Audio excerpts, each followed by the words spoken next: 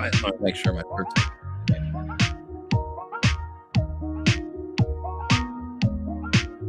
Okay, let's see here. All right. Okay. I think we're gonna go live. Okay, guys. Hey, Brian. Welcome to the show. Hey, I thought you work at the Grand Caliber, Brian. What gives? no. I'm stealthy and undercover. Oh, okay. Let's not tell anyone. But just really quickly, guys. So we're gonna have Marco of the Grand Caliber join us in about an hour. I told him to join us at 6 o'clock New York time. We'll see. Maybe I'm not even sure. He's in Texas, right? Yeah. Is it like 1 hour ahead of us? 1 hour Oh, so he behind. 1 hour behind. That's right. Okay, so he might join us at 7 in 2 hours. So if you guys are here for that, you want to skip over 2 hours or an hour ahead, and you'll see Marco. Otherwise, you can stay here with us. We're gonna be talking some wristwatches, and yeah, OC is coming. We got a good crew coming here. Um, by the way, if you're just joining, make sure you hit that upvote button right now. Don't wait because I will sue you. I will. I've had it up to here with all the people who are not upvoting. It's not a joke. It's not a joke. You know, there's all these kids on the playground. They're making fun of me. They've been making fun of me for not getting enough upvotes on my streams, while the rest of them are getting the upvotes. What's up? What gives? Does And it I'm have supposed to be the lazy one. Does it have anything to do with your hair? It might. Yeah. It might. I'm actually, by the way, tomorrow I'm gonna try to get something done with the hair. So, guys, wait. Maybe I'll even stream it. I don't know. Would you even want to see that kind of thing? No, nobody wants to see that. Guys, Wait. We watched you get your hair cut off completely. yes, Then we watched you get your hair going from black to green. It was green for a while there it was. It was. to whatever it is now. I mean, the next thing we got is a Brazilian wax. That's all we got left. And I don't want to see that. I probably should save it for my OnlyFans. Launching this summer. Yeah. With some amazing content. Hey, let's say hello to our viewers. We got Stephen Monash. Hey, what's going on? We're gonna have Marco of the Grand Caliber, formerly the Timepiece Gentleman, joining us. Dodger. What? Don't mention. Oh. Ooh. Well, you never know. I mean, it's kind of like me. I worked with the freaking wizard, right? Not all of us. Wait, I didn't know. You also went to see a large guy in Australia. I did. I didn't know. I had no idea. I was used and abused, so to speak. So, listen, I don't blame Marco for whatever may happen. I don't know if he's interested in talking about it. We'll talk mostly about watches, but listen, if he wants to share some of the ups and downs in working at the gray market, it will be good to hear his take on. Got Pyre in the chat. Rene de la Pan says, "Give us Blondie back. Blondie, come back." Blondie's pissed at me. Hopefully, she'll forgive me. She's cool. She's cool. Hopefully, look, there's nothing I could do because I'm a human being, Brian. A lot of people don't realize it, but I'm just human, extremely flawed human. Hey, I know you're just a poor immigrant child. yeah, I grew up in Ukraine, in With a the trust countryside. with a trust fund. With a trust fund, apparently. I don't know how. Never mind. I don't want to go into it. Diego, feel free. By the way, guys, if you want to join us, feel free to hop on. I'm gonna drop the link. The Watch Apprentice, welcome to the show. We've got Tim Wright says that he's starting the show soon. This guy is never on time. I tell you what, holy fuck! I watch his live streams regularly. It's a lazy fucker. Then we got James the Advisor. James, always great to see you there. Devil Diver. Joseph D. Did Marco vouch for the wizard? I don't think so. I highly. By the way, that's an interesting question to ask him. Like, how does he deal with people who try to use his name for reputation? You know, I don't have any questions ready. By the way, guys, I don't know if you know me, but we're gonna need some questions here. So if you have any questions for Marco that you want me to write down to ask him, feel free to super chat them now to get ahead of the curve. How does he deal with you know people in his vicinity? You know what I want to ask him? Mm-hmm. Federico did a video today And said if a gray market dealer is only making $500 on a $10,000 Submariner, that's bullshit. That's too much? No, he said that's bullshit. That's not enough. You can't stay in business that way. Why not? He called them all out for their low margin bullshit $500 net profit stuff.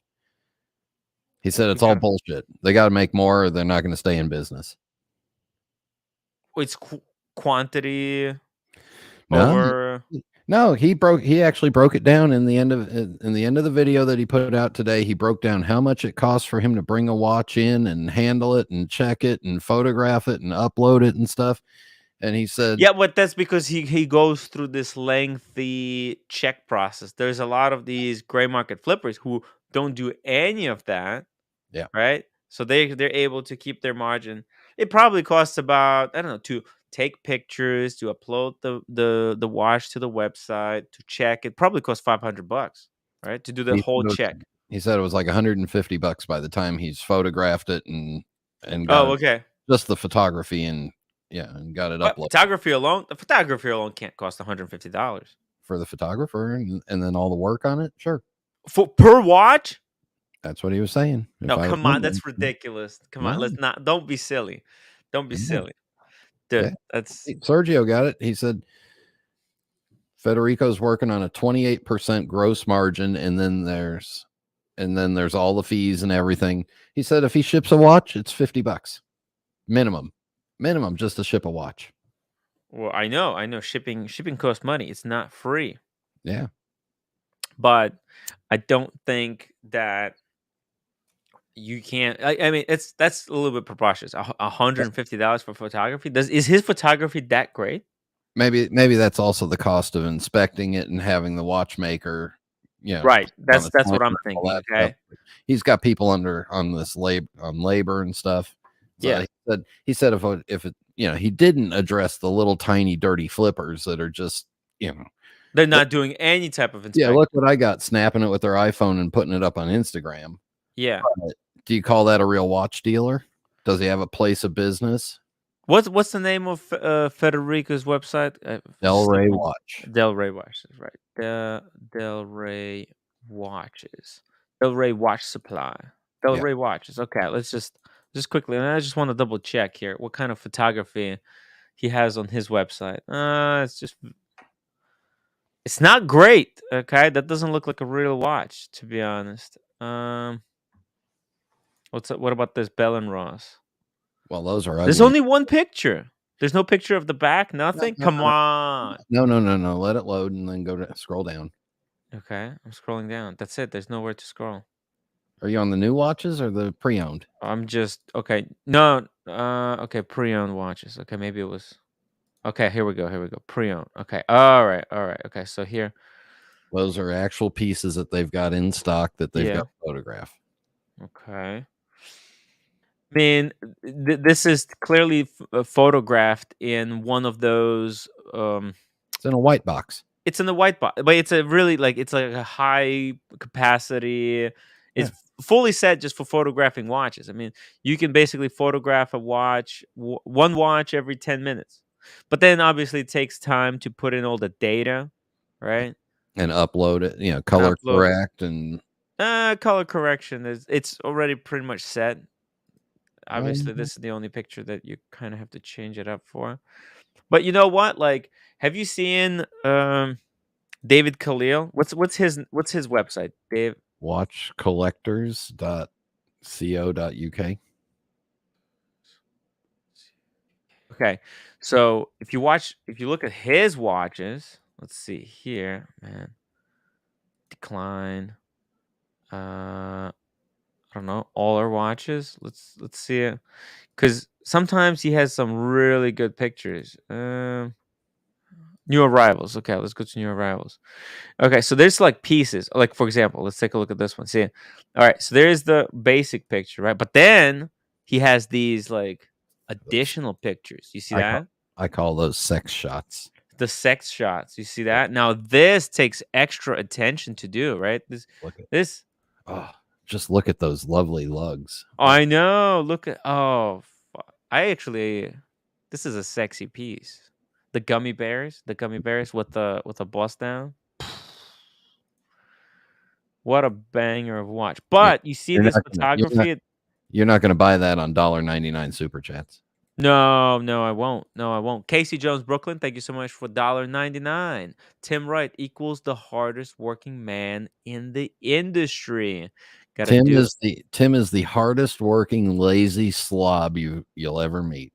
That's right. That's right. Out of all the lazy people, look, there's lazier people in the chat, okay? Because at least I make sure to upvote my own stream.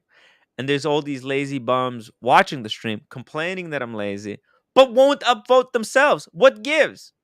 Yeah. It Speaking takes zero effort to hit the upvote button, but yet they still find. Look at these shots. Okay, every watch is taken.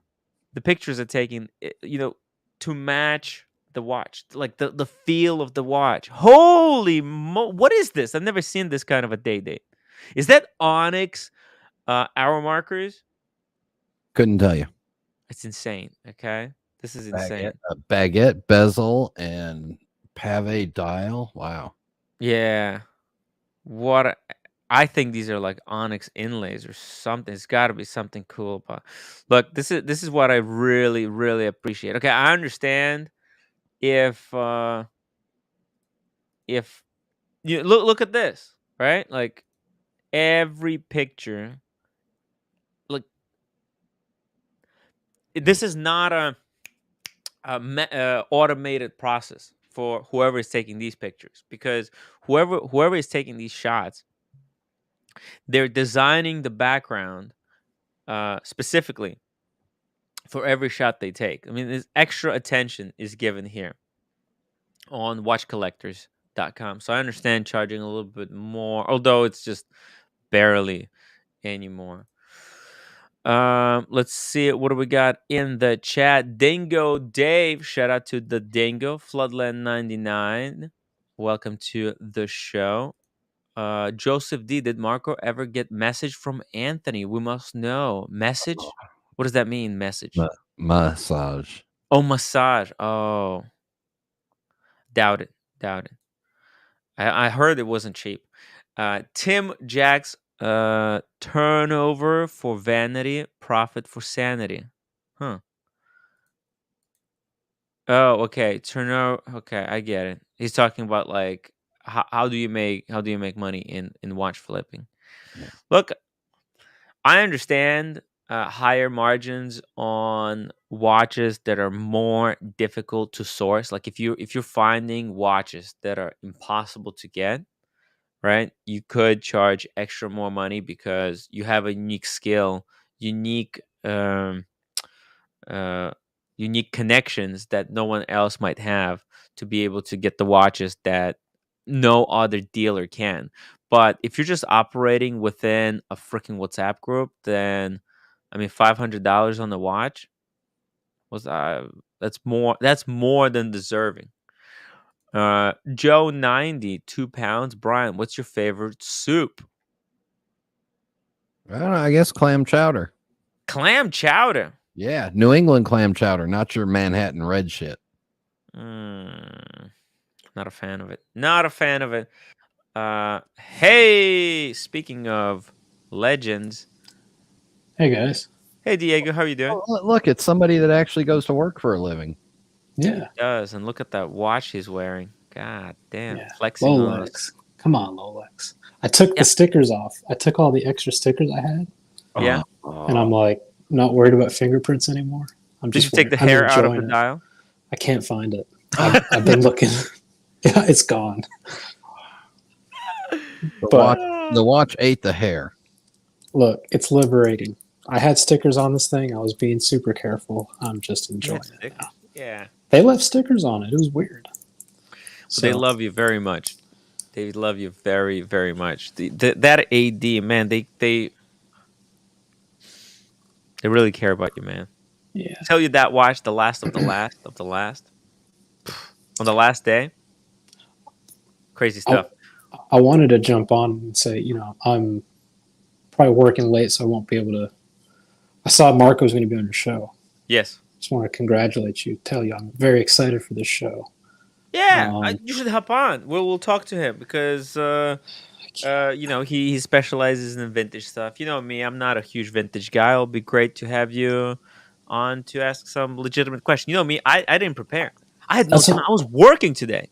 That's what I was saying. I won't be able to because I got to finish working here and then I got to go home and spend time with the missus and all that crap. So tell the missus Marco's on. She won't understand. She'll understand. She won't understand. Oh. No, but it's gonna be a good show. All right, thank you. Well, we got Brian. We're gonna have Marcelo on. I do want you to ask him about color matching hands. I want to know his opinion on that. What he thinks about matching hands to the dial, like by using or painting them. Some of these guys are painting the actual loom to match the dial. Like they put a little bit of coffee in there. I want to know his thoughts on that. Be very interested to see. Yeah. So like messing around with the colors. Mm-hmm. Yeah, I want to ask him about that because my GMT Master 1 has service hands from 4 years ago, but the original dial. So if I source period correct hands, will that bring up the value of my watch? And if the answer is no, then why are people doing it? It will. Of course it will. When people see it, everything is when the loom is matching the hands, it's like, does curtains match the covers? Yes. Does the carpet match the drapes? Yep. Oh. But anyway, yes. Have a good show. I'll be listening. Very excited. Marco's a good guy. So. He's a good guy. You know, the way he took care of Mickey, right? Mickey had a little problem. You know, that was so much more professionally done than BQ. Like how BQ handled the not properly cut bezel. Yeah. It's like, dude, this is how you do it. If there's an issue, there's no questions. You just handle it. Handle it. And Diego, while you're watching, just for you, randomly, I'll just do this occasionally. Lolex rules. That's okay. Lolex is a horrible human being. He's a terrible human being. Yeah. Hey, Diego. Hey, Cam. I'm trying to leave here. What's up? Hey. I'm trying to leave now, too. Last episode of Secession. Oh, we're not going to talk about Secession right here. Hey, Diego, see you later. See you guys. Don't end the stream by accident there. Poor Diego doesn't have a ceiling fan. Yeah, I mean, seriously. Talking about Secession now? I thought everybody in Atlanta had a ceiling fan. Hey, Brian, have you watched Succession? No. You didn't? Oh, okay. No.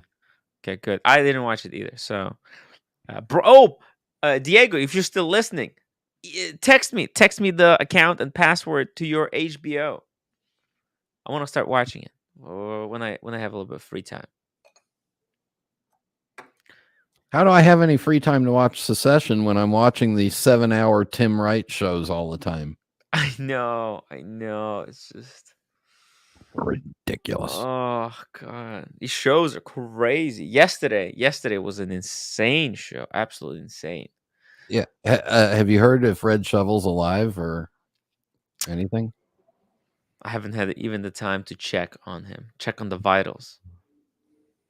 He's okay. He's probably okay. He probably just passed out over there in the lobby and woke up earlier today. It's all cool.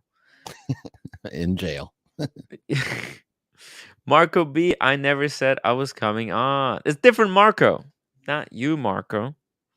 Let me just check here. Let's see here. Cool.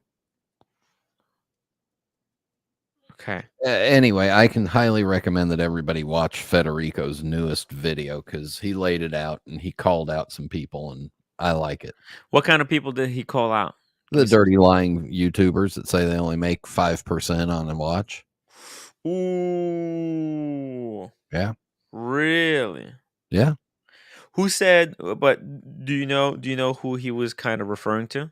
No, he did the. I'm not going to name names, but you see their videos. 5%. $500 on a $10,000 watch is bullshit. Yeah.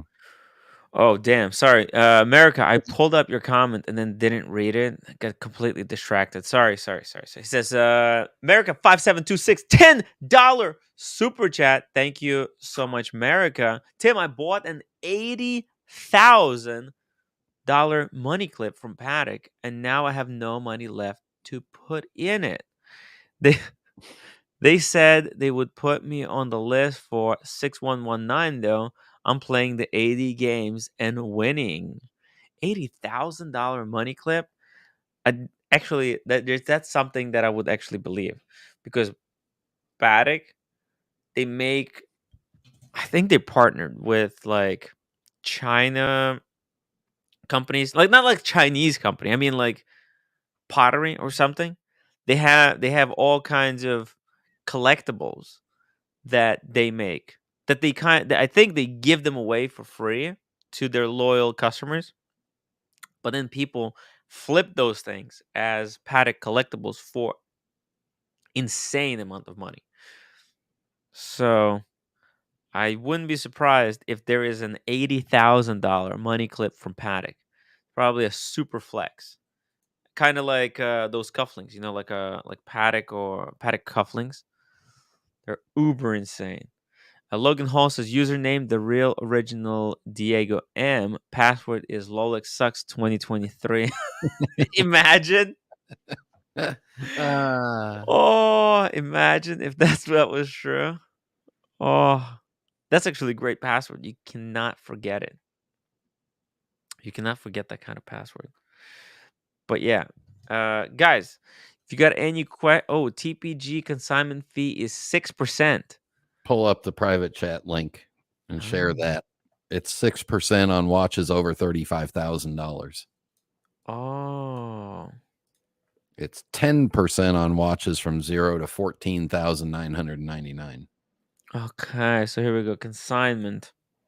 How's that for associate producing for you? I had that link ready the minute you pulled that up. Yeah. Wow. Well, you know what though? I think these numbers are very flexible. Like if he sells the watch at a different price, he can just tell the person that he sold it at. Like for example, like he doesn't have. Does he show a receipt how much he sold the watch for? Let's say he took your watch on consignment for, I don't know. He sells it for 11. Yeah. But then he can tell you, hey, I actually sold it for 10. Yeah. Then he'll keep 1,000 on top, and then he'll take a 10%. So he'll take another 1,000. So I mean, these things are very, very complicated. 10%. Unless you see the actual transaction, you're just going on faith. Yeah. These are all faith-based numbers. In the gray market, it's just all like, this is how you get people to consign stuff with you, though, right? Like you tell them, oh, it's 10%, it's 7%, 6%, 5%, 4% on 55 to 70,000. That's cheap. 4%. Well, Chrono 24 takes 7% on everything.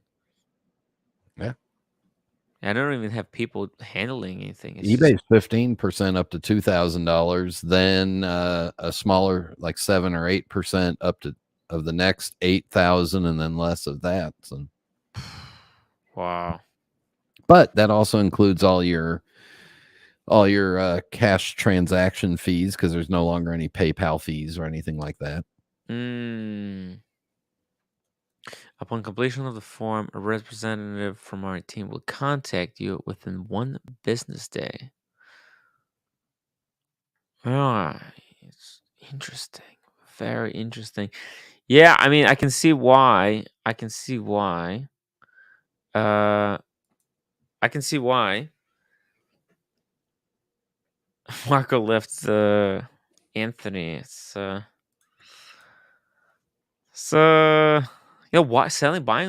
buying and selling watches is hard if you want to Hard. make tons of money. You know, like to me, buying and selling watches I never thought of it as like a full-time job. It's more of a hobby for kind of people that have like a lot of money and they want to use the money to kind of do something they find interesting. You know, Chris wanted to. This is how Chris got into trouble with the wizard, right? Yeah. You know, Chris, very good friend of the show, Chris Horology, right? Yeah. He has built himself like a house in the middle of the desert, like a very freaking cool place, right? He's got dune buggies in there. That's where we shredded the desert in. Kind of lives in the Death Valley, right? He's got Yeah, this and Paul and Spencer went out there. Yes. Yeah. Yeah, actually I was the one who introduced them to Chris. Like I'd said, "Hey guys." They were asking me like, "Hey, is there anything to do?" And I said, "Dude, guys, you should go and hang out with my buddy Chris Horology." And they said, "Yeah, sure, let's do it." So I hooked them up and they went out there and Chris showed them incredible time. You know, they shot some guns in the desert. They probably rode some of those dune buggies. It was very, very cool time. So he built this compound there. Bottom floor is the garage where he's got all his toys. And then second floor is like a speakeasy. Ooh. Yeah. Yeah, it's like men's dream. It's every man's dream. You know, imagine like you're only 45 minutes away from Vegas. You can just shoot there, hang out with him, and then come back at the end of the day back to Vegas, back to the strip. So he's got this compound, and he thought, you know, he's trying to do all kinds of things, you know, like renting the dune buggies, and you know, he's got bar there, and he thought, you know, selling watches would be another cool thing to add to the experience. Hey, you wanna come from the strip, go up to his place, maybe buy a watch, and then he'll take you on the dune buggy ride. That's freaking cool, right? It's not a full-time job. It was just supposed to be a bit of just a cool hobby, right? Yeah. And that's why he was gonna, invest a little bit of his money into buying a first kind of batch of stock of watches, just have something on display. And he Yeah. got totally screwed Yeah. by the goddamn wizard. The wizard. Tim, if you look in the private chat, you can see Grand Caliber's consignment rates in comparison to Timepiece Gentleman. Sure. Let's see here. Where do I see the? Oh, here we go. These are the rates. Yep. Oh, it's the same. These are the same rates. No, they're slightly different. They're slightly different. Yeah. Oh, minimum consignment fee is $500. Right. Ah, I see. But if you look at as you start going up, they deviate a little bit. It goes 1087, 1087. But look at the prices are different, right? Yeah. Oh, 55. Oh, okay. 15 to 20,000. 15 to 25,000. Okay. Yeah. They're much tighter. Yeah. So if you're selling a $20,000 watch, your better place to sell it is with Grand Caliber, just for the 1%. Hey, show them your pajama. Roommate got new pajama. Roommate. Yeah. No, show the pajama. She's got new pajamas. Wow. Okay. Yay. What the hell was that? Oh God. Okay, so yeah, it's slightly different. Mm-hmm. Like they're a little bit more tighter, right? Yeah, they're a little bit better once you get above 20,000. Still pretty cheap. Yeah, still pretty easy. Yeah, it's consignment at the end of the day, right? Right. They'll try to put you into like a different category. So my question when Marco comes on and we're talking about Yes. consignments, my question is, why wouldn't you consign a watch? Because I wanted to consign some watches with them and they denied that brand, saying that they just don't, that they didn't want to hold it for 3 months that it might take to sell it or something like that. So What kind of watch did you want to consign? I forget what it was. Yeah, it was, I couldn't even remember now. It was probably like a Cartier or something. Cartier. I don't see why they wouldn't take Cartier. I forget what it was. The awesome pun says, "Where's Marco?" Marco is coming in like an hour, I would say. Actually, I told him 6 o'clock, but that was probably I forgot that he's 1 hour, Yeah, behind us. So he'll probably come New York time in an hour and a half. I would expect. There's no rush. I mean, this is a 7-hour show. What I'm gonna do is I'll actually is I usually forget to do this kind of stuff. I'll pin where he with Hey You want me Marcelo. to leave? I can always leave. No, not It's yet, not okay. yet, Marcelo. Not Well, yet. A bit later. yeah, But you know what? anyway, don't worry about it. I need to play No, tennis anyway. Marcelo. We'll take Yeah. a $100 super chat to boot you today. I'll be So make back. sure to be extra obnoxious, okay? Okay. I don't have that It's many been time anyway. Marcelo. Look, I'm not gonna lie. It's been tough couple of days. It's been tough couple of days. Yeah. I agree. Yeah. Yes. Hey, we got Paddock. Philippe says not clickbait again, is it? No. I mean, how is the title today a clickbait? Talking watches with Marco of Grand Caliber. He's coming on later today. What am I? It's a 6-hour show, Paddock. It's a 6-hour show. What am I supposed to do? In 100 characters, describe everything that ever happens on the stream at any minute of the. I don't get it. What's this complaining? What is the? Have you upvoted Paddock, Philippe? That's my question to you. Is have you upvoted? You want the show to get better, you got to upvote. Yeah. Hey, Hakan, what YouTube interface looks different? Whoa, YouTube interface? YouTube interface. Huh. Yeah. Well, could people upvote already in the chat? No, huh? So YouTube didn't No, do they can't much do that. here. Oh, I haven't even. So they are fucked. Lolex. Lolex. Yeah. By the way, why does Rene de la Paz hate you so much, Marcelo? Does he? I didn't know that. Yeah, he hates your gut. Really? Speaking of sexy beasts. Hey, Lolex. You know, in this space, you can hate me for being annoying or by having maybe the watches that I have or whatever, right? I mean, instead of being angry or jealous with me, I would try to be focused to love me. That would be a better way. Yeah, love always trumps hate, right? It does, doesn't it? Hey, Lolex, how you doing, buddy? Doing okay. I'm doing okay. Boston the Collector times me out on the community channel because I was too spicy in the comments earlier. Oh, yeah. That was freaking hilarious. Yeah, very funny, Boston. Well deserving, though. It was very well deserved. Oh. By the way, Lolex, what'd you think about yesterday? About what? What about yesterday? Okay. So there was nothing happened. There you go. Some people say that it was too spicy. Yesterday? Oh, the comments from yesterday? Yeah. How did I feel about it? Yeah, I mean, I wasn't really reading it. But yeah, what the hell am I supposed to do with Kent? The kid is out of control. Who, Cam?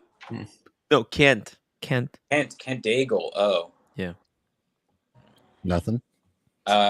No, Kent's a cool guy. I don't know. I don't know really what the situation is. I only saw Negroni and a few other people going at it back and forth. I don't know. Okay. Shout out to Double Crown. By the way, Double Crown, thank you so much for all the great work with Boston Collector over at the community channel. Community channel wouldn't exist without Double Crown and Boston Collector. Those guys have been putting in the hours. Buckley's milkshake, 2 pounds. Marcos just stopped by my yard. Aw. Hey, if Buckley wants to hop on the stream or anybody else, let's get some people on here. We're gonna come up with some ideas, something to ask, some kind of hard hitting questions that we're gonna ask Marco.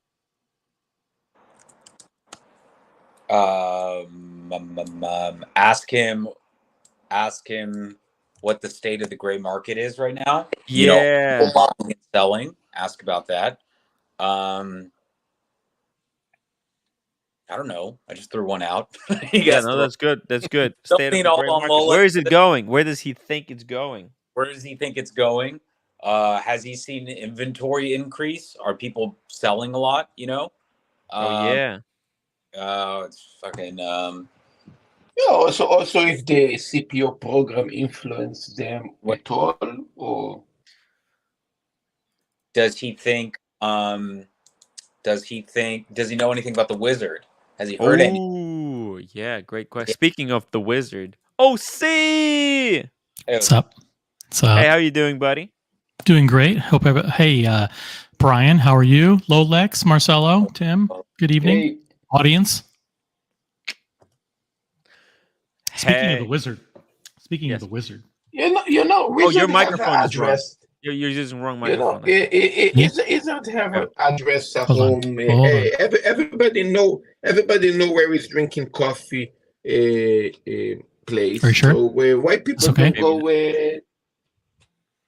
Right? Better? Your microphone sounds like Marcelo talking over you. Yeah, it sounds like Marcelo. We're trying to check a microphone on OC, and it sounds like Marcelo is just check. Check 1 2. Check 1 2. Okay, it's better. Hello, Cleveland. Oh. Yeah, speaking of Stefano, did we get more payments last night? Marcelo, I'm Marcelo waiting for only Marcelo to talks answer. whenever OC is talking. I'm waiting for Marcelo to answer the question. Yeah, no, I said he never disappeared. He's drinking coffee every day in this coffee shop. Everybody know exactly where he lives, his address. So how come nobody go there to have a chat with him? That's what I was wondering. I'll fly and have a coffee with the wizard and interview him. Should I ask him? Hey, can I do an interview? I'll fly to Canada to do an interview with him. Should I ask him if he's cool with it? Yeah, do it. I'll text him right now. Yeah, By the way, Marcelo, may I talk? No, I guess not yet. Sure, I have to ask him. I know, sorry, buddy. Sorry. You can go. You can go ahead now. See.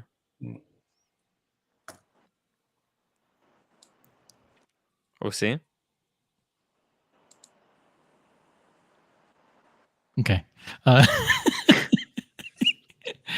Speaking of the wizard, it was delightful to hear last night that the public pressure on Roman actually had results, and that the rumor, because it's unconfirmed through the grapevine, was that Roman saw the show that we were going to do. He saw the subject, and people alerted him and said, "Listen, they're going to go hard on you again. You're not doing what you're supposed to do. You're not doing what you promised to do." And so he made frantic calls to Stefano and said, "Listen, I'm going to get raked over the coals again because you continue to fail to live up to your promises, to pay some of these people back and keep them informed, and you're ghosting them." It was so easy. So easy. All Roman has to do is call Stefano and say, "Listen, here, I'm telling you what the plan is. Here's what you have to pay, and here's when you have to pay it, and to whom. And if you can't do it, you tell me, and I'll figure it out." That's all he has to do. But so it was. I have to give kudos to Roman for that. If that's true, if it's true that he did that, I want to acknowledge that and say, "Listen, more of that. More of the same, buddy. Now, the other thing is that I was a good friend of the show is Basil's Bezels, Yes. right? And I was disappointed to hear directly from Basil's Bezels that he hasn't received shit in months. Okay? Hey, Burberry! Hey, Burberry! Shut the fuck up, Burberry! Oh, hey, Wizard! Wizard, can you explain to me why Basil's Bezels why you ghosted him and you haven't paid him jack shit in months? I'm chipping away, man. I'm chipping away. I'm donating 1,000, man. No, chipping away is not good enough, my friend. He hasn't received you ghosted him in December, and he hasn't received a penny from you since. I met Basil's Bezels in person. He's one of the a very nice guy. People I've ever met. So listen, you owe him $4,000. Fucking pony up, Wizard. See, man, I've been in my motel in fucking China, Bangkok, man. Oh, I've been working away, chipping away, making some serious money. You're not chipping away. You're not chipping away good enough, Wizard. Basil's Bezels is a friend of this community. He's the sweetest guy you'll ever meet. You owe him $4,000. Start paying it back. That's what I say. Yeah, exactly. Boy. I'm selling you fucking Burberry, man. I'm not selling drinking coffee. And don't you dare disrespect him by ghosting him and not answering his text messages. You owe the guy money. The least you can do is get back to him, tell him when you're going to pay, and give him a plan. That's fucking bullshit, Wizard. Pay Basil's Bezels. Man, what can I say? I've been busy, OC, man. Listen, Wizard, I'm going to give you 1 week. 1 week progress on the Basil's Bezels. What you owe him $4,000. I'm going to give you 1 week, Wizard. You hear me? Listen to me loud and clear, or else we will unleash a wrath. Wizard, we're going to unleash a wrath on you, the likes of which you've never known. You understand? What's to do, man? I've sold the Pringles in the background. You're not chipping away at jack shit. You'll be chipping away at a lot more. I want to see some chipping done on Basil Bezels. Shout out to Basil's Bezels, a very nice guy, and he doesn't deserve to be scammed by you. You shouldn't owe him a penny. Get fucking cracking, Wizard, now. I got these projects coming up, man. When I'm gonna make some money and pay back. Yeah. And by the way, I want to give a shout out to Roman. If he can help in any way, like prioritize Basil's Bezels, because there are other people who claimed to not care about getting paid back first. Right? Listen. Right. Don't pay me back first. Pay me back last. I want everybody else paid back first. But lo and behold, they're almost all paid off.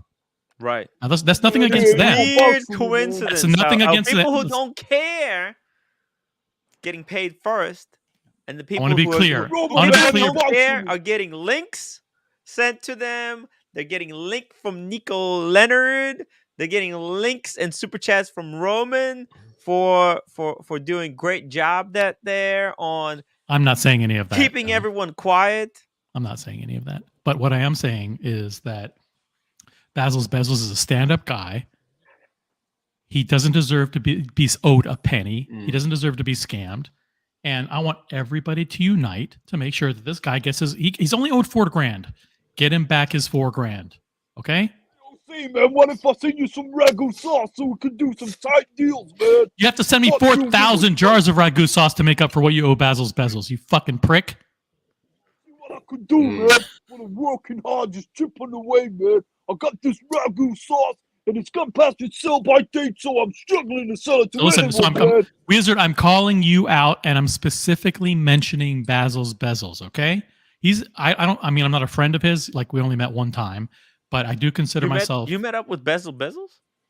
At Watch Time. Oh, Watch Time. Yes. Yeah, he's a very nice guy.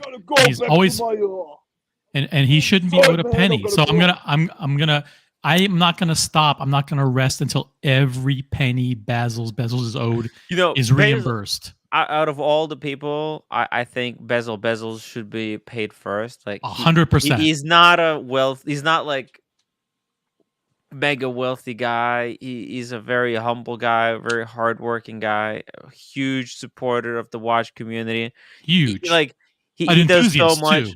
An enthusiast, a huge enthusiast. But like out of all the people, like he's being owed only $4,000. $4,000. Come on, just pay the guy back.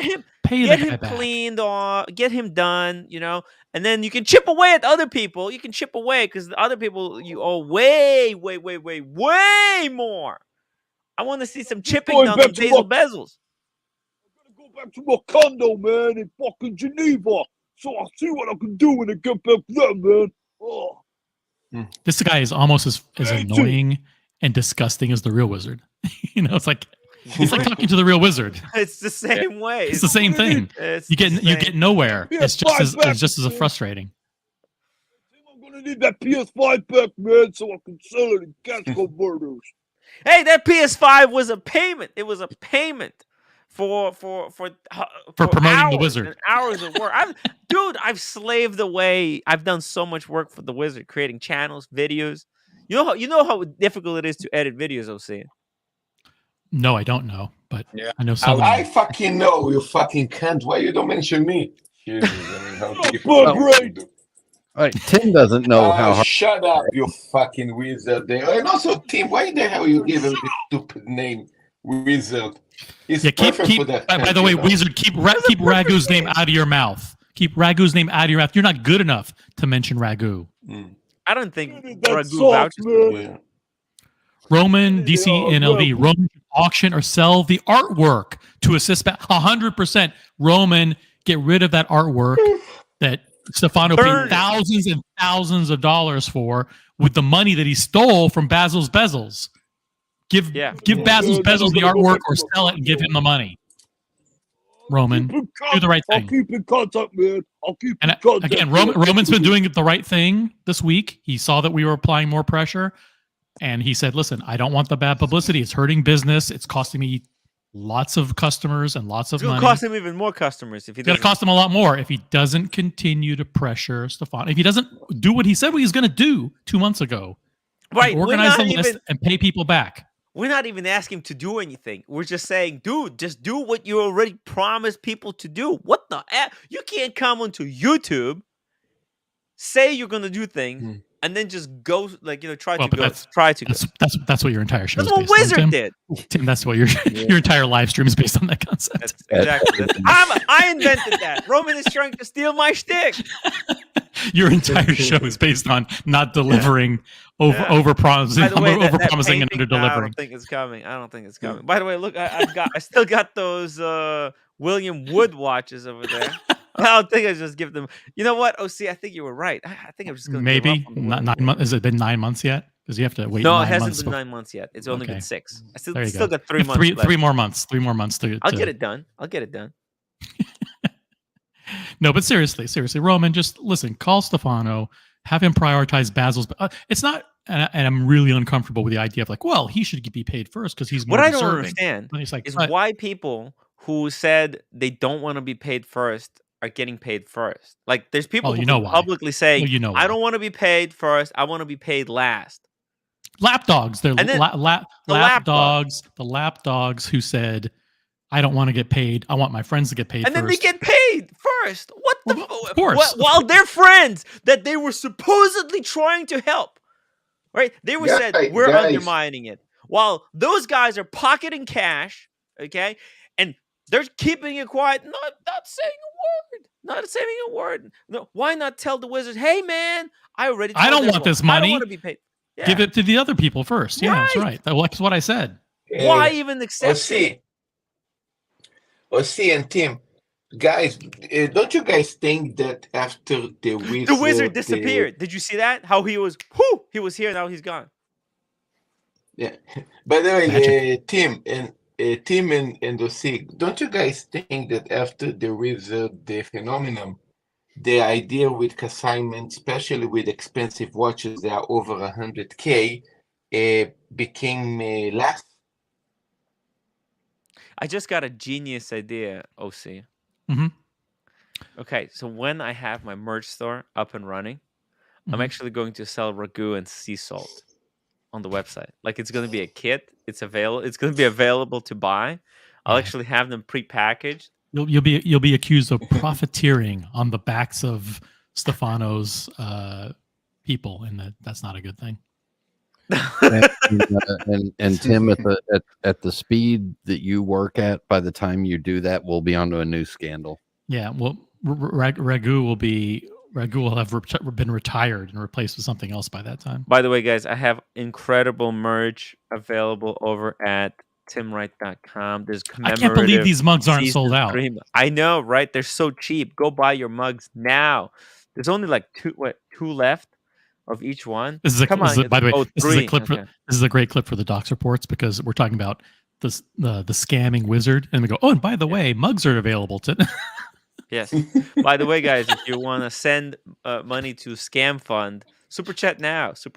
Trading Profit. Thank you so much for £2. Says the Rim Tight Show is full on. This is hilarious.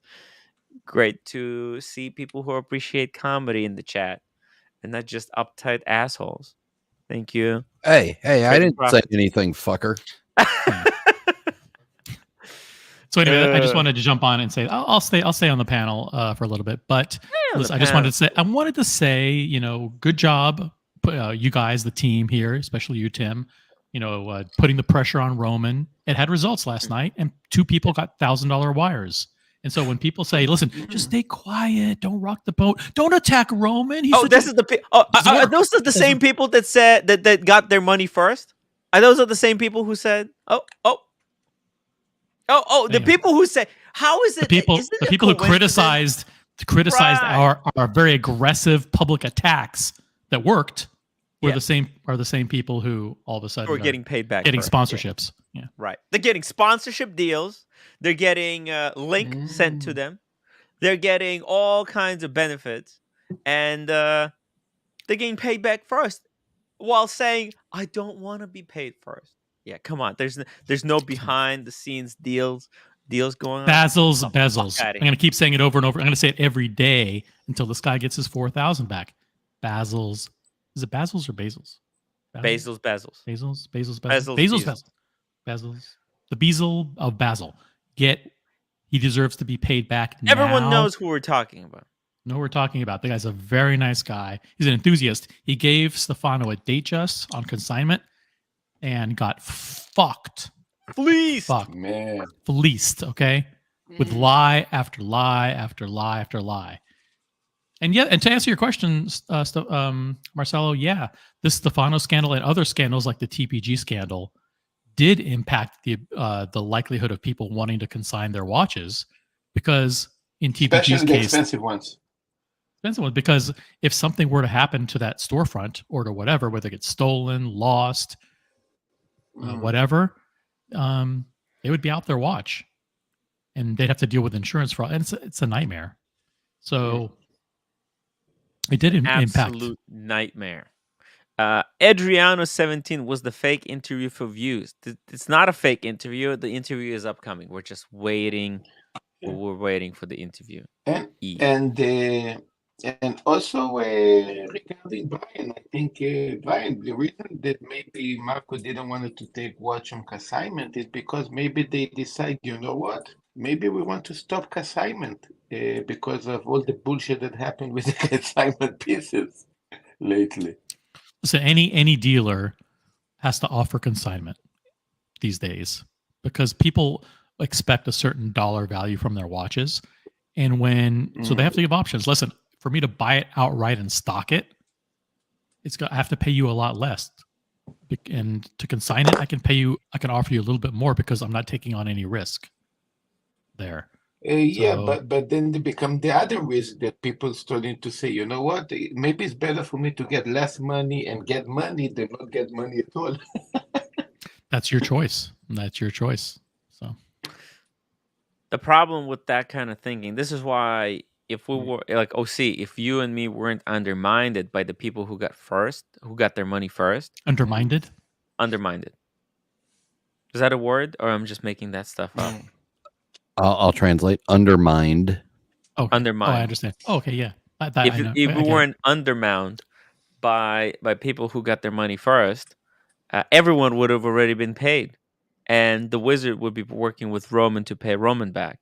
So it's kind of sad to see the way things have worked out. Yeah, and listen, you middle-aged white guy. First of all, I don't listen to people like Tim. you. And Right. second of all, stop picking on the poor immigrant, the poor immigrant kid over here. Thank you. Zen Master, where's Marco? He's coming. He's coming. Guys, just relax. He's gonna be here in like an hour, okay? So meantime, get your popcorn, get your whiskey, get a glass of wine or a steak, and sit down, put your feet up, light up More a cigar. Yeah, and more importantly, put on your thinking caps and come up with a great question. Come up with great questions you want to ask this great guy.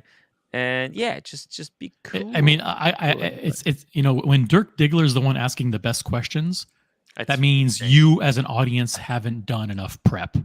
Right. Listen, our job isn't to prep. My job is to run the show. We don't prep. We don't do any if prep. I had to prep, are you kidding me? I run a 6-hour show. If I had to prep, that would be an 8-hour thing. We don't do research here. It's you guys are in charge of research. You have to come up with the questions. So don't let Dirk Diggler come up with the best questions. Yeah. And then I like Dirk. Actually, there is one question. There is one question that can ask Marco. Is that the thing is Marcelo, wait until he's on. Save it. Hold it. Don't spill the beans. He'll forget it. He'll forget it. Shut up. Yeah. Shut up, middle-aged white because guy. his previous question was, how does Rolex CPO affect him? And of course, Rolex CPO hasn't even been launched in the United States yet. So it's like it's a ridiculous question. No, that's the other thing. He's actually specialized. His big special is actually vintage pieces, especially vintage Rolex.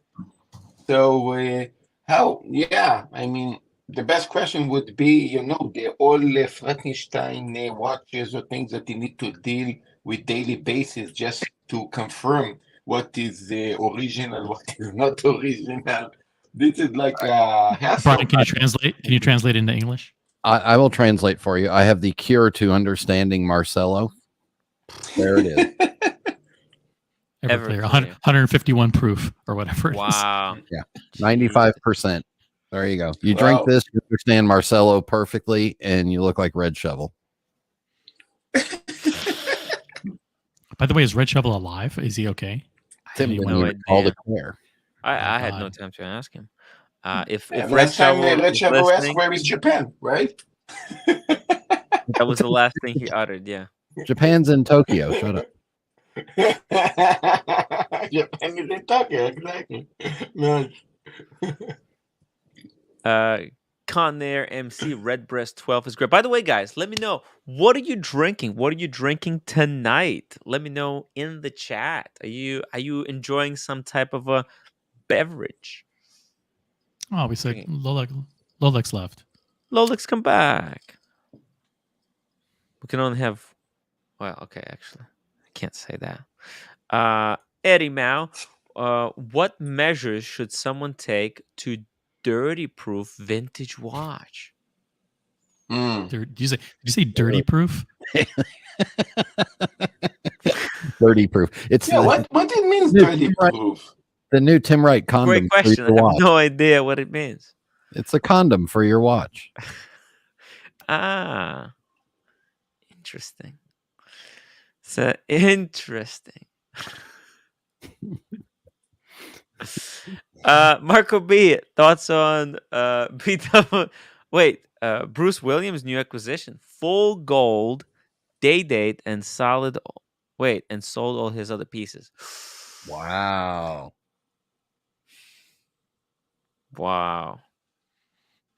It's respect. He's a young guy, right? He's a young guy in his 30s, right? Yeah, he's a really young guy. I want to ask him to come on the show. You know? He actually works for a living at his YouTube stuff too. Stop rubbing that in Tim's face. The fact that other people make videos and content. Wait, he makes videos for a living? No. I think he works for a living and then makes videos as well. Oh, yeah, because you can't survive making videos alone. Is that some kind of Japanese whiskey? Yeah, it's really good. It's cheap, but this tastes like Green Label or something. So smooth. Man, you know where Japan is? It's in Tokyo. Outside Tokyo. It's right outside Tokyo. The Japanese are way better at making whiskey than watches, because whenever they make watch, they fuck something up inevitably. So. No, Tim, they didn't fucked up. The thing is that with the whiskey, they're going to fuck up the same as well. Is the prices. And whiskey is also Japanese whiskeys already. They judge your rate with the prices. The same thing like they judge your rate with the watches. You know. Yeah, but at least their whiskey is really good. Not necessarily for the price. I mean, Really? some of the Yamazakis they completely got balloonies with their prices. Does it come out with a new limited edition whiskey every other Monday? Yeah, this whiskey is really good. It features Shinjitsu polishing. Shinjitsu. You know that the name of this polishing actually come actually not from Japan. It actually come from a German machine. Yeah, Johnny Shinjitsu. I don't know. It's a German machine that actually do the polishing, and they actually translated maybe badly. That's why it sounds like Japanese, almost like guy that a final samurai polishing or something, but it's not. The guy that invented the machine, his name is Helmut Steingart, and when it got over to Germany, it became Shinjitsu. Yeah. Speedy Hernandez, $10 super chat. Let's see Tim butcher this one. I'm not a pleasant fiker. I'm a pleasant plucker, son. I'm a pluck my peasant's feather till the pleasure plucking done. Hashtag daily proof my watch. Thank you so much, Speedy Hernandez. 100% accurate. Pretty good. Pretty amazing. By the way, Tim. Nailed it. Yes. Tim, in Gran Seiko, by the way, Gran Seiko average price is how we say over 10 grand. If Gran Seiko would down their prices to, let's say, 4-5 grand, everybody here would say that Gran Seiko is the best watch ever. Yeah, yes. The Grand Seikos, they're extremely overpriced. That's the biggest flaw with the Grand Seikos. They're terribly overpriced. For the money. They less no, actually, you know what? Even for the money, it's just the bracelet is garbage. They need to fix that bracelet. I can't stand their bracelet. There's no taper. What are they doing? Like, they're so focused on trying to make an automatic movement. Yeah, it's good. Like, their automatic movements are great on paper, but you saw the latest chronograph. It's freaking it's 14,000 and it's 44 millimeters big and like 15 thick. It's way too big. It's completely it's overshadowed by Daytona. Like, Daytona crushes it. And I don't understand. And they don't even have an easy link. They don't no have easy nothing. link. Nothing. Yeah. That's why it's like, guys, you can't price your watch just under a Rolex and make a watch that's so much more inferior to Rolex. That's just bullshit. Actually, it's $500 shine from Daytona. Yeah. I mean, what are they thinking? Casey Jones, Brooklyn Tim just proved he's the hardest working man in the industry. Thank you. Peter Knight, my favorite troll. Tim Wright, telling you this as a friend. This show's getting boring. Well, Peter, I mean, I don't know what to tell you. There's plenty of other shows on YouTube. Hundreds of other shows. That are There's far more thousands show going on live. You can choose any other show to watch, or you can watch this show, but you have to upvote. Also to say one more thing, we actually giving here journalism in daily basis about watches. So I mean, of course, if you watch this every day, you might feel boring. The same thing like watching CNN news every day, you know. But right, about my hobbies. Yeah. You don't have to watch the show every day. You can skip a show. You can come back later. Whoa, huge shout out to Dodger. Dodger is reminding everyone to upvote. Let's drop the link for Dodger's a stand-up guy. He's coming to Vegas. He's coming to Vegas, baby. Does he do? Does he do comedy like Daniel Katz? No, he doesn't. Well, I can't wait to. I can't wait to meet Dodger in person. Oh, he's a cool By the way, guy. when I woke up this morning, Waco. I saw. Did you when you Waco this morning? When I Waco this morning, it sounds like a Waco. When I Waco, okay. don't get mad at me, Tim. But I saw Dodger in the chat of another live stream, and Dodger was nice. No, a different live stream, one that airs when you're asleep. Community. A different one, but it doesn't. It's not important. But Dodger asked me if I was coming to the UK for the BQ opening, which I thought was a very nice gesture. He was like he wanted to, perhaps have me come there and meet up socially. And I told him that unfortunately I wasn't going to be able to be there. And then people in the chat started like, why are you asking OC a question? Wow. How why are you being friendly to OC? And Dodger's like, listen, I'm friendly with Tim. I'm friendly with OC. If you have a problem with it, kick me off the show. I don't give a fuck. That's the kind of we need more people like that. Just basically reach across the lines to everybody and just you can be friends with whomever you want. It's not no one can tell you who to be friends with or who to talk to. That's stupid. Yeah. And by the way, that includes jumping on other people's panels. And I said, Dodger's welcome here anytime. Angelic Slayer said, I'd like to come on the show. I said, I'm sure Tim wouldn't have a problem with that. If Angelic Slayer wants to come on, drop the link. Angelic Slayer stood out for me when he had your back. He did. He had my back. He had my back. I know, but I didn't kick him out of the WhatsApp group. No, you booted him from the group. No, I didn't. Not Angelic Slayer. He had your back, Tim. When nobody else did. Yeah. Speaking of someone else that I had who had my back. Mickey!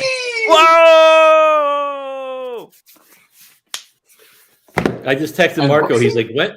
I just texted Marco and he said, "When does the show start?" And I was like, "An hour and 10 minutes ago, but you didn't miss anything. Don't worry." Yeah. I said the beginning craziness. I said you let it settle down. That's good. You let it settle down. Hey, I was brilliant. I was brilliant and funny. You were, yeah. That same answer applies. OC was brilliant and angry, but that's okay. Yes. That same answer applies, by the way. If the show was going on for 5 hours, you didn't miss anything. It's the same show every day. I sent him the link that you posted, but you might probably want to send him. Is that the same link you would send him? Yes, in the StreamYard. Yeah. I sent him the link. I sent him everything. But he's still new to all this technology stuff. Yeah, he's pretty smart. I think he can walk through putting your name in and. Well, first time, it's kind of you don't know what to expect. So and he has the office that are. He's technically savvy. Hopefully, yeah. Well, he's more vintagey guy. So every time I talk to some guy that means he has like a cup and a wire, because he's old school. Right. That's the thing. Where every time I talk to someone who is into vintage watches. They're not very good with technology because they like that vintage analog stuff. He doesn't even have a phone. He doesn't? No. Tim, you should have an analog stream. I should. I am when I get the new soundboard. I think my soundboard was faulty from the start because it's supposed to have a phone input. Like people should be able to call me on the phone, and I should be able to pick it up live on the live stream. But for some reason, this soundboard that I have has never worked like that. That will all change tomorrow when the new top of the line soundboard gets picked out. May, if they have them in stock. I'll go to B&H tomorrow and we'll see if they have them. We'll go to Adorama. We'll have to go to Adorama. I'm gonna go to Adorama and B&H. And Willoughby's. And any other gray market electronics store in New York. Those are hard. By the Wow. way, guys, we're gonna do Mickey's unboxing. Somebody has to super chat $50. Well, and it's not a big unboxing. Let's be It's not clear. a bit, but there's a But story. There is there's a an story. yeah. Yeah. And that's why I know you met Nico and he was coming on anyway, but that's why he's coming on because we have Marco. We have Nico's chatted coming like on. Nico, shout out to Nico who's coming on the panel. Let's drop the link for Nico as well. we have chatted like girls for the last 36 hours to get this right. Hey, and by the way, and actually, I'm really pleased because someone says box and card, but I mean it's everything. I mean, by the way, guys, down... huge shout out. Sorry for interrupting you, Mickey, but No. we just had Oshino Mali who sent his audience over to us. Oh, that's Wow. Wow. This is so sweet. So he sent over about 200 people who were watching. Thank you so much, Oshin. I know there was a little bit of a thing between you guys. Maybe we can work it out. Mickey, what? How you feel about Oshin? You still upset at him? So, and I don't want to blow up Oshin. I sent Oshin an email the next day, apologized, said, "Hey," not apologize, but said, "Hey, I was probably being a dick. I just, I was off. So, man, but he never replied, and that's okay. And I'm not calling him out, but maybe he didn't get it. He probably gets lots of emails to his timeless gentleman email. So that next day, I sent an email saying, "Dude, sorry about that." I said, yeah, it was kind of crazy, but it's. What are you prepared to offer as an olive branch? Because you know how Machine is with olive branches. If he comes to Atlanta, I'll buy him a pint. If he comes to Atlanta, I'll buy him a pint. Sold. You know the way to his heart. Guinness. We'll take him where we took you for Guinness when you were here, Timmy. Yeah, that was amazing. That's where we measured Diego's height. 5'2". With a Guinness? I thought it was 5'5". Oh, okay. I don't make Diego. Oh, big dog. Hey, and by the way, if Oshin, I invited Oshin on the stream. So I'm you know who else who wanted to join today, but unfortunately has a dinner. Federico. Federico heard that you were talking about his video. Oh, and unfortunately has a dinner tonight and can't join in, and he's busy at the office. But he's wrapping up some stuff. But I'd probably ask him if we have permission to play his video at some point if you wanted to do that. But. Hey, I've spoke with Federico in the past. We were gonna go and meet up with him, me and Bondage. We were gonna meet Federico in Miami, but it kind of never worked out because he had to. He needs to be on the list for the next Florida trip. I think he's such a cool guy. 100%. And also, I spoke with him about coming onto the show, and like his schedules never worked out. And that was before I was now that I'm on my own, like he can come on like at 8, 9, 10. I'm no longer tied to a different show, so I have a complete freedom now. So we can. I'm gonna invite him again. He can come at later or. He can. Yeah. His philosophy has always been he's always a little bit wary, and the wizard scandal is one of the reasons why he doesn't like to appear on panels with people he doesn't know because God forbid, just like my face and your face are plastered alongside the wizards, on live streams, and so and then people play it back and go, oh, OC was vouching for the wizard, and so they vouching for the wizard. Well, but that's what they say. And so his reputation is important to him. He doesn't want to just appear like there's a bald guy that looks like Mr. Clean as an avatar that he doesn't know, and he doesn't want to be associated. Listen, who wants to be associated with that? Or he's afraid that he's seen on screen with you and Tim, and he gets blacklisted himself for hanging out with you guys. It could be that too. But he has integrity. He would stand up. He's not. He's his own independent guy. He's not beholden to anybody.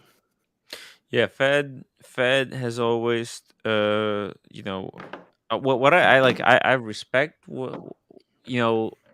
his honesty.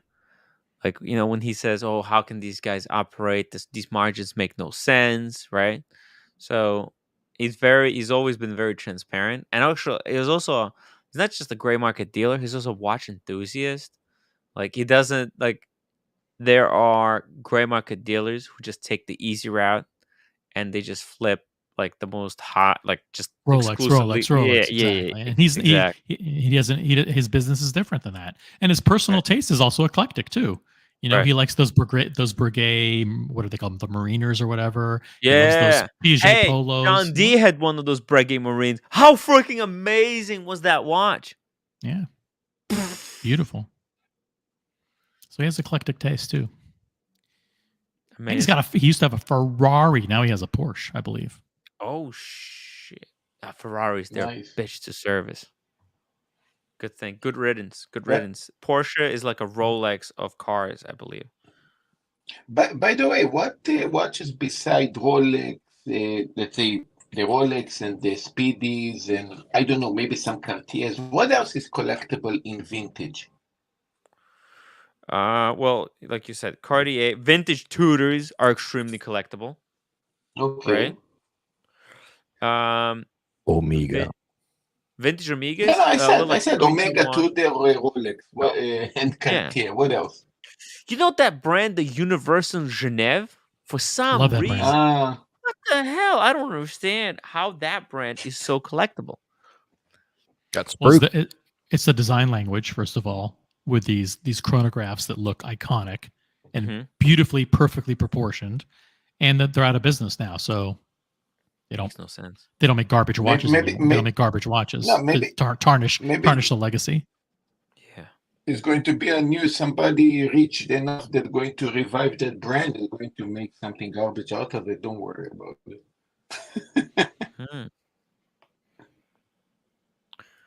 Mark Gerard, Porsche turn signal fluid is expensive. What? Yeah. Is that true? Yeah, and the turn signal dispenser is made out of plastic too. Ooh. Yeah. And you have to change the wick every 5 flicks. Swift Maximus, where is Woman? Ah, Woman Sheriff. Woman Sheriff. We're trying to get him. We're trying to get him on the show. I think he's a little bit upset at me because he texted me. He texted me and said that he's in the middle of something, finishing right up. He'll be here shortly. Okay, that's perfect.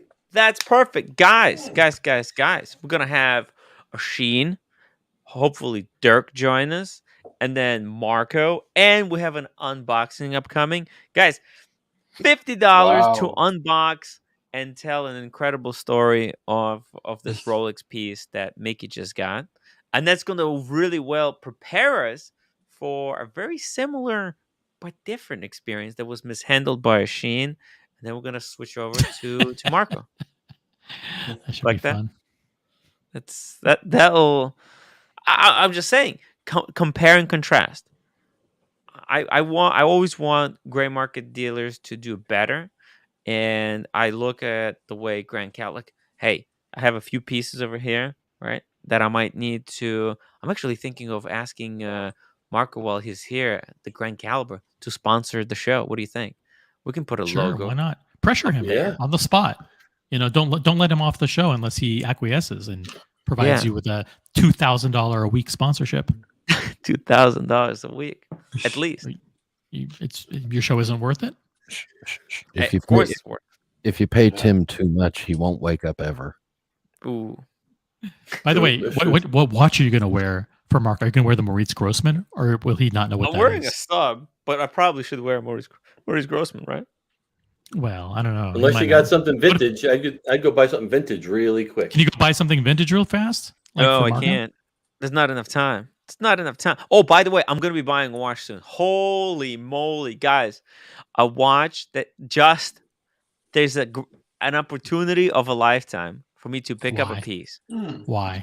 The last time you did that, you ended up with a Ming. I know. And the time before that, you ended up with a John Wick watch. I know. Oh, that was... And let's not forget the Panerai as well. And the Panerai. Yeah, I know. Okay, but guys... And the Cartier. The list goes on and on. I get it. I'm going to be selling those very soon. But I got to tell you guys... speaking of scammers. Hey, Daniel! Oh my! Look at all these people here. Are you joining from Daniel. the old folks home? Where are you? Applebee's? At a restaurant. I'm a What kind of restaurant. a restaurant is it? Let's see the food. Are you at the delicatessen, Daniel? There's people here, you know. No, it's just it's Le Parade. It's like a vintage French restaurant, not too expensive, you know. Not okay. It's not expensive at all, Daniel. Look at Daniel going to Yeah. fancy restaurants with the Ming money. I was exhausted from seeing Dad. He's not eating, and I'm just taking a break and having some dinner. So, oh hi, Mikey. Hi, Mickey. Hey, Daniel, I love the Long beard, time no dude. see. I haven't talked to you since you got that cool beard, buddy. Yeah, ever since I missed that window to shave, Timmy's told me, "Don't you dare take it off." So here I am with it on. Don't you dare You know. take it off, Daniel. Yeah. Hey, look at this, guys. I put it on. There you go. It's A not Grossman. vintage, but it's For Nico. nice. For Nico. For Marco. How many times you can make that mistake? You know what I would put on for Nico? Your birthday suit. The bunny ears. That's what I put. That will scare him. You know, he's afraid to death. Every time Nico sees a bunny, he freaks out. Really? Yeah. The bunnies haunt him in his dreams. Well, did they have bunnies in Neverland? By the way, for all those people joining from Oshin's show, thank you very much. But take the opportunity to subscribe to the channel and turn on the notifications. And hit that upvote button, guys. Subscribe and upvote. We're going to have Marco Nicolini of Grand Caliber, formerly known as the Timepiece Gentleman, joining us very shortly. And I highly recommend you guys think of questions. If you have anything to ask the man, think of a good question. So hey, so I'll tell you a story based on what I told you yesterday. How Whole Milk said, "Mickey, were you on TPG?" And everyone knows this, but some people said, "What did Mickey buy?" So they don't know. And I said, "No, I didn't know." And then when I talked to Marco, I said, "Did you know you were on TPG?" He's like, "What the fuck are you talking about?" I'm like, your conversation with Anthony, he played. He's like, "No, he didn't. He had no idea he was on TPG either." So lesson to everyone, man, don't call certain people unless you don't want to be on the show. Wow. He's like, "I'm not calling him." And the team, if I might add, if people have questions in the chat, they should super chat, even the minimum super chat, because they we need a $50 super chat. We need a $50 super chat to hear the story of the watch that Mickey just got. This endless grifting and scamming is disgusting. It never ends. Diego M, speaking of grifting, Diego M, thank you so much for $10 super chat. When I'm feeling down, as I'm right now. What? You got a Panda Daytona on? I thought it's supposed to cure a depression and you should always feel great. What happened? I was when I was on the wait list for Panda Daytona, I was promised that it will cure all of my insecurities, all of the things that make me feel sad, but it didn't. And it did. What? I didn't. Ah, shit. Yeah, and Marcelo, you either the Platona didn't cure it either. No, it didn't. No, it just makes me more hungry. Thank you to the panelists and people in the chat. We have something special here. Hashtag Lolex sucks. Isn't it just to Diego? I guess everyone knows this. The mood with all of us is like the weather. Just breathe through it, and better times will come. That's what I don't know. That's what I'm saying to Diego. Yeah. Okay, that's not a punchline. Next time, can you join from the gas station, maybe, Daniel? Or some other place? No, that's he should incredibly join. loud? He should join from American Express Lounge. Right. Okay. All right. Daniel, you forgot to end that with next year in Israel. Oh, yeah. Okay. All right. We're just gonna mute you there for a second because there's a lot of By the way, plates there's a lot and of cutlery Israelis now banging. coming here. Israel, Eddie, Japan is quite cheap. He's coming. Everybody relax. Take a breath. Captain Kirk, welcome to the show. I will not accept constant Diego bullying. Wow. Yeah. And by the way, the reason why Diego's feeling down is because he realized that in only 4 days he has to pick up that new Corvette, and he's gonna those maintenance bills are gonna pile up. The insurance. Hey Tim, you do a vote for me, Lolex with or without beard? I have an opinion on that, and I want to know what everyone thinks. If Lolex should grow his beard back. Lolex.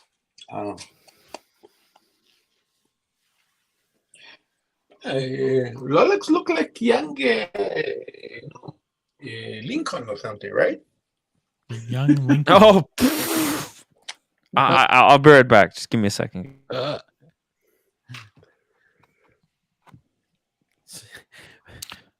Every once in a while, Marcelo comes up with one.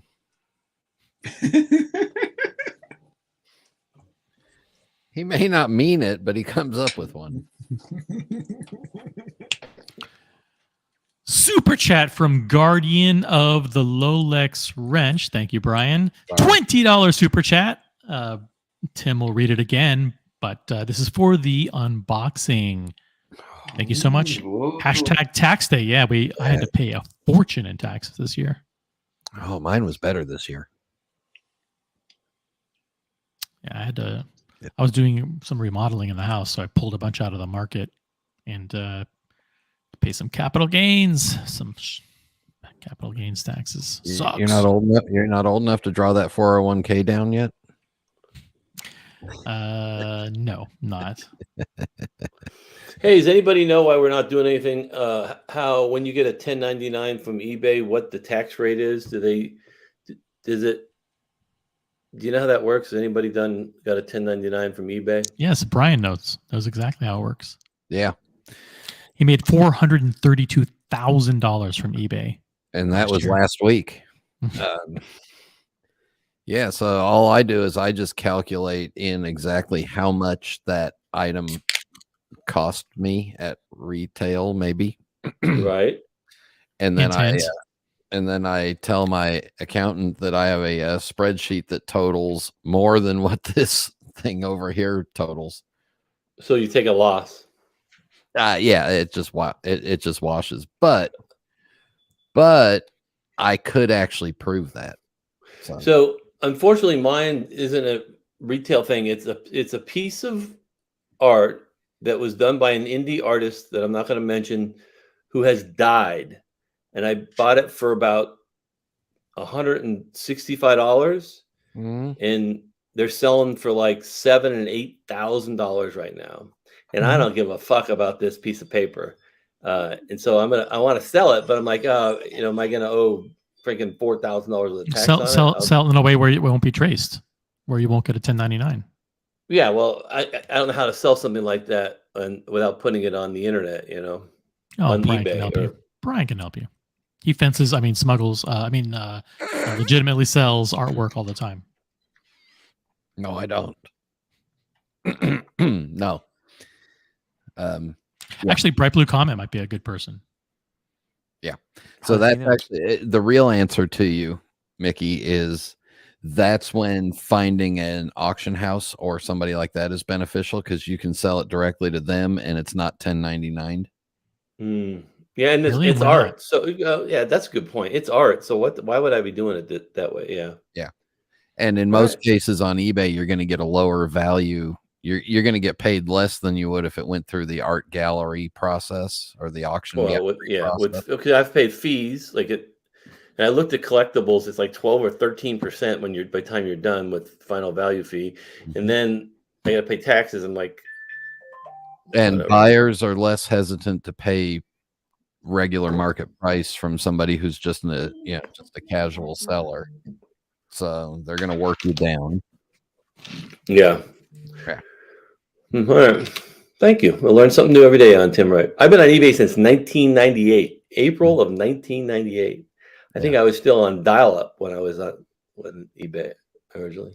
When Marco comes on, this is also one of the reasons why, especially now, because this year it's $600 or more in eBay sales, and you're going to get a 1099. Right. But if you consign with a grand caliber, the 1099s don't always have to show up, or they probably won't 1099 you. Guardian of the Lolex wrench, $20 super chat. I'll pitch in $20 towards the $50 unboxing. Unboxing, and then he goes again $20. You cheap bastards! Come on, where did all the people with money go? So now remember, it's a Rolex, but it's not an amazing Rolex. It's more about the story. So I don't want anyone asking for refunds or anything. It's all about the story, guys. We want to see the piece. We want to see the piece. It's just $10 more. You know what? We just made it $100 because, listen, I mean, Guardian of the Lolex wrench put in $40 out of the 50. That's disrespectful. That's disrespectful to Mickey. Come on, guys. Don't blame it on me. Come on. Because I want to hear it, because Marco is going to be here any moment. I would want to have a nice transition into, to have a good conversation with Marco. Cheers, by the way. Cheers, Mickey. Congratulations on the pickup. Cheers. What are you drinking? Scotch and soda. But don't tell the roommate. Shh. Japanese scotch. I got yelled at today. I had like 6 hours of sleep. I go to work. Holy shit. Holy Eddie crap. $100. Wow, Eddie, thank you so much. You put everyone into their place. Huge shout out to the legends of the night, the guardian of the Lolex wrench, and Eddie Mao, always taking care of the best people. Mickey, forget about my boring story about fighting with the roommate. Let's hear about this here. All right, so I'll tell the story, like a quick version of. I was looking for a watch for my son. Marco just said, "How do I get in?" Hold on. Oh, we can drop the link. We can drop the link in the chat. Drop the link. Drop the link in the chat, or I can message him the link on Instagram. Do all of the above, because he's Marco. Hopefully is he listening? If you're listening, Marco, click on the thing that says StreamYard link in the chat and turn off your YouTube after you do that. Yeah. Oh, let him make that mistake first time. We gotta bring him down. Check your audio and check your audio settings. And check your microphone. Holy moly! Uh-oh. Oh, okay. He's already here. Could this be him? Could this be the Marco in the flesh, the real Marco? Oh, be careful. I don't think it's him. This guy's too handsome. This isn't the real Marco. No. Hello. It's a stunt double. I have a professional stunt double for YouTube. What's going on? Wow. Hey, Marco. Welcome to the show. We're just gonna hear the story from Mickey about the watch that he purchased from him, but we'll say, I don't know how much time you got for us, but we'll save it for after you leave. No, Hey, Tim, he's wearing a Platona. Sorry, what? That was Marcelo. He's saying that you're wearing a Platona. Yes, sir. But did you get that watch for your 50th birthday? That's the question. On my 50th birthday, yes, I'll probably be buying another one. Arabic dial. That's my dream. That's my dream Platona, is the Arabic dial. So hey, yeah, I got my Platona on my 50th birthday on the cloud also. Nice. No, to touch base. So Mickey and I have been going back and forth on this date. It's just one of those watches where it doesn't want to cooperate. So we're just making it work. I've done everything. Yeah, Timmy, let me tell the story. I'll do it quick, and because I want to get Marco props for that, and then I'll lead into gray market and used watches and a lot of different things. Otherwise, he's just gonna have to start talking. And what the hell is he gonna talk about? Yeah, so I he was looking doesn't for a know watch us yet. I was looking for a watch for my son, and I messaged a couple sellers. I messaged Grand Caliber. No one from Grand Caliber replied, but Marco did. So his salespeople, you need to yell at them, Marco. And well, it's funny because I got on to Vic about it because Vic, apparently you went to Vic, correct? Yeah, I went to Vic. Well, first I was texting the guy that used to work there that doesn't work there. Eric. Yeah. Yeah, no, Eric is no longer with us. So yeah, you went to Vic on Instagram, and then he's really sharp about being on top of his Instagram. I'll say one thing about Vic is he is very, very, very responsive. However, he said when he checked, because I said, hey, you missed the lead, but I got it, and I was giving a little bit of a hard time for it. And then when he checked, your lead or your message went to like message request. So in Instagram you have multiple tabs. You have primary, a secondary tab, almost a third tab where chats go, and then there's this thing called like hidden requests. You have to open it and look in there, and if you don't open it, you don't get notified on those requests. I actually have set my Instagram up in a way where it shows me everything in one column. It was a pain in the ass to figure out how to do it, but I figured it out. And I don't have that issue anymore with hidden requests. So if you message me on DM, I'm going to see it no matter what. He just did not see it. It just didn't come through. So because your username might have like spooked him, I don't know, but because your username, it basically says username. So I almost didn't reply to you either because I was like, username. I was like, that's Mickey. weird. And then, yeah, his username Mickey. Yeah, and then I was almost like, is that a robot or I don't know, but I read the message anyways. And I was like, oh no, this seems like a legitimate person. So I started, obviously. I don't know about that. I don't know about legitimate. So real quick story. I texted and he sent me a watch and I got it and I told him what it was for. It's for my son, college baseball. I'm not going to keep talking about that. People hate me for that. So I got it. It looked perfect. And I went like this and did a Tim Wright thumb swipe. And I was like, oh, fuck, there's a chip in the crystal. Now, albeit it was not a big chip. And then Marco said, oh, my God, maybe the guy that, polished it or whatever may have done it. And, you didn't, he didn't question me in any way that I did it. He's like, I don't think I saw it. It wasn't in my photo. But then I looked at the photo he sent me and we could zoom in and you could see the light bouncing off it. So here's a quick story. Yeah, I sent it. I literally didn't leave FedEx. I'm on the phone with him in my car, and he sent me a new label within 10 minutes, and it went back to him on a Friday. He got it on a Monday, had the crystal replaced, and actually had it cleaned up even a little better, and I have it back today. So I don't know, Marco. I've never done sales with him, but that's pretty good turnaround. Some people would be freaking out, and I can't with that kind of help. I get it. I mean, listen, not every transaction we conduct in the gray market is always 100%. Sometimes things happen, and it's mostly on how the seller is going to handle the problem. You have sellers in this industry that would take that said problem and say, sorry, bud, sold as is. It's a used watch. It's not perfect. And they would send you down the road, but that's the difference between us and a lot of other sellers. So we'll always go the extra mile to 100% ensure that our clients are always happy. We try not to obviously authenticate everything as best as we can. We look for damages and everything else. Sometimes little tiny things get by. I mean, at the end of the day, we're running a very, very busy show here. So sometimes things do slip by, but at the end of the day, we make sure if something like that happens, we can recover it quickly. And the good thing in this situation, we were able to get his crystal swapped the second it came in.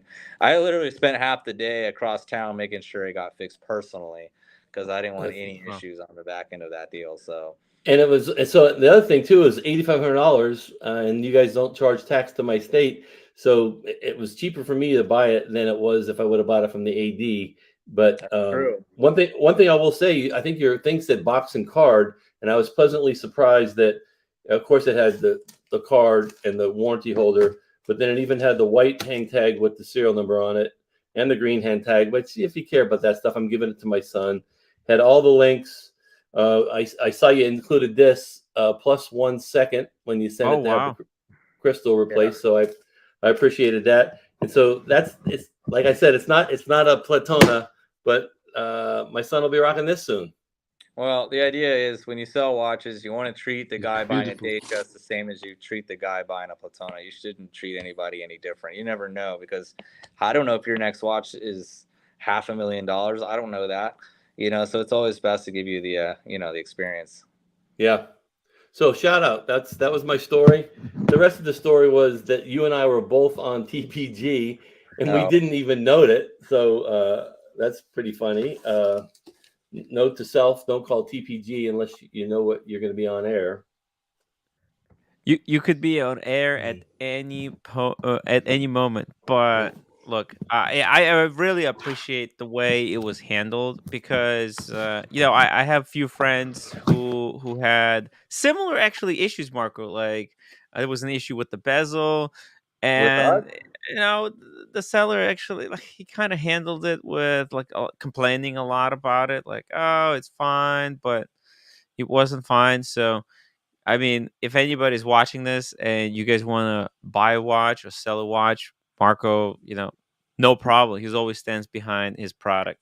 Like I said, yeah. If anybody ever has a problem, like the idea is not to push back. The idea is to understand the problem and address it accordingly. Like, and sometimes it's very, very, very, very rare when there is a situation arise where the client is indeed way in the wrong, and you still have to handle it professional. You can't let your feelings get in the mix, because that's when just when shit hits the fan. Now you're in a big he said she said war with this person, and then all of a sudden you both go unhinged, and it goes out to Google, it goes out to YouTube, it goes out everywhere. Now it's useless energy. At the end of the day, like, sometimes I'll just take we'll take L's in certain cases if it just means, like, even though the customer's wrong, we'll still just make them happy, and they'll just send them down the road. All right, you can't win everything. Marco, OC here. I have a quick question for you, because the industry has changed a little bit, and so not only do you have to deal with the customer is always right, but now in the age where you have lots of people selling you watches or giving you watches for consignment, you also have to manage expectations of those people as well. So you're not only managing the expectations of people who are buying from you, but people who are also trying to sell through you as well. So you're almost like a real estate agent trying to balance both sides. Yeah. How do you balance that when you have someone who has unreasonable expectations about what they think their watch is worth, and they want you to either buy it or consign it for more than you think it will actually get in the market? I just won't even take it. I won't waste anybody's time and overpromise a situation where I'm going to let them control the narrative of what their watch is worth, because that's kind of like me going to a realtor and me telling a realtor what the market. But that's how you get the list. But that's how they get the listing in the first place, right? Yeah, but they lie and say your house is worth. But then what happens? You have a bad rap, because now you have a ton of houses on the market they're not selling. Okay, well then at the end of the day, now you've just collected a bunch of people's time, and now you're wasting it. So that's what I don't get into. So if, like, you come up to me and you say, hey, take my ceramic sub for 16.5, I'm just going to flat out say not possible. It's just, we're not going to take a watch on if we know it's over the market. So that, at the end of the day, like, they come to us, and the clients come to us, and they expect us to know the market. They expect us to be fair on buying it, and expect us to be fair on consigning it. And my philosophy is, like, I'm going to price it to which I know for sure it's going to sell guaranteed within 30 days. Like, I can almost guarantee it. If the market doesn't do anything drastic itself, then we know we're going to move it. And we have a great turnover here. Like, we at Grand Caliber, I can assure you, like, we're turning watches over very quickly. Our sales numbers can show, like, that we're not taking in watches and over promising. There's other gray market dealers that are out there. They'll just spat numbers out, and they kind of throw them on the wall and see if it sticks. Right. And they'll take the watch in, and 45, 50, 60 days later, they still have the watch. Well, you have to explain to the client, why do you have the watch after 60 days when you said this is the right price to sell it at, and you still have it? And they're, 9 out of 10 times, you know what they're going to do? They're going to blame the market. Well, it's just the market. It's not picking up enough. Well, no, it's not really the market, because I can tell you, everybody across the board, we're all selling watches. So, it's going to be the same philosophy across the board. You're going to buy a watch at the right price, sell at the right price, no matter what the market's doing. If the market tanks, then you have to buy lower and sell just above that price. But what created the market? What created the market to go up and down is based on prices.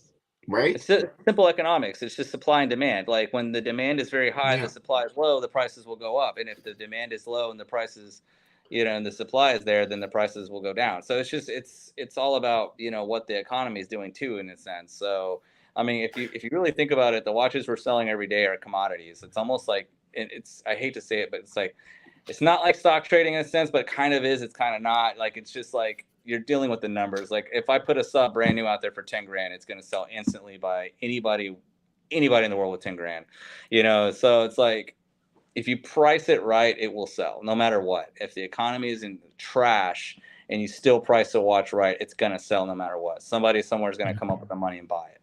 So it's all about the price. Where have you seen the market going? Is it coming back now that the Watches and Wonders happened, or is it still on the downward spiral?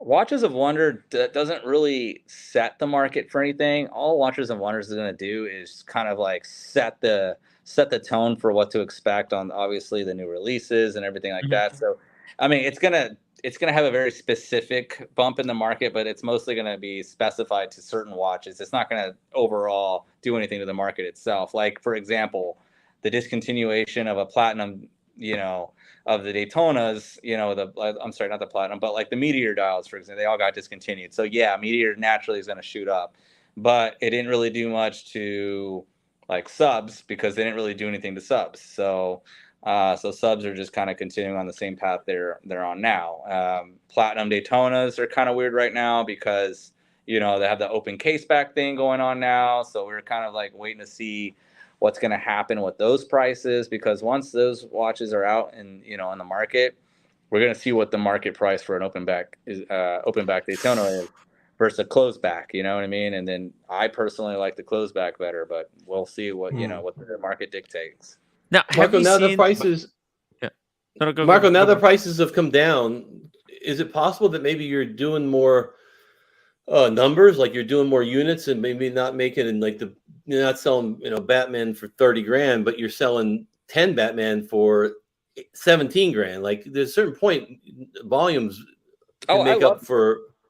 Mickey, I have to tell you, I absolutely love a industry where the prices are down. I don't like when the prices right because it's hard to sell. One, I know consciously, right? You have to think to yourself, I know I'm about to sell this, let's say Panda, for damn near $50,000, right? And then I know in the back of my head, like, dude, this watch is gonna drop. And then sometimes I'm forced to tell people, like, wait, what do you think the market's doing? I'm not gonna sit there and tell you, like, oh yeah, the market's gonna go up forever to the moon. Like, it's not possible. Like, we all saw the bubble coming, when this thing was, when Pandas and all these other crazy watches were selling way overpriced. Right. We were just sitting there like, oh my God, like this isn't gonna be good for people buying and holding. And of course, I mean, it bankrupted some of these dealers that came into the scene hot. You know what I mean? Some guys went bankrupt, like straight up. And then some guys out there that have been saving for a Rolex from the AD that never get the call from the AD, and all of a sudden they can buy a sub for, say, I don't know, 15.5, whatever. It's no longer 21. They're like, okay, I'll buy that. Yeah. But I'm not gonna buy 20. You have to think to yourself, if mentally, right? Like if you've seen people actually transact at 21,000 for a sub, it makes you feel good to buy it at 15,000. It makes you realize that's more of the cushion spot to buy a watch, because maybe one day it could potentially go back to that price. Because once you've seen numbers transact at a certain point, that's where the high is. So that's where like the goalpost can be. And you hold it long enough, it's going to be that price anyway. And it will. And it could be 1 year from now. It could be 10 years from now. We don't know. But at the end of the day, you've seen those transactions happen. You've seen Pandas go to damn near $50,000. You've seen Platinum Baguette Daytonas go to $180,000. So can they go through those numbers again? Quite possibly, but we don't know when. So the idea is, if you buy those type of watches and hold, who knows what your return on investment looks like. But, what like Yahoo and, Business Insider and a couple other places have said, these watches are outperforming the S&P 500. So who knows, We've seen quite a bit of a drop. There has been a rebound, But you know, what I want to know is, are there people coming to you and trying to kind of offload a lot of previous generation models in anticipation of picking up the new stuff? Not Have you? really. We actually No? no, we haven't really seen a lot of that yet.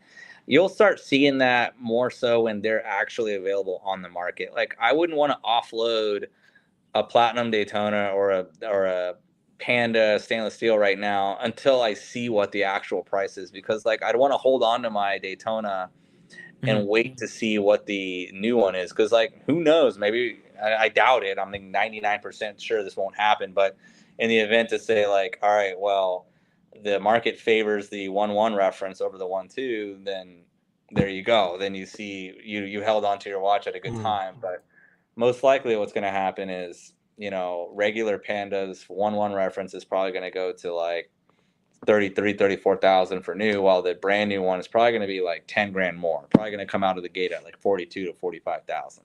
And then they'll probably come down from there once they start phasing them in. Like once they start hitting the 80s more often, it's going to drive the prices down. Has there been Marco, any I have of a question. Okay, Marcel. No, regarding every as you know, every year Rolex actually, or other brands as well, were increasing the prices on the retail. Does this also affect the increasing of the prices in the gray market as well? Of course. A little bit, yes. I mean, of course, naturally, when they set the bar, you know what I mean, and it keeps going up and up and up, it's going to naturally, organically push the bottom of the barrel prices up a little bit too. Like even your 5-digit subs eventually will start climbing because they look like a 6-digit sub. So, it's just going to carry, everything's going to move together. It's like, it's like a wave, right? When everything goes up, everything goes up. When everything goes down, everything goes down. So it's just going to keep riding that same wave. But this also Our affects the discontinued friend pieces as well. Marcelo Britt Pierce has made a video lately about that. When the market was so hot, a lot of authorized dealers saw that as an opportunity to increase the retail prices of their watches. Do you think the retail prices are too high now? You think they got a little bit too enthusiastic? Or do you No, think I it's also okay? think the reason, like for example, I would argue that Rolex was probably raising their prices due to manufacturing and inflation. Like they're operating at a different level than this petty gray market shit. To them is nothing. Like you got to think they're in the billions, all right? So like inflation really affects their pockets. So of course, naturally, like if the dollar gets weaker, they just need to raise the price because they don't want their watch becoming worth less. Like Rolex will never allow that to happen. They're going to keep their watches at a certain point to which they know they have a tried and true market for that price point. And if it needs to go up because inflation is happening, then they're going to increase it regardless of what the market's doing. Okay. Because they know they're going to sell. Like they know if once they put a watch in their showcase, it's gone. So they already know that. Yeah. Hey, Tim, can I ask a question? Yes. Marco. So, Marco, the market prices are pretty much determined by supply and demand. So the price at which you can sell watches is pretty much determined for you. Where you have the ability to be profitable as a business is determining the buy price. But that's a skill that's much harder for an organization to foster than a sales team. Everyone knows how to build a great sales team. You get people who are aggressive, who know how to communicate with customers. They know how to be vigilant. But on the buy side, it's very, very hard to train people on what the right price is to offer for a watch. Is that something that is maintained solely with you, or do you have a protege that works with you? Or is because most of the organizations just mainly have one person, a single person who's the expert on buying watches. Is that you there? That would be myself and Alfred. Alfred is, he's actually somebody, he's very sharp in the buying, and it really just takes being very observant, and especially like we're in like hundreds of dealer chats, like we see the action every day, so we see what call prices are. So like we definitely have a very, very good understanding what the market's doing because we see the pulse of it every day. I can just open my phone and scroll through any dealer chat I want, and I can see the people trying to list watches in there, and they're going to give you the most realistic pricing. So that's one way to know. And obviously, you know, it's something that I've taught him how to do. You know, when he first came on board, Alfred now is kind of one of our main buyers. You know, and I'm also a main buyer, and I'm slowly training, the rest of the sales team how to do that. But it's also very, very, like you said, it is very, very difficult because it takes a certain set of skills to really understand how a market moves and how to keep up with a certain market. It's not easy. Like it is, even myself, I'll bounce numbers off Alfred. Alfred does the same. Like we always bounce numbers. It's good to have 2-3 buyers in a company because it's a good way to keep people in check. Because if you solely rely on yourself and you're wrong, it's going to cost you. You know what I mean? But because he'll keep me in check and I keep him in check. So, it's a good system. I like having more buyers. The more buyers, the better. You make your money when you buy. You don't make your money when you sell. Exactly. The buy is where the magic happens. Right. Now, well, has there been any significant difference between the new stuff and the vintage? Because we know that you're very good with vintage pieces, especially. The vintage market is basically like, it's like having a 401k. Those prices are going to stay the same. Like if you buy they gradually tick up like points. They very, very, very seldomly like have major jumps in prices. Like you don't see that with modern. Like you don't see, like, for example, 1 week 6263 Big Red is trading at 110. Then next week it's 150. Like, does not happen. Like if it's going to be 110 grand, it's going to be 110 grand. For a very long time, and then it just kind of gradually steeps up, and then if the market takes a dip, then they gradually come down. But you're dealing with a bunch of watches that you just can't even find, right? Like if I need a 6263, I need the perfect one. It's not a simple put out a call and find it. It sometimes takes a lot of picking up the phone and calling these old school dudes in New York that they're sitting on stuff like that, and you're having to convince them to release it from their collection. Like, it's more of a hustle than anything dealing with vintage because they're, people like holding them because they're so safe, and especially like you have a safe buy when you can buy a watch that's perfect in every way. It's what's tricky about vintage is who you're buying, not what you're buying. It's who you're buying from, because there's a lot of people out there that if you're buying from them, you have no recourse if the watch ends up being Frankenstein together or if it's fake parts, and it's a huge mess. I mean, a bezel on a vintage Daytona can cost you tens of thousands of dollars, and God forbid you buy the watch and somebody points out it's a service bezel. Well, you just lost $30,000 in a conversation. Yeah, Mark, are you familiar with the recent issue with the Phillips auction and the Speedmaster that was sold for $3 million? No, I haven't seen that, but I'm actually in the middle of a lawsuit. I'm helping with a lawsuit on a vintage Daytona that was sold through an auction house. I'm not going to say names, but I've got that watch here. It was sold at an auction house. And when I got the watch, the movement wasn't correct. The case is fake. The dial and hands are original. The bezel's fake. I mean, you've got some major, major, major issues. And so, like, and that is just like, how does that even enter an auction house? Like, that's just complete disregard. Yeah, I saw this is Periscope, right? Yes. Right. Yeah, this dude's a beast, right? When it comes to looking at watches. Yeah, so what did exactly, I mean, I kind of actually, I do know this deal. So like, I saw Periscope calling out an Omega after an auction. So that watch went for $3 million. Yeah. Yeah. With a basically a dial from a different watch, a bezel from a different watch, and then the process where, and I'd love for you to comment on this because this is something that's controversial. The process of aging loom or aging hands or using hands from a different piece in order to kind of create a project watch that looks like something that was original. And how much of that has to be disclosed, or is it stuff that flies under the radar?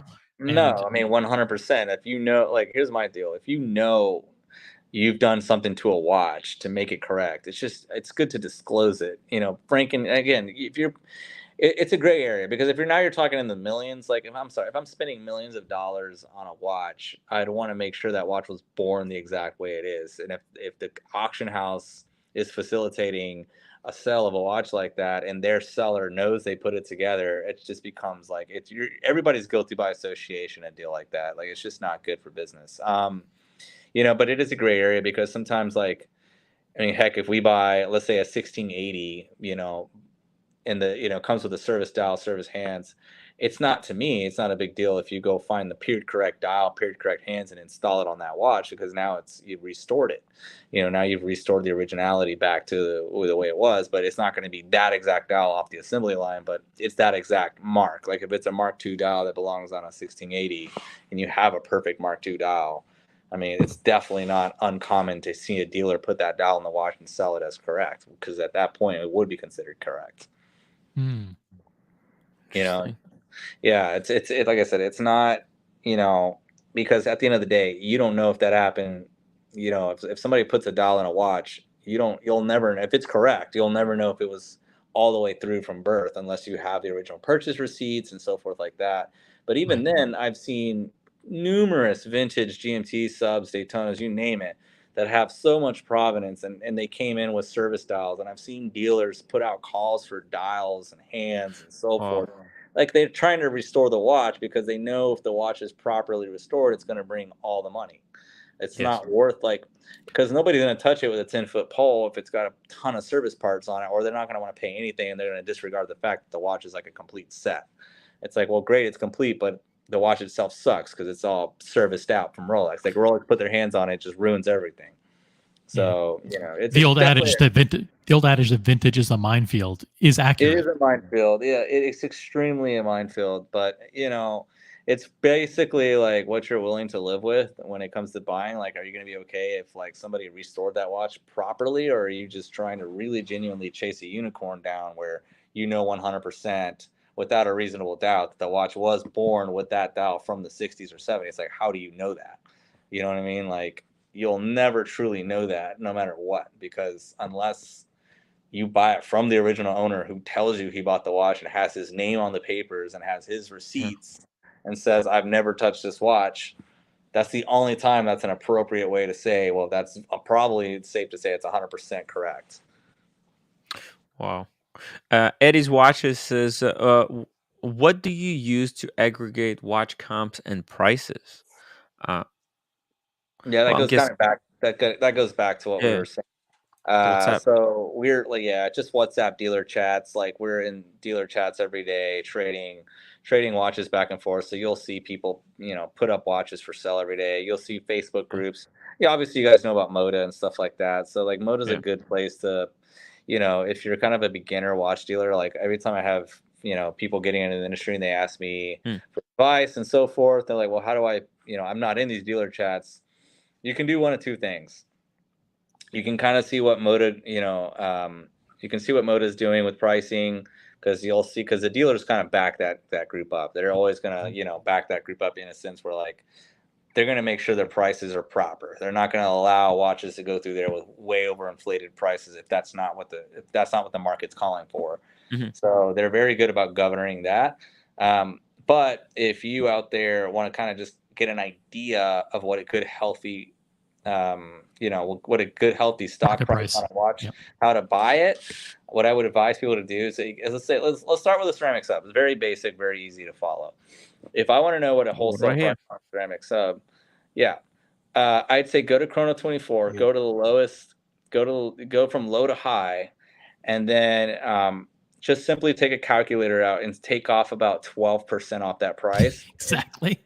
And that's wholesale. Like that's it. Like if my sales guy right now brought me like 35 watches out of this collection that we're trying to buy, but every single one of them is just weird. Like it's not stuff that we see every day. So what I'm forced to do is literally go on Chrono, go to the cheapest one on Chrono, and it's like, all right, let's take off 20%. That's got to be a safe buy. Like if you take off 20% off a watch up the cheapest price in Chrono, you're damn near guaranteed to resell that watch and make something, With Rolex, you can do 10%, 12% off the cheapest listing on Chrono, and you're pretty much safe. So if you can do that, and then, but that's for the wholesaling purpose side of things. Newbie wants to know, did you get your Grail Daytona with the conjar at the top? Phew, that's a hard one to get. And that's a hard no. I have not.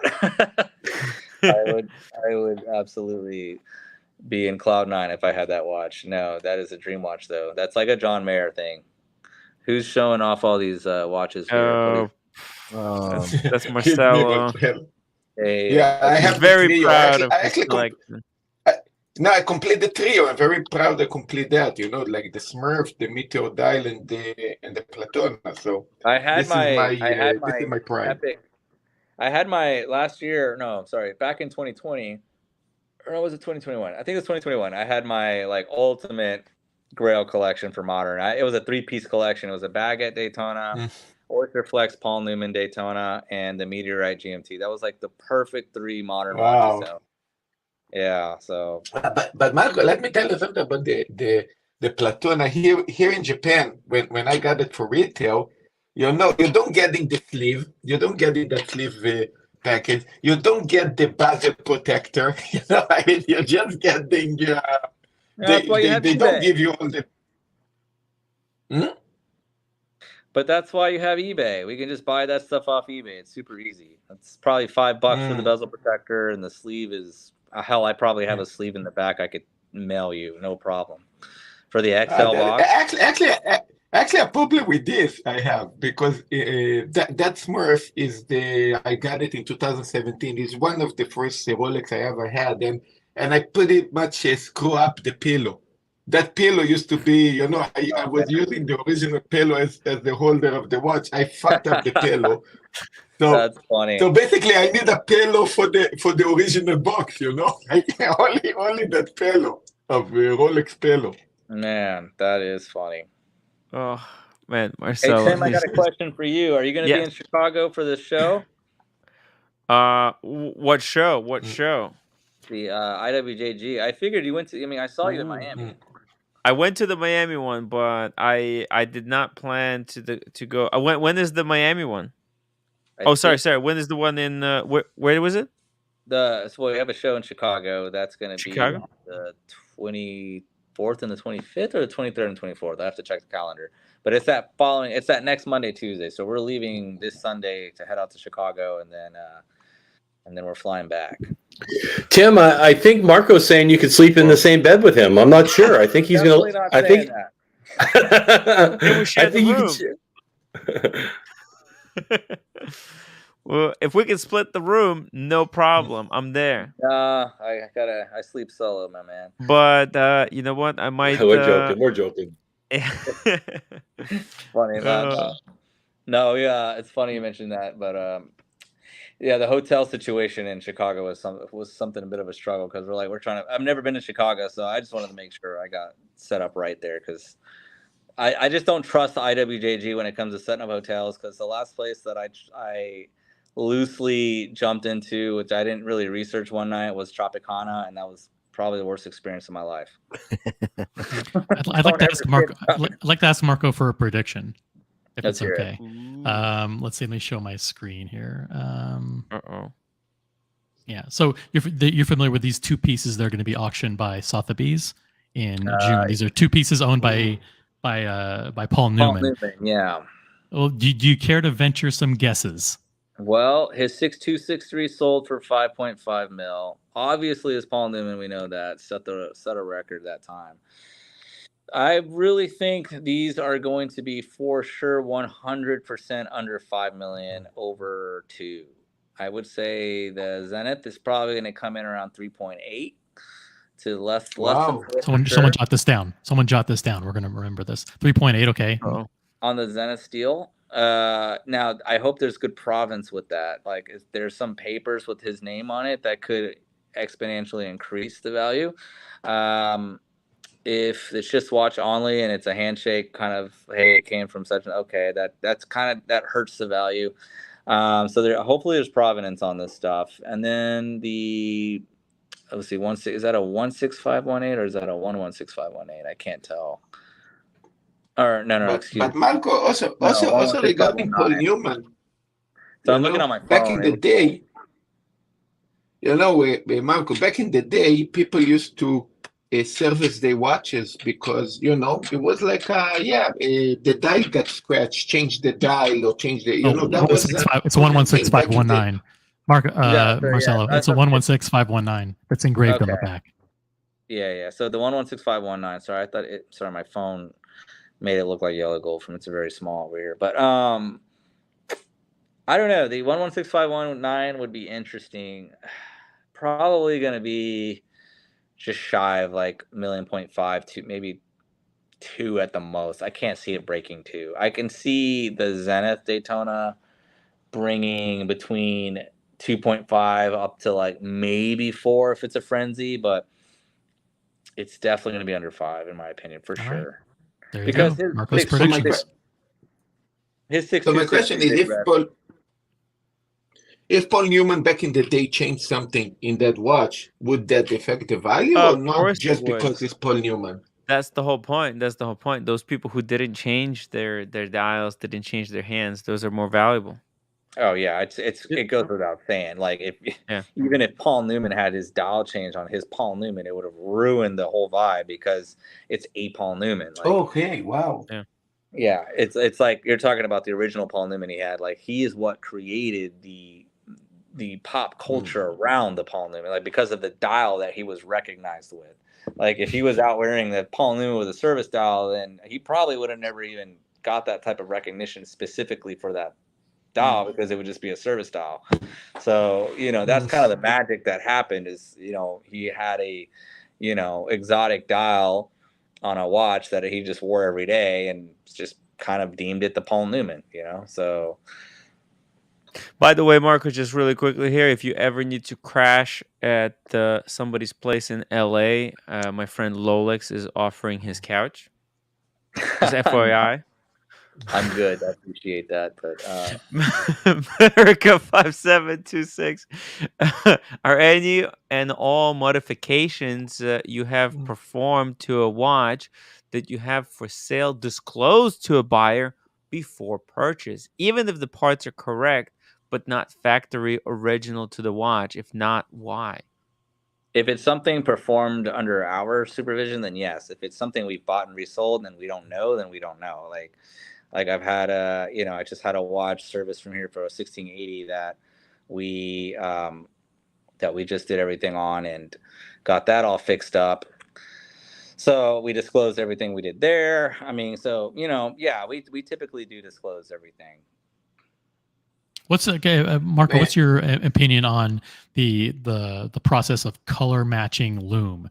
Taking coffee or tea and trying to create patina to give the false impression that the loom is aged. I won't even touch that stuff. There was a watch that was offered to me today with that exact situation. I just hands down rejected it. I was like, you can detect it. You can spot it. Yeah, 100%. Yeah. Wow. Yeah. So I have a very powerful. He's not finished, Marcelo. Oh, sorry. Go ahead, Marco. I have a very powerful microscope that has a TV screen. Like it's set to a screen, so you can literally everybody in the room can see it. And when you look at modified loom, you can see typically like it looks like somebody painted over something. It doesn't look natural. Like when you look at loom, and let's take a 1680 for example. When you look at a 1680 that's got very nice yellow patina and you take it under a microscope, it should look like a very nice like styrofoam effect appearance under a microscope where it's kind of like it looks like foam, like it has a very, very uniform foamy look and it's a colored foam look. So you can see that the color is within the foam, not on top of it. So like, let's take an altered dial, for example. You'll start noticing, or it looks like it's like a hobby grade material that somebody took out and brushed it. And you can see like brush strokes almost like just covering the top of it. And you can almost look right through it in a microscope and see the whiteness underneath it. And it's clearly manipulated it. So it's like, all right, dude, like it's not correct. And I'm not even going to touch that stuff. Like once I start seeing stuff like that, I'll either if I do have to buy something like that, I'm just going to dial swap it and get change the dial for something that's 100% original and restore it back to the way it should be and not just, try to pass it off as something because I don't want to sell it to somebody and then they sell it to somebody and not disclose that and it comes back with our name on it. Absolutely. I don't even want to do it. It's just not good business.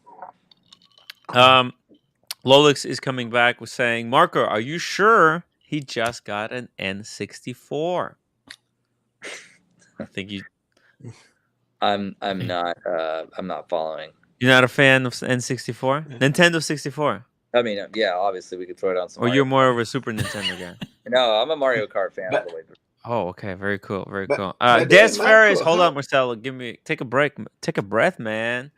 Des Ferris, Gents, apologies joining late, but my question is on the 5-digit vintage Rolexes.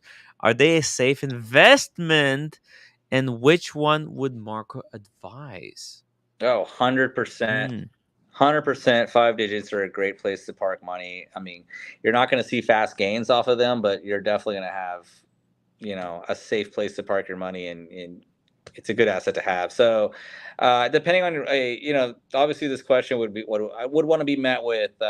What's your budget, right? Like, if you have a $50,000 budget for a 5-digit reference, then we can talk. But if it's a first watch, and you want to go 5-digit, I actually did a video on this today. I would suggest 5-digit Datejust are a great place to park your money, because those are the first things to go up in value when the markets Really? get hot, because that's where everybody and their mother can afford a Datejust. So of course, anybody who wants to get in on this game, they're going to jump into a Datejust first. Then they're going to build their way to a sub, and then they're going to build their way to a GMT. Then they're going to go to a two-tone. Then maybe they'll go into a Daytona.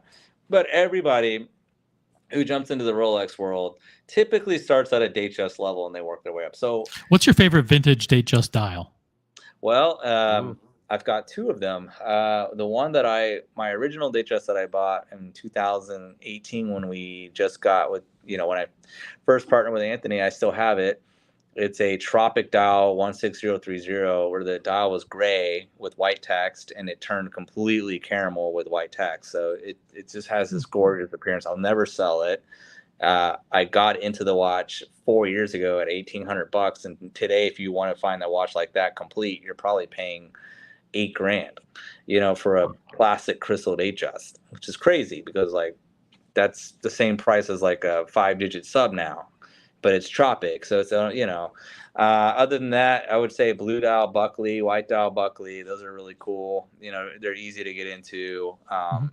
You can spend $5-6 grand, get you one of those, and you can be rest assured your money's going to be safe in that, because when those start drying up, which, like everything else, eventually the markets dry these watches out, and then they'll probably be worth 8 to 10.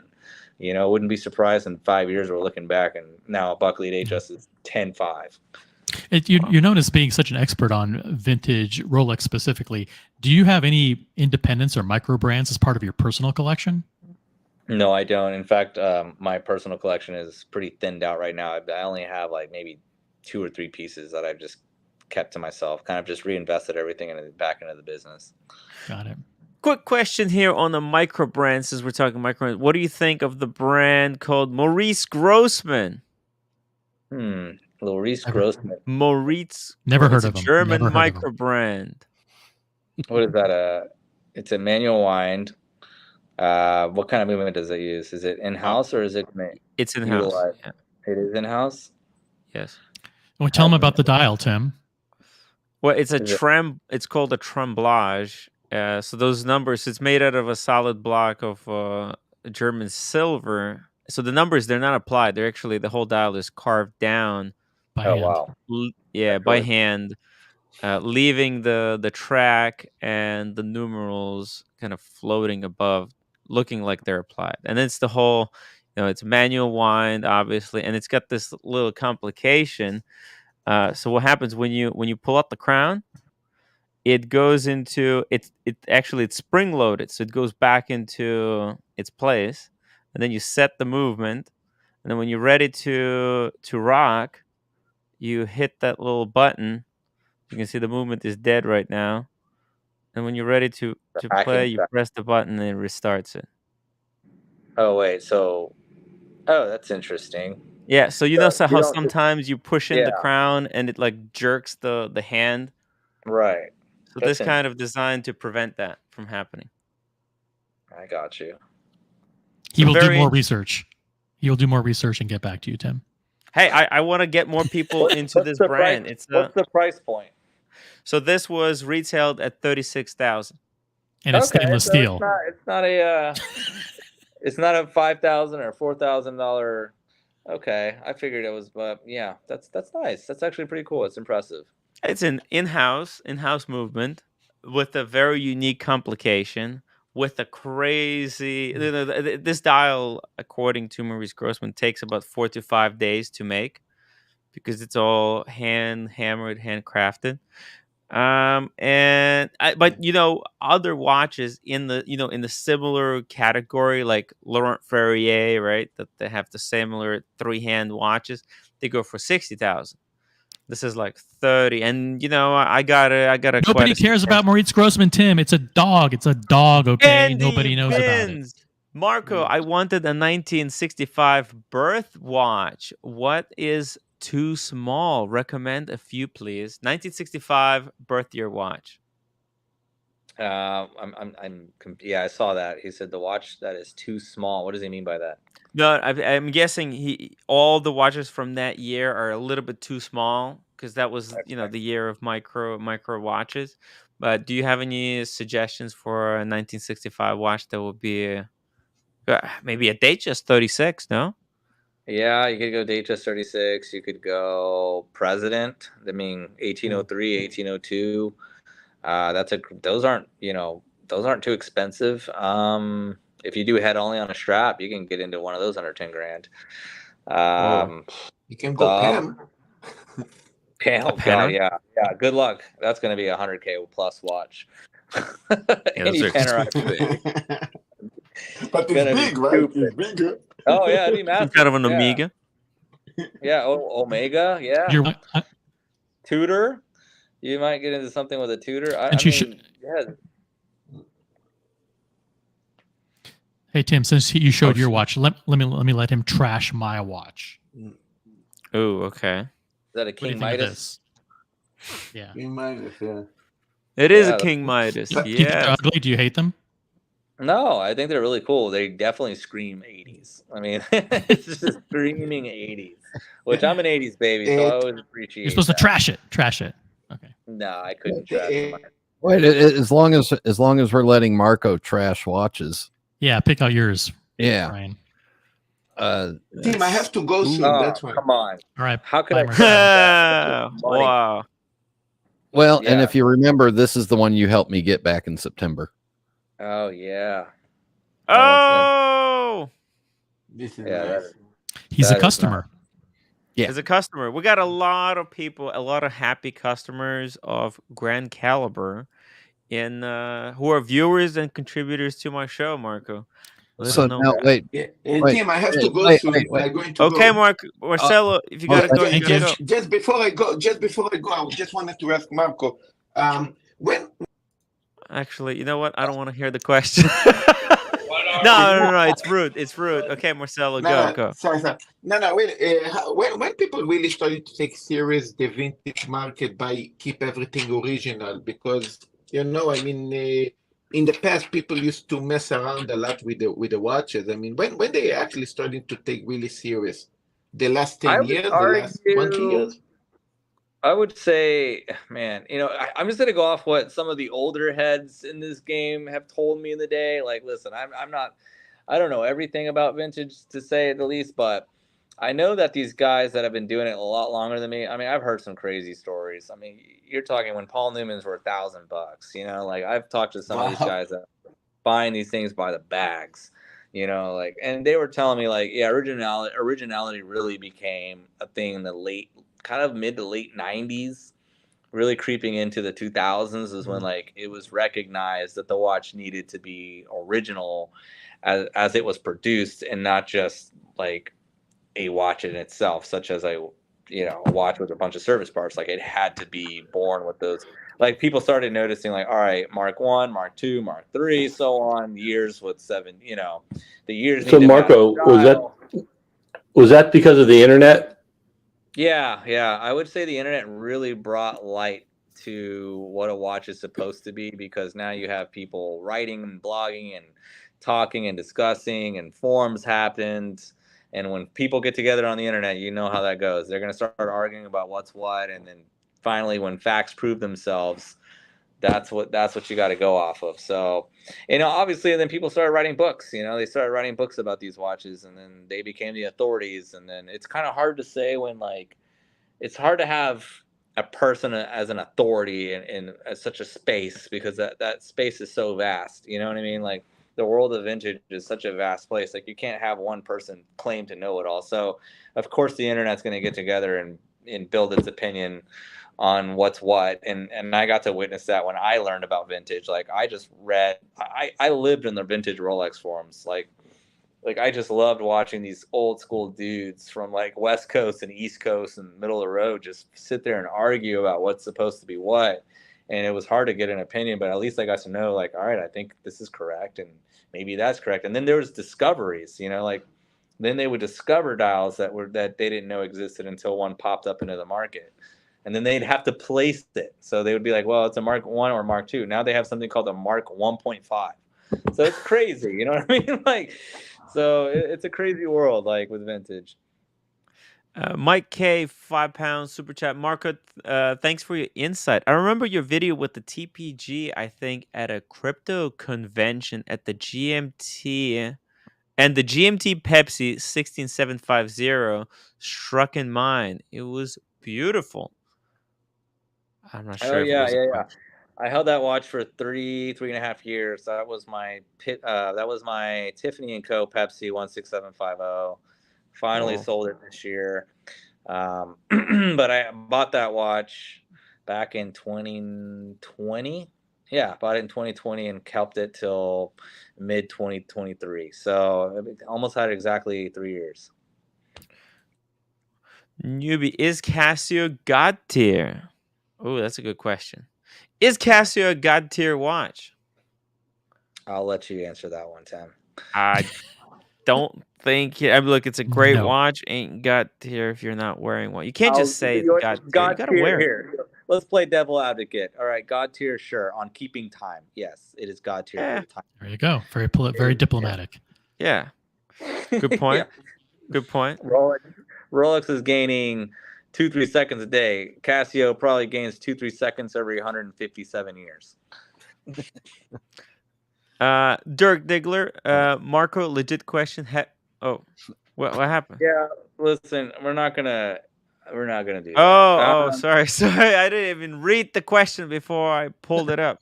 Mr. Tutor to you, Marco, Pelagos FXD 21, produced for only 2 months. Is it collectible or not? Pelagos. Well, if it's only been produced for 2 months, let that speak for itself. It probably is. Probably not right now, depending how obtainable a watch is. I'm not too sure. Something like a Pelagos, it's probably one of those things that might become popular down the road.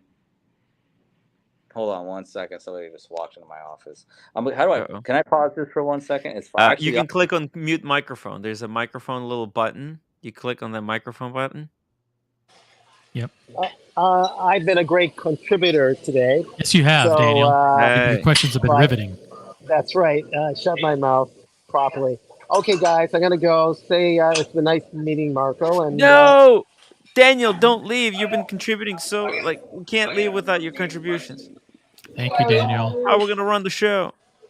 Say hello to roommate. I like the red color. Okay. All right. Bye, Daniel. We'll see you later. Damn. What are we gonna do without him now? He was the guy giving all the good questions. I know. He had all the knowledge. He had all the watch knowledge. Well, I got a great watch question. He's no. back. No. I have to interrupt because the question that is very much on everybody's mind, and yes. Marco, make sure you're not muted. And that is, you are such an expert on Daytonas. You have to let us know which one do you prefer? The one on the right, which is the 116 reference, or the new 126 reference, and please analyze the changes and the differences and which one is better. Oh yeah, absolutely. Now, which one is better is strictly an opinion. Subjective. Your opinion. Subjective opinion. Yeah, I mean, which one would be better to me personally? I'm going with the one on the right. The 116-500 to me is the better watch. I don't like the proportions on the left. You can see that they kind of tried to bring that Zenith look back. And to me, it just doesn't work with that big ceramic bezel. The ceramic bezel kind of really brings out, well, you have to imagine like the ceramic black bezel on a white dial really brings out the contrast So when you look at the contrast between the black bezel and the sub dial rings on the 126-500, it just looks off. Like there's like meat missing on the bone in a sense. Does that make sense? Like you see, it looks like it's squinting at you as opposed to the one on the right where it looks nice. Everything looks bold and proportionate. Like the proportions are there. Like, and you know what I mean? Once you see it, he's the expert, Tim. He's the expert. The expert. Expert opinion. Yeah. I got a question. I got a question for you, Marco. What do you think about a watch collector that doesn't give a shit about the Daytona? To each their own, brother. I don't Shots care. fired. No shots fired because you're subject to do whatever you want. If you don't like Daytonas, you hate them. I can't blame you. Maybe hey, that's just beautiful. So wait, Tim, before you go on, let me ask my serious question. A while back, I texted back and forth with Vic about this watch in particular. I remember that. 16 Mark III. Yeah, Tiffany dial. Is it? Oh, I didn't see that. You're putting the light right up on it. Oh, wait. 1 second. Make him bigger. There you go. Get the light out of the way. I mean, I see the Tiffany stamp. Yeah. That's a 16713 Tiffany stamp, right? Would it? So it came with a service card, and that's it, full links. Okay. The hands are obviously service hands. Would it be worth my while to get period correct hands for it? And would that cost help the sale price on the end of it? Oh, 100%. I mean, if you correct the watch and you put original tritium hands back onto it, and they're all, and of course, and it looks good in uniform, it's going to help the resale because people want the vintage look. They want everything to be copacetic. They want it to all, especially if it's a Tiffany stamped watch. The last thing you want on a Tiffany stamped watch is service parts. It's just, it doesn't do good for the watch. It's not serving the watch, right?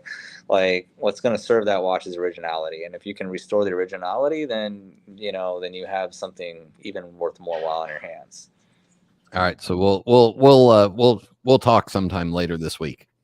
Well, I might have a set of hands, or at least I know for sure. Actually, I know where a set of hands are. Really, really nice set of hands. They're like perfectly patinaed, like they're just like an eggshell color. I was gonna buy them for another watch, but they ended up being the wrong. I needed them for a sub, and they ended up being for a GMT. So there you go. I know where they are. For a two-tone? Yeah, it doesn't matter. Gold or two-tone, they're the same hands. They're gold. Yep. Cool. All right. I got my question in, Tim. You can interrupt me now. Well, I was just going to ask, okay, so you're not a fan of the new ceramic bezel insert. What do you think about this color scheme? This watch reminds. This is a great color scheme, and I'll tell you, this is actually a hit. This is a home run, right? This watch right here is a kind of a home run for me, and I'll tell you why. It reminds me of the old school 62662s or the 6263s, or they call it the Big Eye. If you notice the registers on these look much bigger. They look more pronounced. So, and back in the day, we had vintage Daytonas that were they were called Big Eyes, and this very much looks like a recreation of that. And they did it in a precious metal, which is cool. So I actually really like this one. Like if I can get my hands on this watch, I think I'd be very happy with it.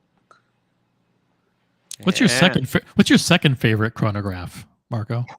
Second. Oh man, there's a lot of chronos. I'm a chrono guy. I just love chronos. One of my favorite watches, believe it or not, it's a Lang & Son datograph.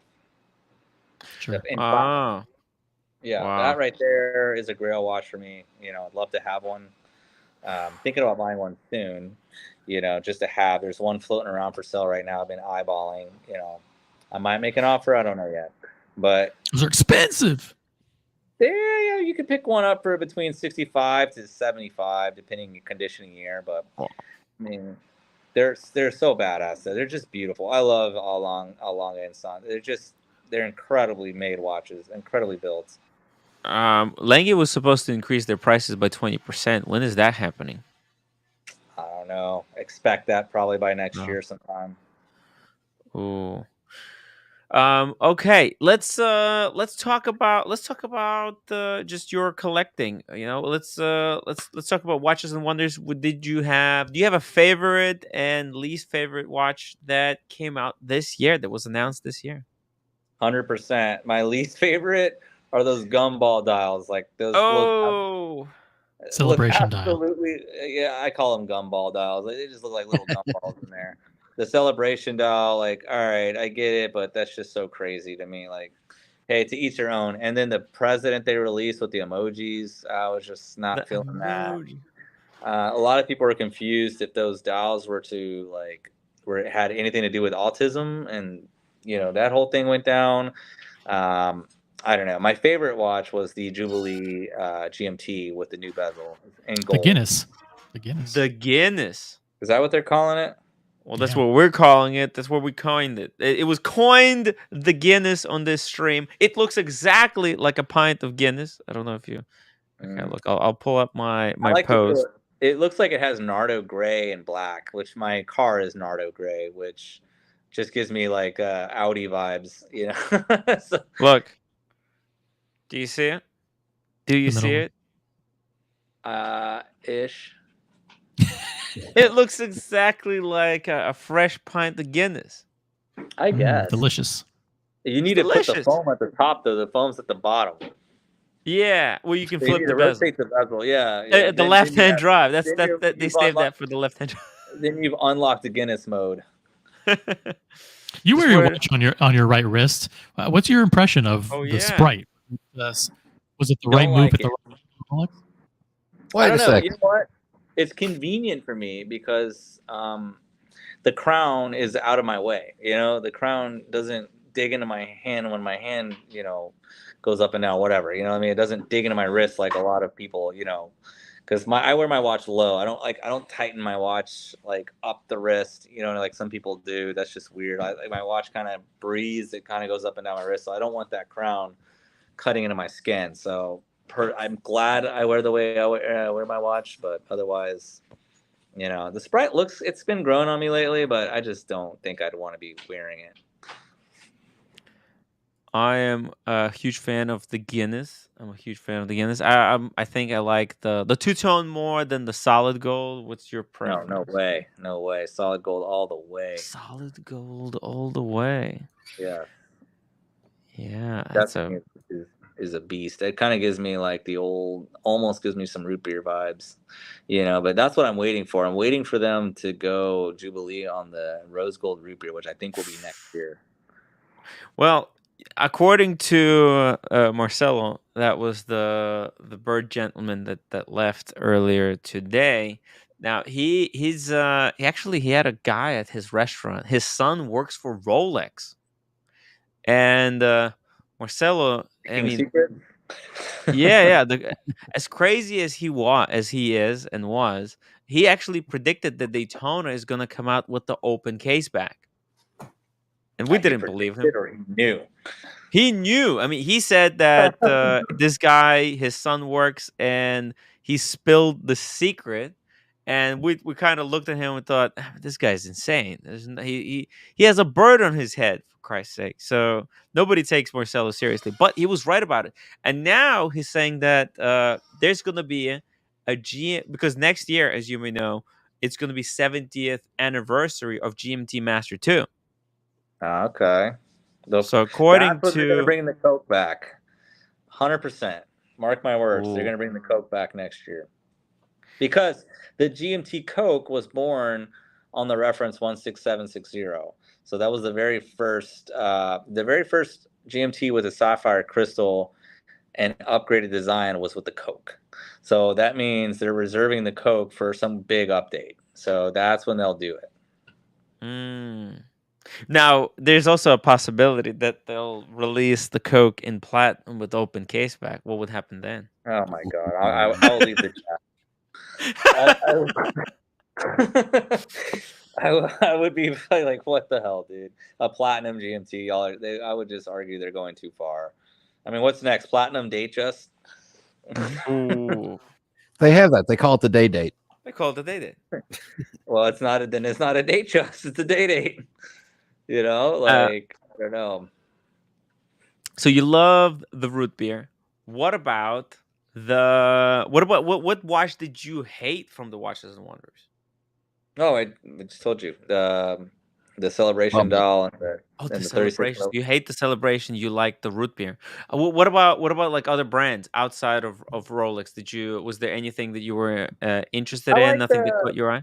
no. I mean, I'm glad Tudor kind of brought the sport Tudor. model into a 37 millimeter territory, which is good for a lot of people who have small wrists because I always joke around with people like, hey, stay in your wrist lane. Yeah. Means Shout out to like Lolex. don't have a 6-inch wrist and then try to pull off a 47 millimeter Panerai. You look goofy. Like it looks stupid. Hey, I'm sorry, you're not the city town square clock. Like we all need to look at you for the time. You know what I mean? Like my God, it's like Flavor Flav. Like it's a whole thing. Like you need to wear a watch that fits appropriate. It's like these guys wearing these giant red shoes now that I've seen on TikTok. I don't get the Oh, trend. Like I don't understand like what the it's just mindset people there is. desperate looking for attention. People Yeah, they were looking in for those attention. cartoon looking red shoes. I'm like, all right, dude, like, hey, if you need attention that bad, hey, go for it. But I mean, it's the same thing with watches. Like, if you're gonna wear a watch, have one that fits appropriately. Don't wear a watch that's way too big. And I'm just waiting for the day that people start wearing ladies' watches as a fashion statement. It's like these Hey, guys I that are used wearing to wear the 36 mil Explorer 1, the 36 is lady not a size. lady's watch. I'm It's a talking about great a watch. 26. I'm talking about a They were 26. making fun of me. I said there was nothing wrong with that watch. I would argue the same. I would argue there's nothing wrong with that either. But what happens when, like, okay, you've seen guys wearing, pearl necklaces, whatever, and it's a thing, whatever. I don't care. Do your thing. But it's just like a weird. But if it enters into the watch world, then that means guys are going to wear 26 millimeters ladies Datejust.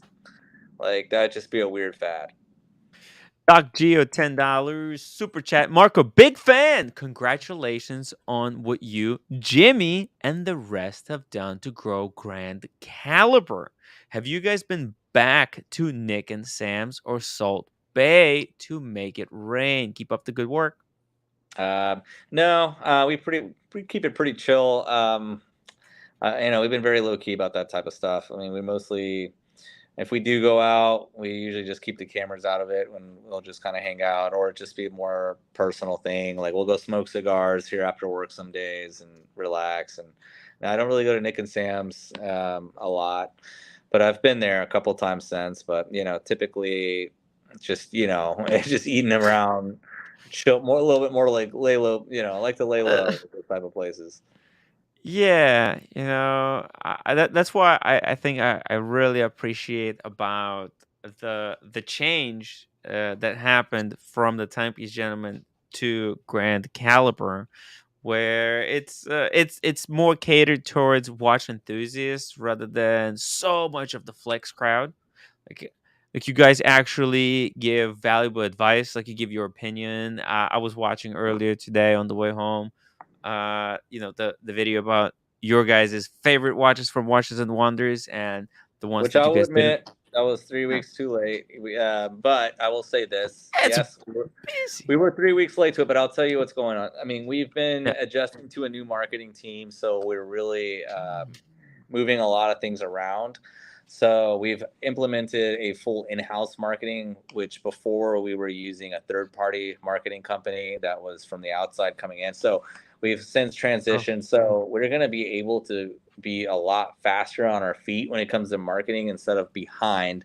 So, I noticed people were making a lot of comments about like, well, it's 3 weeks too late. Yes, true, but we still wanted to get our piece out there. But with the way things were transitioning, we were like really bugged down with getting the camera guys in sync, getting our marketing team in sync, and getting, Jimmy's doing a great job of getting everybody synced up so that when we move forward, we can react with videos next day. Like a lot of these other channels are, like they're quick to get on things like that because they have a system. And now that we have that same kind of system in place, we'll be able to be very quick to jump on reaction videos and do stuff like that. So we're changing up a lot with with content. So we're trying to do a lot more like reels, a lot more like shorter clips. We're gonna redefine our day in the life series a little bit, and we're gonna make some exciting changes. I think that you guys will like out there. And I think it's going to be really, really fun to do it. So, stay tuned on that side. So, bear with us as we kind of go through these changes. Cool. Easy E, great guest, so passionate about the watch business. Thank you, Timbo. Easy E, thank you Marco, so much. how has the role of social media and YouTube changed over the past couple of years? I mean, you were known for the very flamboyant day in the lifestyle videos, and now just explain a little bit the thought process about why the style of videos and the type of content that you do now to support the business. I mean, we're definitely changing directions a lot. I mean, we're not like, look, as a company as a whole, our vision isn't quite what it was, with TPG. Our vision is a little bit different, and that's okay. I mean, I think our vision is more leaning towards the watch collector, kind of more of like a Hodinkee style setup, and that's kind of like, we're trying to be more like Hodinkee with the lifestyle stuff, kind of blend those two together to be more based off, watch enthusiasts and sorry, but stuff like that, like we're not really trying to, be way outside of our, ourselves in different categories of like, we're not trying to do more car content, or we're not trying to do we're just trying to really stay focused and hone in on the like collector lifestyle, trying to bring in more, content like that, maybe do a few more talking watches style videos with collectors out there. We wouldn't do more stuff like that. Like once we can get the ball rolling, that's what you can expect from us. Yeah, I think I really enjoyed you had a few like interview style videos with collectors. Those are very Yeah. tough to do because obviously you need a collector willing to come and show I'll tell you his something collection. funny. Yeah. I'll tell you something funny. I always thought the biggest fear with these collectors was them being seen on YouTube by their ADs, right? You would think, Mm. that would be a problem, So I'll tell you, what's funny is the opposite effect has happened. In fact, these collectors that have come on and, they've come on and shown off their watches have in fact they've basically enforced to their ADs on camera that, hey, I still have all my watches. I haven't sold anything. Here's my collection. And we're talking about Yes. it on camera. So like, and actually we did one with a good client of ours, and his AD called them and said, I love the video. I thought it was great. Glad to see you still have your watches. They're not. So it just kind of like enforces that, hey, like if you're a collector out there and you want to talk about your watches, your ADs can't say anything to you because all you have done is enforce the fact that you have not resold your watches. They're gonna look at that video and be like, oh look, there's the Daytona that we sold them. Oh look, there's the Baguette whatever, day date that we sold them that he said he always like. It's all gonna be there. You know what I mean? I'd be afraid to come on as a collector if like half my watches were missing that I promised the AD I'd never sell. That might be weird, but if these guys genuinely are collecting watches, they have nothing to worry about by being on camera with us. They can always say, here's a hint, they can always say that this is not their full collection. They just picked out a few which is great because sometimes we don't have time to run through 150 watches. I personally know guys that have over 200-300 watches in their collection, and they're not BSing. Like these guys have multi-million-dollar collections, and that's fine. I don't want to see every single watch you've ever. I'll pull the creme of the creme out. Let's talk about that. So that's kind of where I'm at with everything. As far as like, I'd love to get more collectors on the show. I mean, if you guys have anybody that you could forward us and we could do content with, we're more than happy to fly out, meet people. Marco, who are your favorite up and coming YouTubers? Up and coming? That's a good question. Up and coming. I'll be honest with you. I don't spend a lot of time on YouTube, so I'm mostly I don't watch. I film. Like I'm behind the camera. You know what I mean? I'm in front of the camera, working it, and then it gets uploaded, and then I get some rest because I'm here like hundreds of hours a week. I'm just loaded up with Grand Caliber to the T. So I don't have a lot of personal time to just sit down and unwind. And when I do, I don't watch TV. I'm not a TV guy. Like I do an array of other things, like, keep my mind very occupied with other stuff. I would like to shout out Christopher Negroni. He's a very, very good up and coming YouTuber. Highly recommend. I'll send you a link. Definitely, you should check him out. CS though says, can Marco please comment on the often overlooked reference 1018? Seems that production was very low and used the same case as 1016. Is it any more collectible? Well, the 1018 is an interesting watch, in fact, but it's that little magical word explorer. That's kind of what's going to take it over the top. When you just have like an OP setup, it's kind of boring. Like at the end of the day, it's all about what people are going to gravitate towards. The market's going to demand it, and it's very simple. The 369 configuration, the 1018 is like a stick dial. It's all sticks with oyster perpetual. It's an OP basically. Like it's kind just of like because.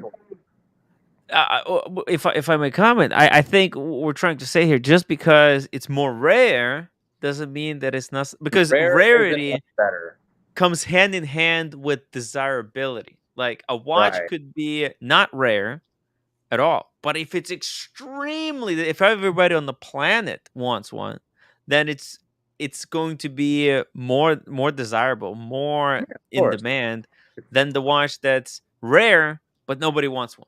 Yeah, it's just basic economics, supply demand. I mean, it's the same that's going to apply across the board in this whole industry. Like, you want to make it rare and collectible, slap it, have one with a Tiffany dial. Maybe that's going to create the difference between the 1018 and the 1016, But of course, just that little detail with the, triangle at the 12 and the 369 and the Explorer configuration, that just sets it miles apart from something so plain and simple looking.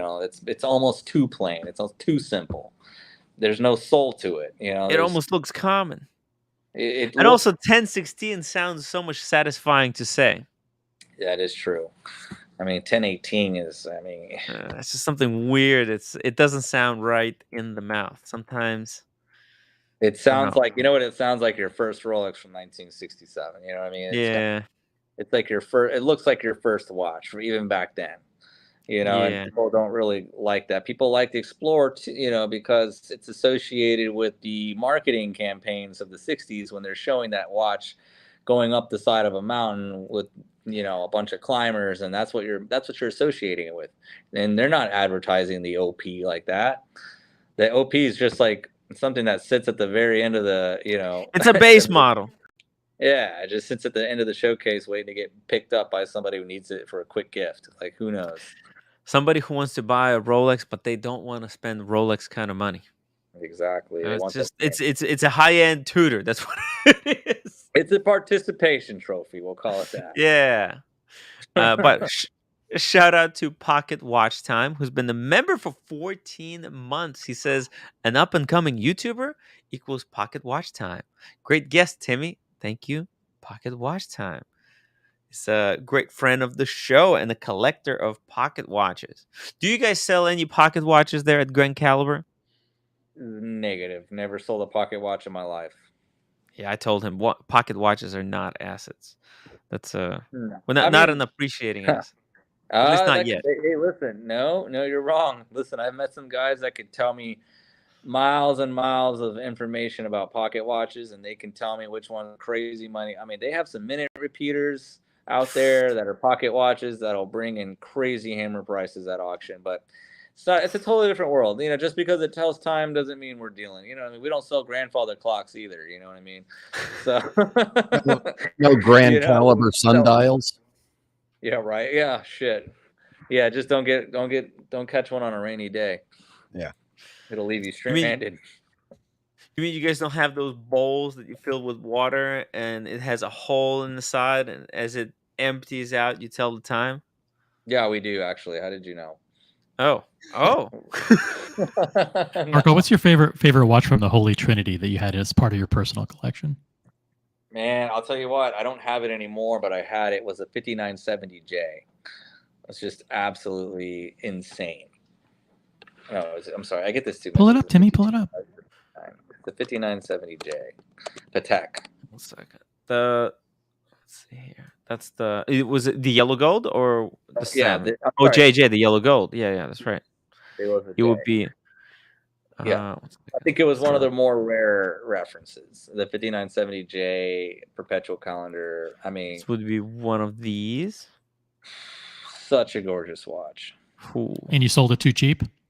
Of course.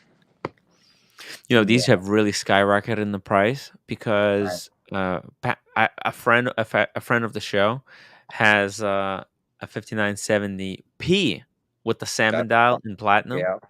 He bought it retail for $120. He thought he's paying too much. Yeah, right. Now they're like $300, maybe $200. It's just represent ridiculous. the essence of Patek Philippe to you and not the Nautilus, Marco? I'm sorry? Does this represent the essence of Patek Philippe? Oh, 100%. Like, this is where Patek Philippe shines, in my opinion. It's their perpetual calendars. Now, don't get me wrong. I love the Nautilus and the Aquanauts. I think they're super fun. They're super cool. But this right here is what, you know, Patek is recognized for. You know, like, this is where their magic happens. I think they do perpetual calendars the best, in my opinion. Like, they have the sharpest looking you know, perpetual calendars that you could ask for, and they're so simplistic yet there's so much to them that you can just really like appreciate. And the craftsmanship with the movements and just the way they lay out their dials, it just screams utility. You know, it's like, it's definitely more of a utility than it is like a showing off kind of sense. Of course, don't get me wrong. I mean, they'll throw a bunch of diamonds on these. Like, I sold the 3990J a few months back, which is ultra rare 37 millimeter, you know, factory baguette diamond dial, factory baguette diamond bezel. When you just buy that because it's just so special because you just can't get it. But outside of that, this is where the magic happens for me. It's just a plain Jane, you know, 5970J, 5970P, like those, any of the 5970s. Now the 5970R was arguably the most produced one. And J being the rarest. I've had collectors come, you know, this was always their missing puzzle. Every time you have a guy that's out trying to buy all of the 5970s, they're always missing the J, you know, or the P. Those are the two hardest ones to get. These are incredible. Now, my Grail watch was 5170, just a chronograph, the manual one chronograph. Oh yeah. But once I handled one of these, it's just like, oh my god. It's completely. It's completely. Have you ever been tempted to get a Richard Mille? I'm not an RM guy. I can't say there. I do love some of them. Don't get me wrong, but overall as a brand, no, I wouldn't. If you ask me to pick one, I'm gonna pick Patek every day. Now, my favorite RMs are gonna the 6702. Absolutely think they're stunning. 6702, not the 6701. I mean, 6701 looks. I don't know. Funky. Hey, that's the one I tried on. Oh, that's the one that OC wants. That's the one that he wants. Hey, if it's your thing, I like 6702. You know, 6702 comes in NTPT, and to me, that's where the magic happens with Richard Mille. Yeah, that watch right there, that red one, I would rock that thing every day. Like, love it. Think it's absolutely stunning. It's wearable, because I'm sure you guys know that RMs make massive watches. If you look at any of the 1102s, 1103s, they're just big and chunky, and it's just it gives me that Breitling vibe in a sense, not for size, not for the aesthetics. It's just chunky. You know, I like the 6702. It lies down perfect on the wrist. It weighs nothing. You don't even know it's there, and it's a joy. That's exactly what I was gonna say. 5701 that's like the base model. It's titanium or steel, depending on which version you get. That's very, very basic. I've handled that one, and I've handled one of these. This, like you said, weighs nothing. It's just because what they do, they take the RAM, right, and then instead of making it out of titanium, which is you could say it's a common material. It's just a common material, and they make it out of forged carbon or like just some pink forged carbon, just something completely insane. What's your favorite color scheme of these, Tim? Oh my god, this one right here, the pink one. Yeah. The pink one. Yeah, I like the pink one. What? You know who likes that one? Boston Collector. Does the pink one come with bunny ears? It actually does. You can always add it aftermarket. You can add the aftermarket bunny ears. Aftermarket. Yeah. Box papers, bunny ears. Yeah, we can do pink sapphires. Oof, these are ridiculous. Absolutely Yeah, those are gorgeous stuff. ridiculous. But at the end of the day, I don't know. I mean, that's just it's $1 million of craziness. Yeah. Yeah, there has to be a brand like it can't be that difficult to make these at the 15,000 price point. I don't understand why there's so many brands that make like the Chinese those Chinese knockoff RMs that produce Michael Spruks. Oh man, yeah, but if you're looking at a fake RM versus a real RM, they're miles Yeah. apart. The only thing Yeah. you remotely get right is the shape of the watch, but the rest of it is just so obvious. Yeah. It's just like they're kind of like if you look at the picture, you kind of look similar, but once you hold one in person, you look at it close, it's such garbage. So it's very disappointing that there's no brand that has really taken on RM at a cheaper price point at very similar quality. I mean, Hublot, they tried to do some stuff, and Zenith, but they're just way too big, way too. I don't know. Somehow they haven't come close. We got Mr. Tutor to you, who's been a member for 8 months, saying enjoying the stream today. Hope you come back in the future, Marco. Yeah, definitely. I'm glad that you guys had me on here. Marco, is there a business leader that you admire or follow? Ooh, business leader. Mm. Let me see. That's a good question. I like Kevin O'Leary. I think that dude is like just an absolute badass. Business savvy. Yeah, very business savvy. He's straight to the point. He's very cutthroat. He's gonna tell you exactly how it is, and he loves watches. So this is really cool. Well, that's why you like the red strap on that RM. Ooh. No association there. But that's a good point, though. That is yeah. Have you ever been starstruck meeting someone in the watch industry? And no, I don't really get starstruck, man. That's just not my style. Like I don't. I've met celebrities. I've met all types of people, and I've just like I treat them like I would anybody else. Like they're just people at the end of the day. I feel like that's a weird place to come from if you like get kind of crazy when you meet somebody. I just don't understand that. Like it's a weird thing, I guess, but it's people out there that if they see somebody they admire, I guess they're gonna go absolutely nuts. Yeah, so like I have Watches and Wonders. You had a crowd following Tim around. Tim! Oh my God! Can I get your autograph? He's messing around with us. Easy But you got to go. That's awesome that you got to go to Watches and Wonder. How do you even get an invite? Do you have to be invited, or do you just show up? Like, how does that work? Well, no, they had 2 public days, so we came for the public days. Okay. It was the Saturday, Sunday was for the public, but next year, I'm pretty sure there's a friend of mine who's gonna be presenting at the Watches and Wonders. So really? so I'm pretty sure I would be able to get one of those VIP invites for the entirety of the show for the entire 7 days.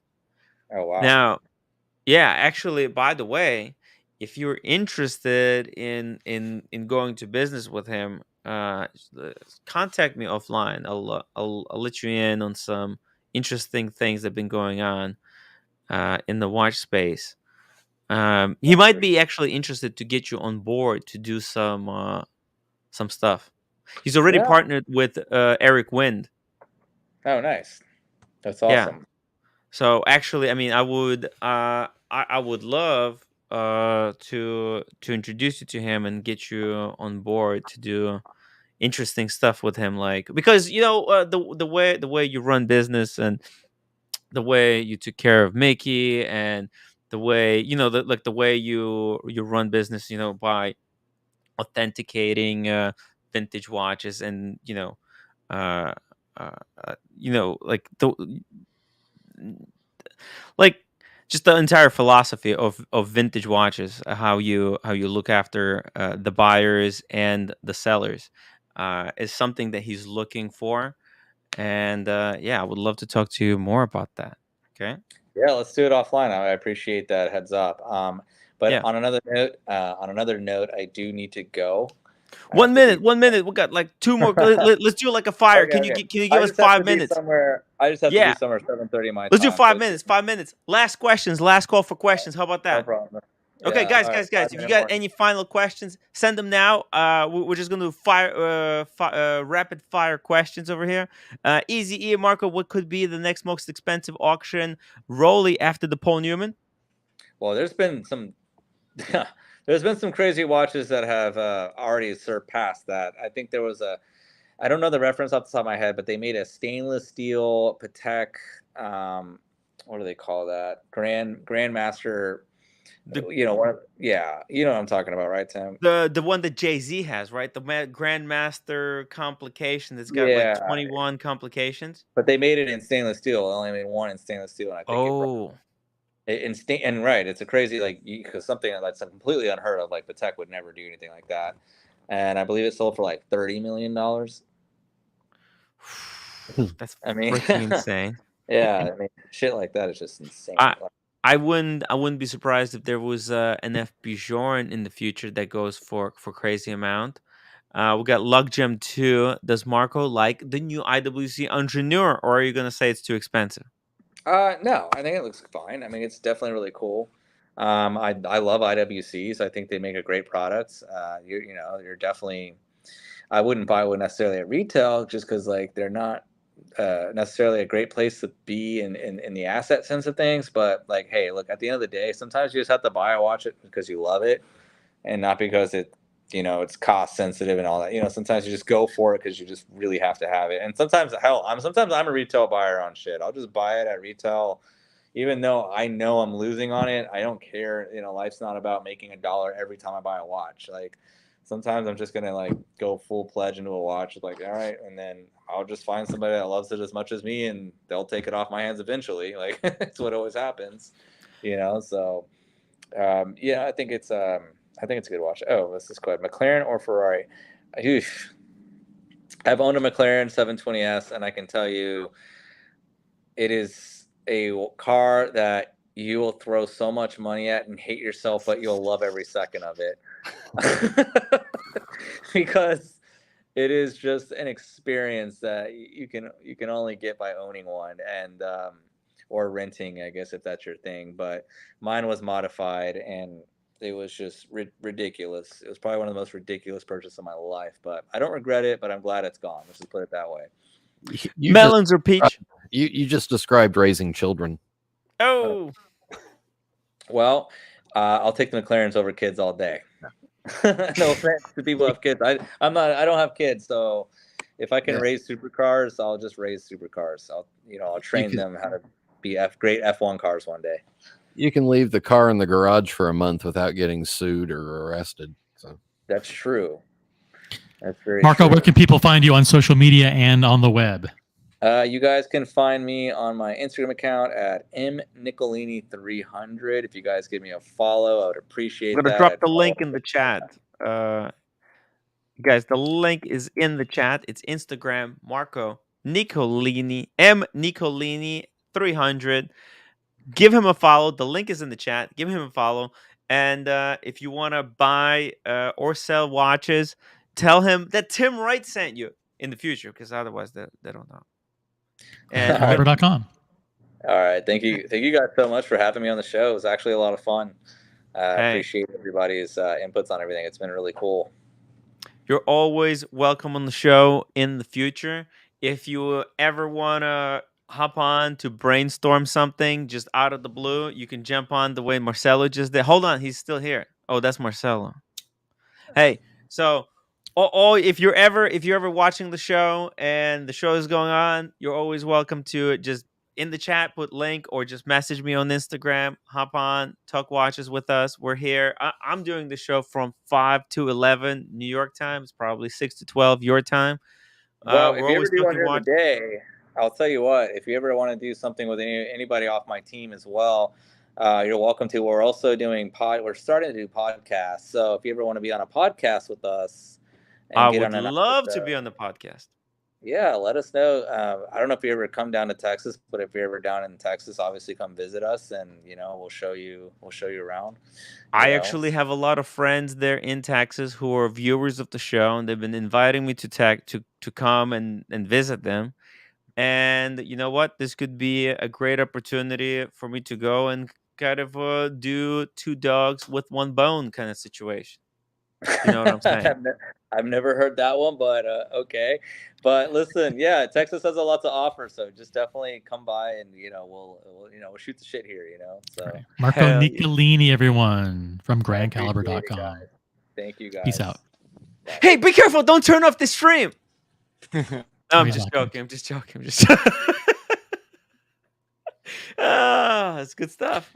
Shout out to Mickey, who did a great unboxing and facilitated the whole thing, like getting Marco. Look in the river. Look how beautiful, right? Wow, I would throw you in that river right now if I was there. Look how nice. From the Department of Nobody Cares, we welcome. Look how beautiful, Marcelo. Wow, right? Look how nice. Welcome to Mego River. Good interview, Tim. You did a great job. Great, excellent, Marcelo. Great interview with Marco Nicolini. Great job. Yeah, Marcelo actually asked some legitimately good questions. I know. I always ask a legitimate question. With proper people, I know how to behave. I know that some people in the chat like to shoot shit, but it's okay. Look, it's not my channel anyway, right? But I mean, I know how to behave when I need to. Let's put it this way. Another thing, you need to organize the Japan fundraise, because if not, you're not going to come here. Yeah, guys, money for that. I'll probably have to do a GoFundMe. It's going to be expensive, because I'm going to London. Followed by, actually, I should just drop my PayPal link. PayPal. By the way, Japan for you, especially for every watch lover, is going to be fascinated, because we're also going to meet Austin, and we're going to go to a place called Nakano Broadway that I think is the biggest gray market dealer, I think, in the world. I mean, I think it's like 50, if not 100 dealer shops, all connected to each other. It's like insane. It's like crazy. It's like 3 levels.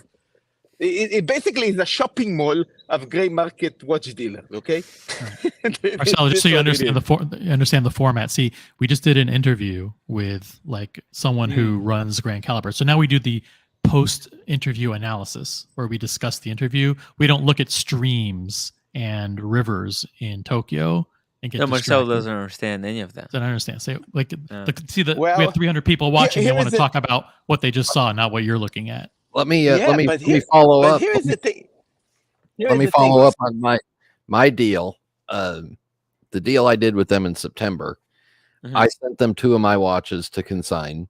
Yes. They applied my percentage against this watch. And the total to me was about $500 more cost in this watch than the lowest priced one I could find on the market. And this one still had its back sticker on and had basically been a safe queen. So it didn't need, it hardly needed any polishing. So if that's the kind of deal that I did with them. So yeah, I paid probably $500 more than I could have gotten one, but it wouldn't have been in this condition. Wow. I mean, he's being realistic. It's very tough to say no sometimes, and there's an art to kind of running a business that's actually legitimate and fair, and not just going to bullshit you around. There's a lot of nonsense out there in the gray market. There's a lot of promises and non-deliveries. Marcelo, come back. And one thing that Marco's cool about is that he doesn't overpromise, and he always over delivers, and that's what I respect in him. There's so much nonsense out there, guys. Now send your super chats and your questions for the panel now to give your feedback on what you just saw. And upvote. I was gonna say And upvote. Yeah, tell Upvote, Tim. guys. We need those. We need 200 upvotes on this live stream. Otherwise, this wasn't even worth doing it. Nobody's gonna see it if we do not hit. If you guys, I put the effort in. We got the guest on. Now it's your. I'm vouching. Well, no, I'm vouching, but not vouching. I don't have the money to vouch. Like, actually, I'm not vouching because to vouch for someone, you need to be able to back the purchase. If with your something own were to go- money, with your own money, which and you don't I have have any done. money. I'm in love Yes, with the Marcelo? Smurf again. Beautiful piece. I'm in love with the Smurf again. Bright Blue Comet, $2. OC, your impression of Marco. What surprised you? Great question. Yeah, a great question for the entire panel, I believe. I think what surprised me most was how much of a Rolex lover that he was. I mean, we've always known that he collected vintage Rolex. He's an expert on vintage Rolex, specifically the Daytona.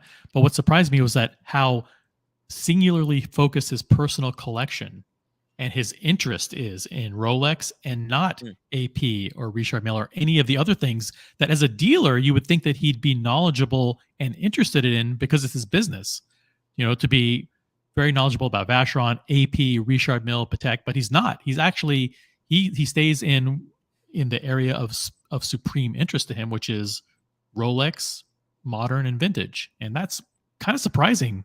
Well, hey, stay in your wrist lane. Shout out to Lolex. Don't have a 6-inch.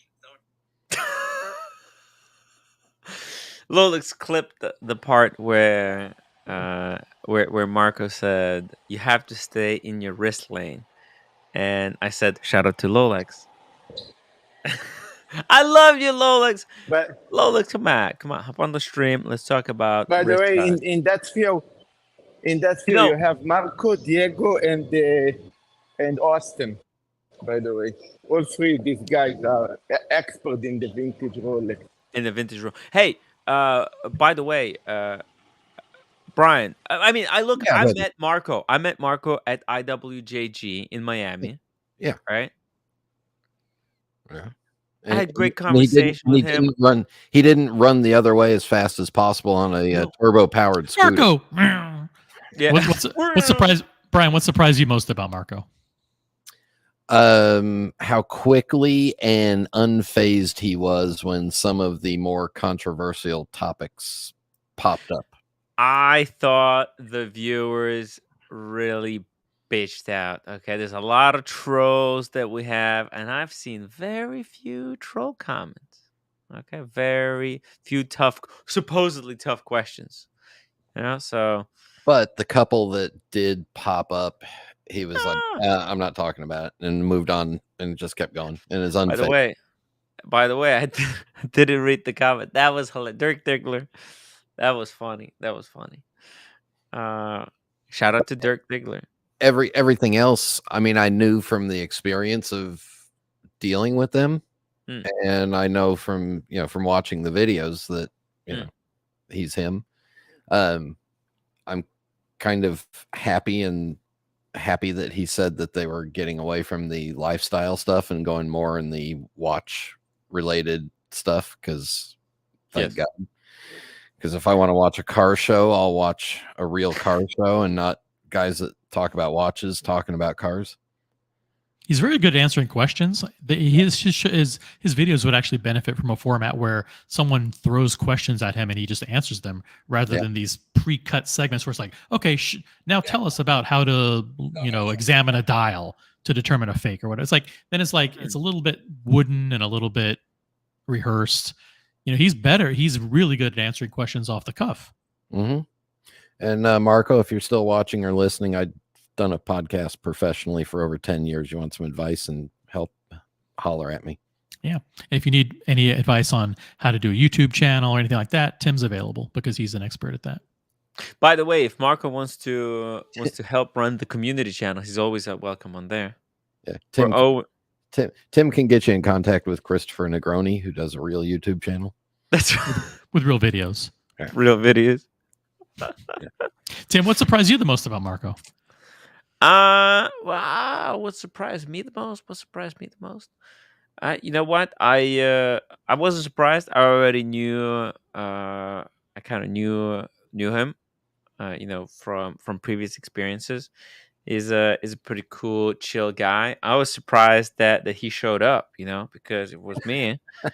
I would make up a bullshit story and didn't show up. He might have, because he got a Tim, I phone see call you from guys Rob. later. No, Marcelo, don't go now. It's the most important The part. train. The train. Let's just wait here. Forget about the train. Just stay with us. Don't go, Please don't. Do not throw yourself in front of the train, Marcelo. Do not do What am I that. going to do without you? Hey, by the way, hey, take care. What I'll come later. Yeah. We'll see you later, Marcel. I thought it was really cool that he also said that it would be okay if we, he invited me to a podcast. That was freaking amazing. I would love to go to Texas. It's about effing time he did. It's about effing time. Because those about effing time guys didn't invite me to a podcast as a guest. They did shout me out though. Shout out to About Effing Time. They shouted me out. They gave me amazing gifts. Give me a set of business cards. Not one. It's like 3. It's amazing. But you know what I'm gonna do? I'm gonna reach out to Chris, Victor, Jay, and Lewis over at Grand Caliber. I'm gonna try to get them on the show. Hello? Who's this? Roman's calling. Hello? Yes? Yeah, we can hear that, Tim. It's the Sheriff's Association. They want a donation. Yeah. We're going to be driving through your neighborhood on a fire truck next week on Thursday afternoon. You going to be around to donate? Tim, tell them they can get a YouTube channel and get their an e-bag there. Yeah, sure. Whatever it takes. Yeah, don't send the police. There are 3 levels of support. There's a $25, a $35, and a $50 level. Which is best for you? Super chat for which level? We got to go for the highest. Do they accept super chats? Thanks so much. They'd really appreciate your support. Now, are you 100% comfortable with your $75 donation? No, I'm not. Is there any proof that this is real, or is this just a scam? No problem. We never want to burden you. So what I could do is put you down for the $35. Would that be better?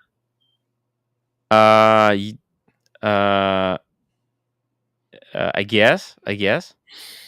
How do we do it? Can I do it with the check, or cash is okay? Is better. We gotta go with cash. We never want to overwhelm you. We have a smaller booster for $25. Would that be better? Okay, that's gone long enough. Okay, When did they get auto assist bots on that? I have no idea. It's just like Chat GTP or something. It's detecting the inflection of your voice. Okay. Well, 75 sounds a little high, doesn't it? How about 35, sir? Ask them if they'll take a Breach Grossman watch. Giorgio, the chef, $5 super chat. You heard it here first. Tim vouches for Marco. If so, you're ever scammed by Crown and Caliber, Tim will reimburse you in full. Crown and Caliber. What a stand-up guy. Look, actually, I don't think I have. I don't think I'm of a legal age to even vouch for anyone. No. If you're not 35. Yeah, 35 to vouch. Look, I'm not old enough to vouch for anyone. Right. Let's get some people on the panel, Tim. Let's get some fresh blood. Drop the link. Let's drop the link. Let's get some folks up in here. Let's talk some watches. People up in this business. Let's get some people on here to talk about how wonderful I am. Yes. Brian, you're fucking amazing. You're amazing. I know. A stand-up guy. That was grosser than gross. He didn't like the gross. He'd never heard of Maurice Grossman. He never heard of the Grossman because that's not a common watch that you buy and sell. He's in the industry. He's in the industry. He pays no attention to what's going on in the independent microbrand space at all. Yeah. But that's the beauty of these gray market dealers is some of them are in their channel or in their section, and they really dive into that, and they really don't have time to look and see what's going on outside their channel. So that's why you can get deals from people that don't know or don't have the market for it. Team, I going to jump off now and I catch the train. So I talk to you guys later. But Brian, I'm going to leave now. But OC, team, this interview was fantastic. OC, let me ask you this: when you're sending a letter, do you prefer the standard envelope? Just a note to Mathis if he's listening. Don't put "fuck you" in the title of a video. Did it get caught by YouTube? Yeah, YouTube just sent me an email that the video was age restricted. Which it's like doesn't matter, but like means no you can't comments. put "fuck you" in the title. Jesus. It was probably Diego's fault. Maybe it was All right, Diego. I don't know. I'll catch up with you guys later. Peace out. Oh wait, where Bye, you go? OC. Wait, OC, don't go anywhere. I gotta go get a drink. I'll be back in a minute. Oh Hold him- no, hold him for everybody's 2 minutes. bouncing. Okay, 2 minutes. 2 minutes. Okay. Go get a drink. Tim can do it. Tim, you can do a show without anybody. I could do a show just by myself. You guys free to go. Yeah, you don't have way to stay better. here. It's actually 10 times better that way, frankly. Yeah, go. Take care. That's it. It's fine. Look, it's cool. Let's actually Brian has to go. Let's just get rid of those guys. Boom! It's me and you guys. Mano a mano. Remember, another word, mano a mano. Hit that upvote button. Without the upvotes, we're nothing.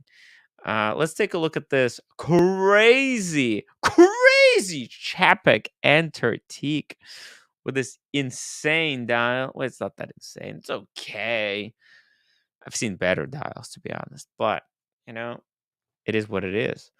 We got Lolex. Tim, I can't jump on. I don't want to. Oh, come on, Lolex. Now that I'm alone, what is there to be afraid of? There's nothing to be afraid of.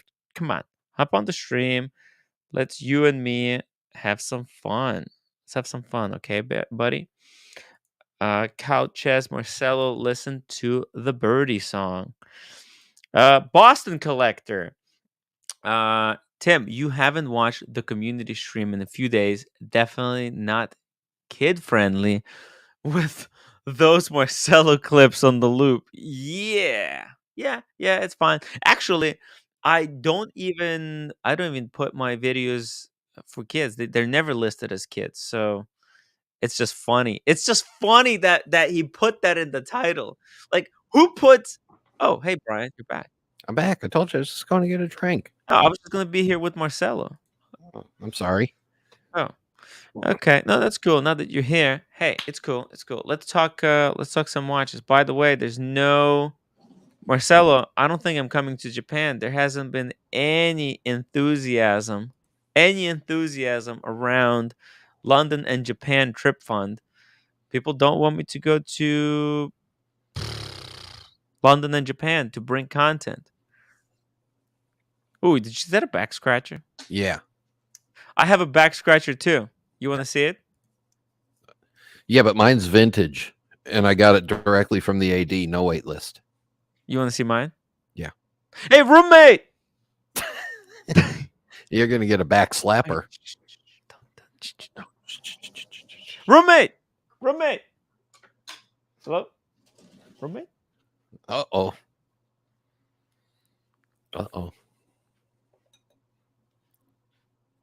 Did she leave? Roommate, can you scratch my back? I'm really itching like behind.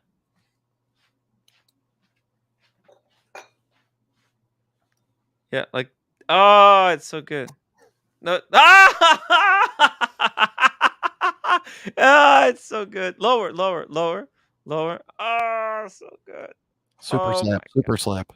So good. Lower. So good. Oh my God, so good. Well, this stream's gone downhill. Oh, thank you. Okay, thank you. Oh, yeah, lower. Get in deep, go deep inside. Ah! What? Okay, thank you. All right, let's keep going here with the Chapek Antarctique. What do you think about that? I don't like that dial. It's Tiffany blue. It's a new take on the Tiffany blue. Okay, I don't like the dial. Really? Yeah. What is this supposed to be, like dunes or something?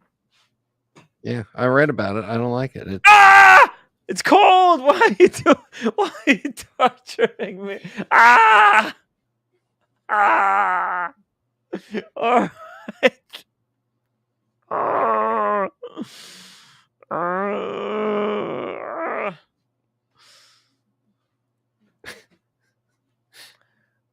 So back to Chapek here.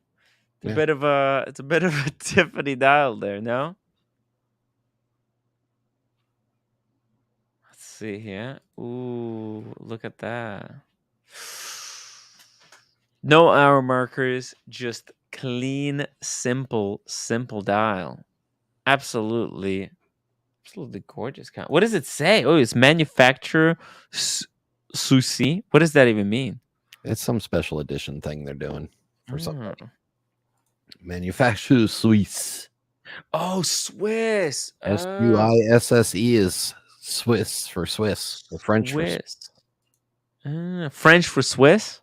Yeah. Why not Swiss for Swiss? Let me see if mine says that. Oh yeah. Check yours. You have a.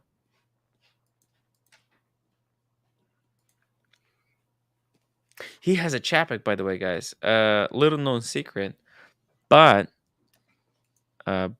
Brian actually is a proud owner.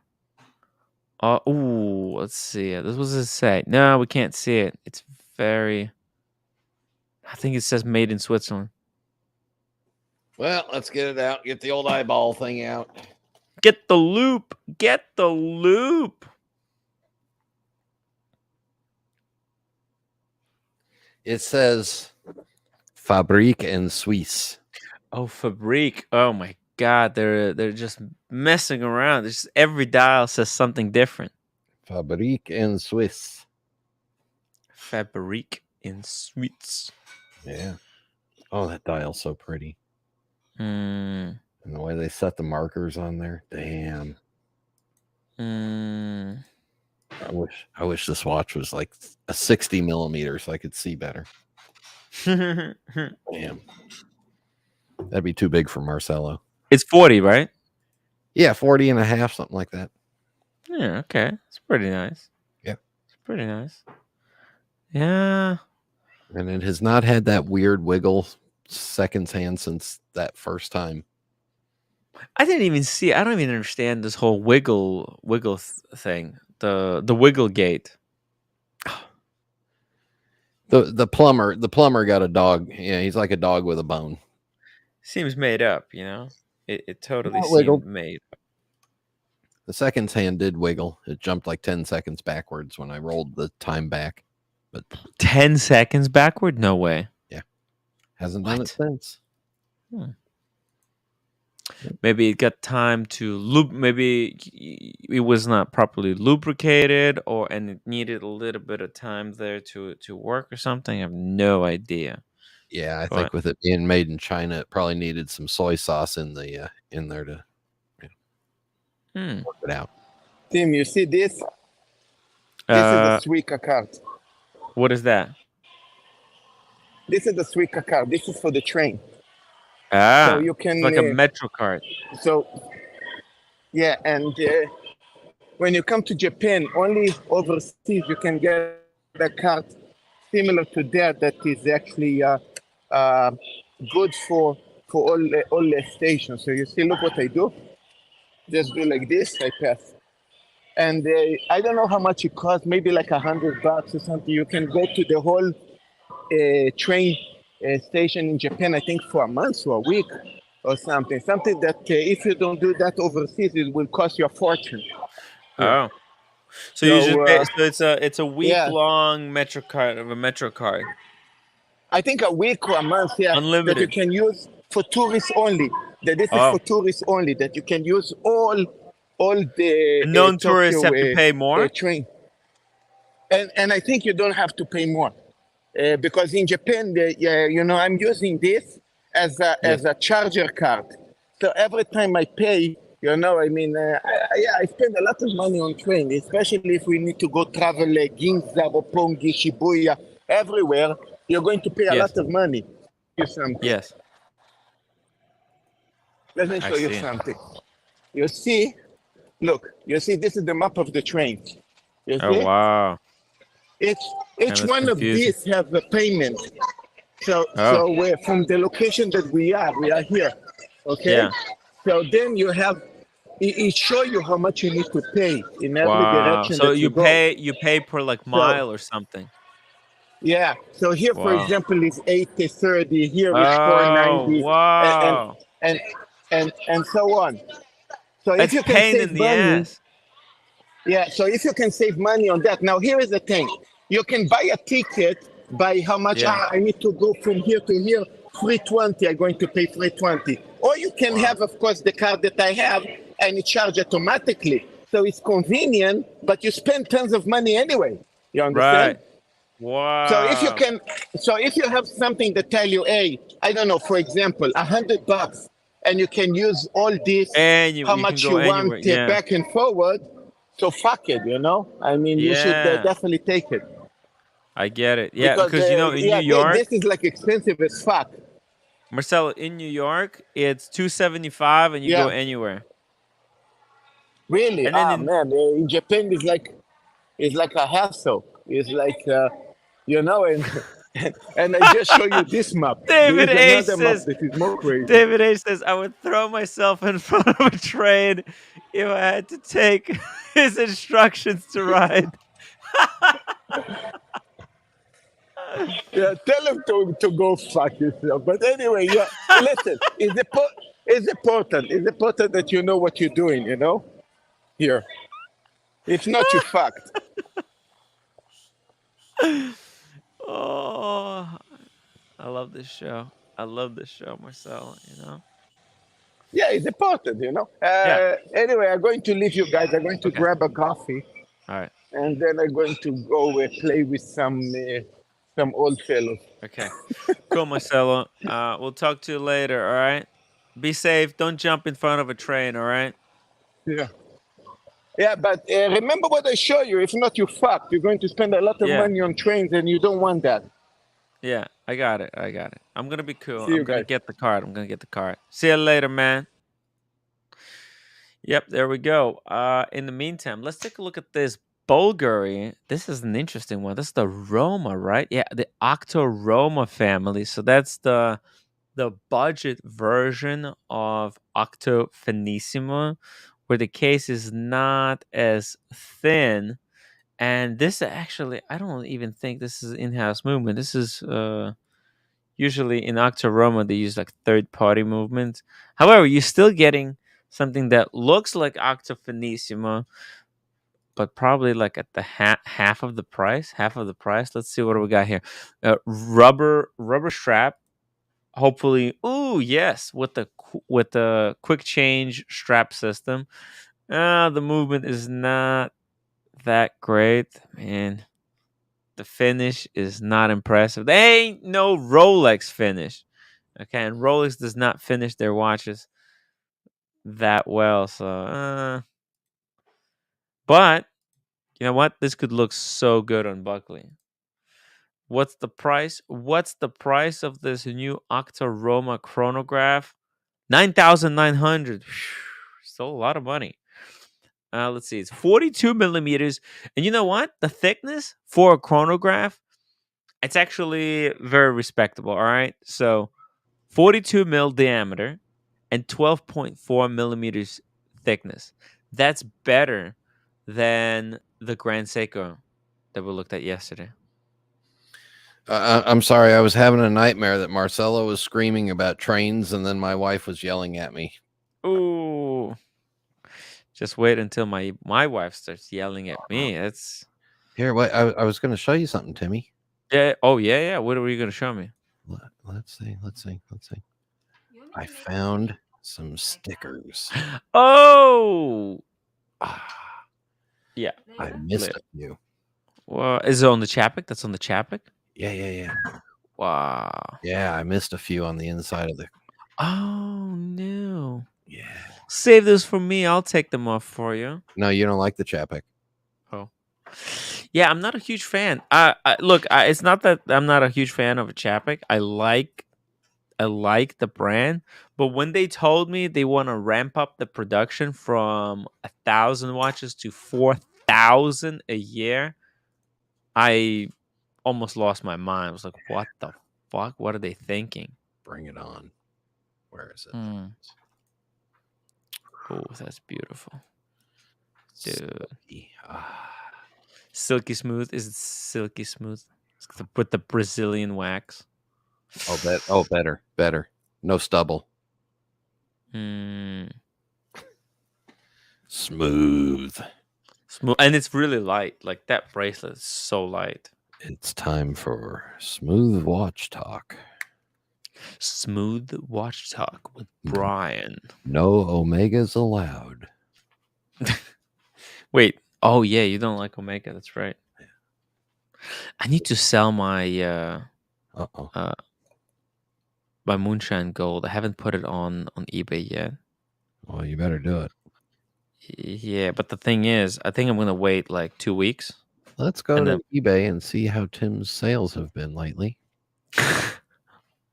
Haven't listed. Not doing well. No, I haven't sold anything extra since that thing.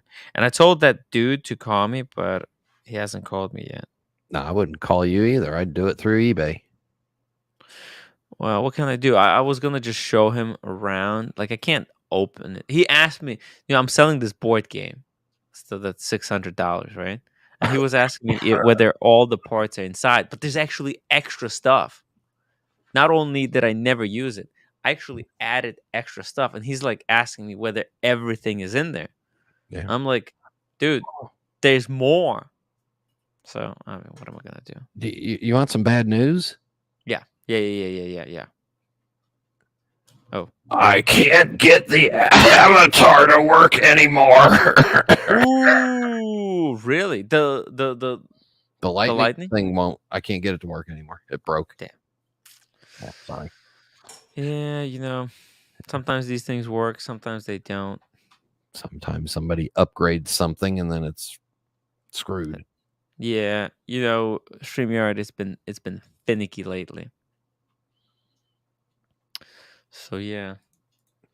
Yeah, you haven't sold anything since April 10th. Yeah, nothing. Look, this week, specifically Friday, Saturday, Sunday, everything must go. Okay, I'm selling literally everything except like just camera stuff. I don't have much though. Every time I look for shit to sell besides watches, I don't have anything that's worth anything. Let's see the Moonshine Gold swatch. Let's see what it's selling for on eBay. Because what happened was when it first launched, there was so many of them on eBay that I thought it was not a good time to sell because some people were selling them really cheap. So my hope is that everyone's gonna sell theirs, and then in 2 weeks I'm gonna list mine, and it's gonna go for much more. The last Moonshine Gold to sell was $300 from Vietnam. So what? With that, don't count that. It was. Oh, okay. It's probably fake. Yeah, so you're probably in the $600 range for actual sales here in the U.S. Yeah, I need that. Because I want to go to Japan. I want to go to Japan and London to bring incredible content, but it's been tough lately. There's very little support for the Japan and London stuff. It's the all Marcello all the time trip. Marcello time. People don't want me to go and see Marcello. Giorgio the chef was retail. No, retail was $300. That's including tax and everything. Like 300 something, like 300 and few cents. So on eBay, you need to sell it with shipping for like 400 to make sense. At least you're gonna get dinged for $60 on the $400 sale. Yeah, I mean, I think some people sell those. Look, right before the second batch launched, the previous batch was selling for $1,000.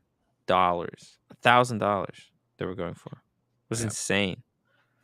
It's not realistic, but I mean, if you think about it, I don't think there's actually that many of them.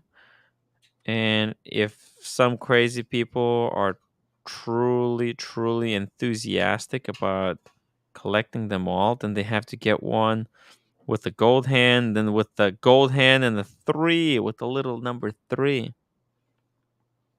on the second. $400 is the lowest one right now.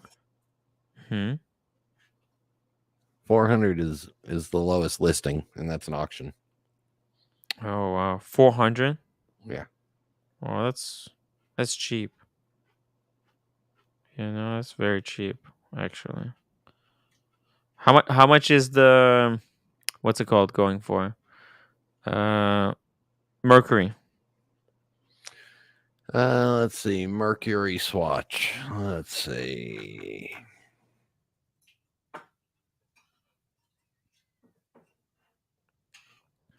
$335, $350. Wow, not much actually. Retail basically. Yeah. Damn. Mission to Mercury. The mission to Uranus is extra because you have to bring flowers and champagne. Damn. Yeah. What do you think about Norquane? I like Norcane. I own 2. Both are GMTs.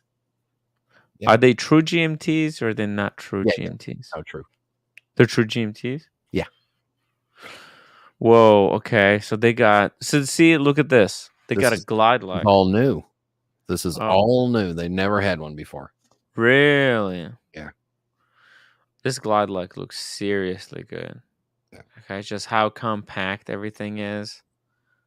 All right, look at that. It's got twin trigger release. Mm-hmm. So what I don't understand is why can't like Norcane, these guys have better bracelet and straps than Grand Seiko. Yeah. That's pathetic. It's pathetic for Grand Seiko. Yeah. Right? That Grand Seiko can't get their shit together.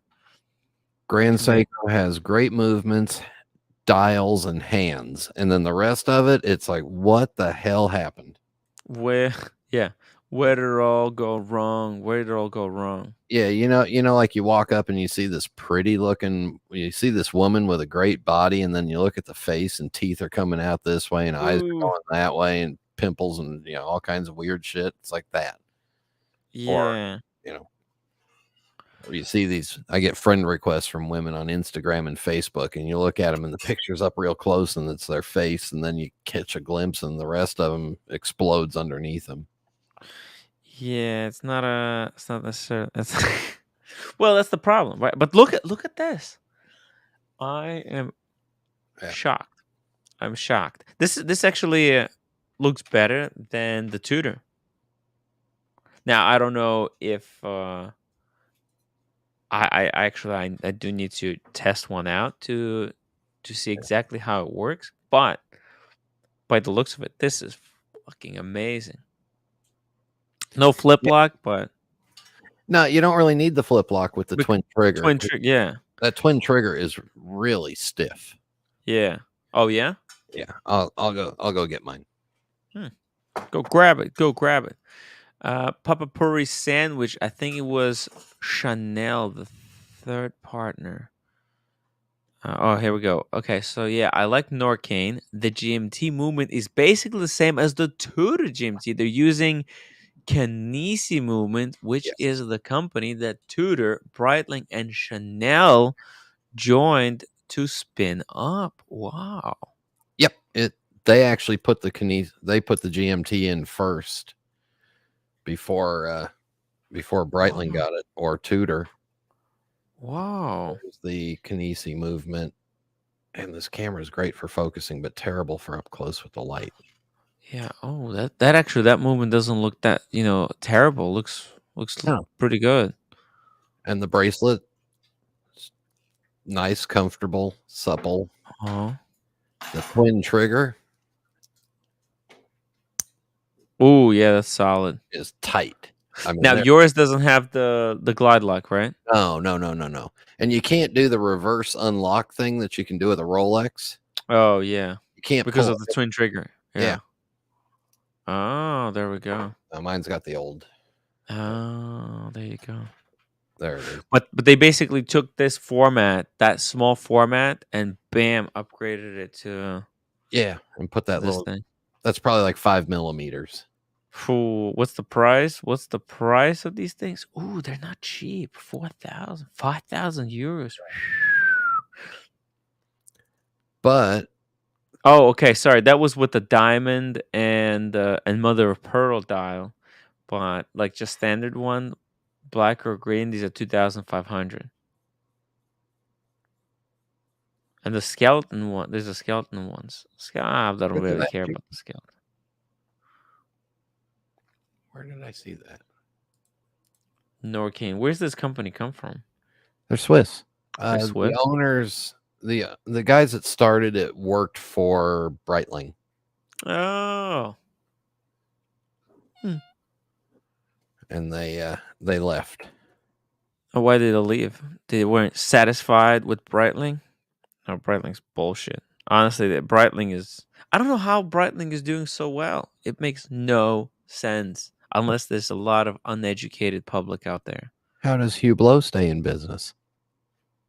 Huh? Yeah.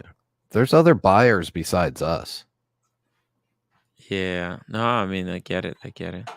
There's a lot of buyers who, they unscrupulous. They're unscrupulous. Like John, like John, the wristwatch monkey, right? The Canadian watch monkey. All right, so those two that you got on the screen there, yeah, those have COSC certified Solita movements. Ooh.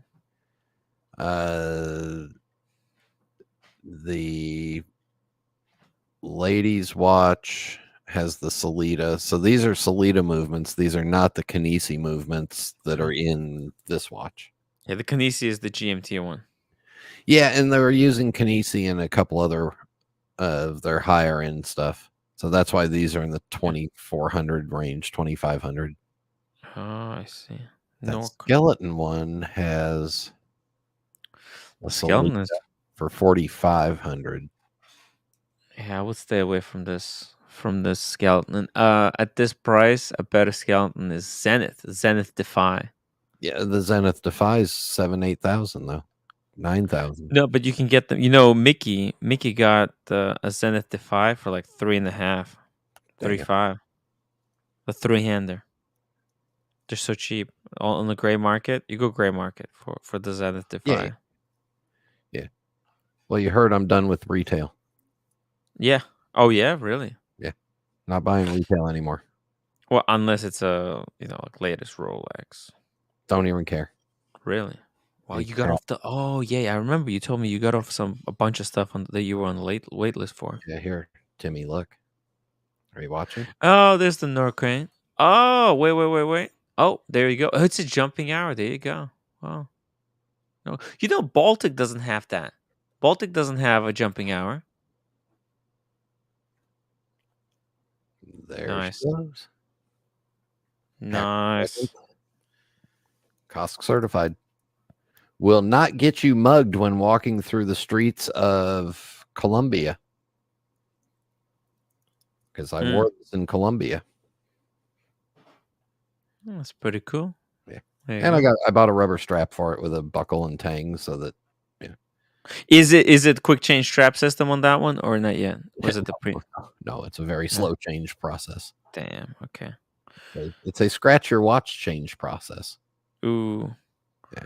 Yeah. Well, these they've really done some improvements. If they take these improvements and transfer them over to that GMT, they're really gonna have a watch to contend with. I mean, look at this: a glide lock, a quick change strap system. Oh, Where's the? Oh, damn! Why is there no picture of a quick change? I don't think there's a quick change. No.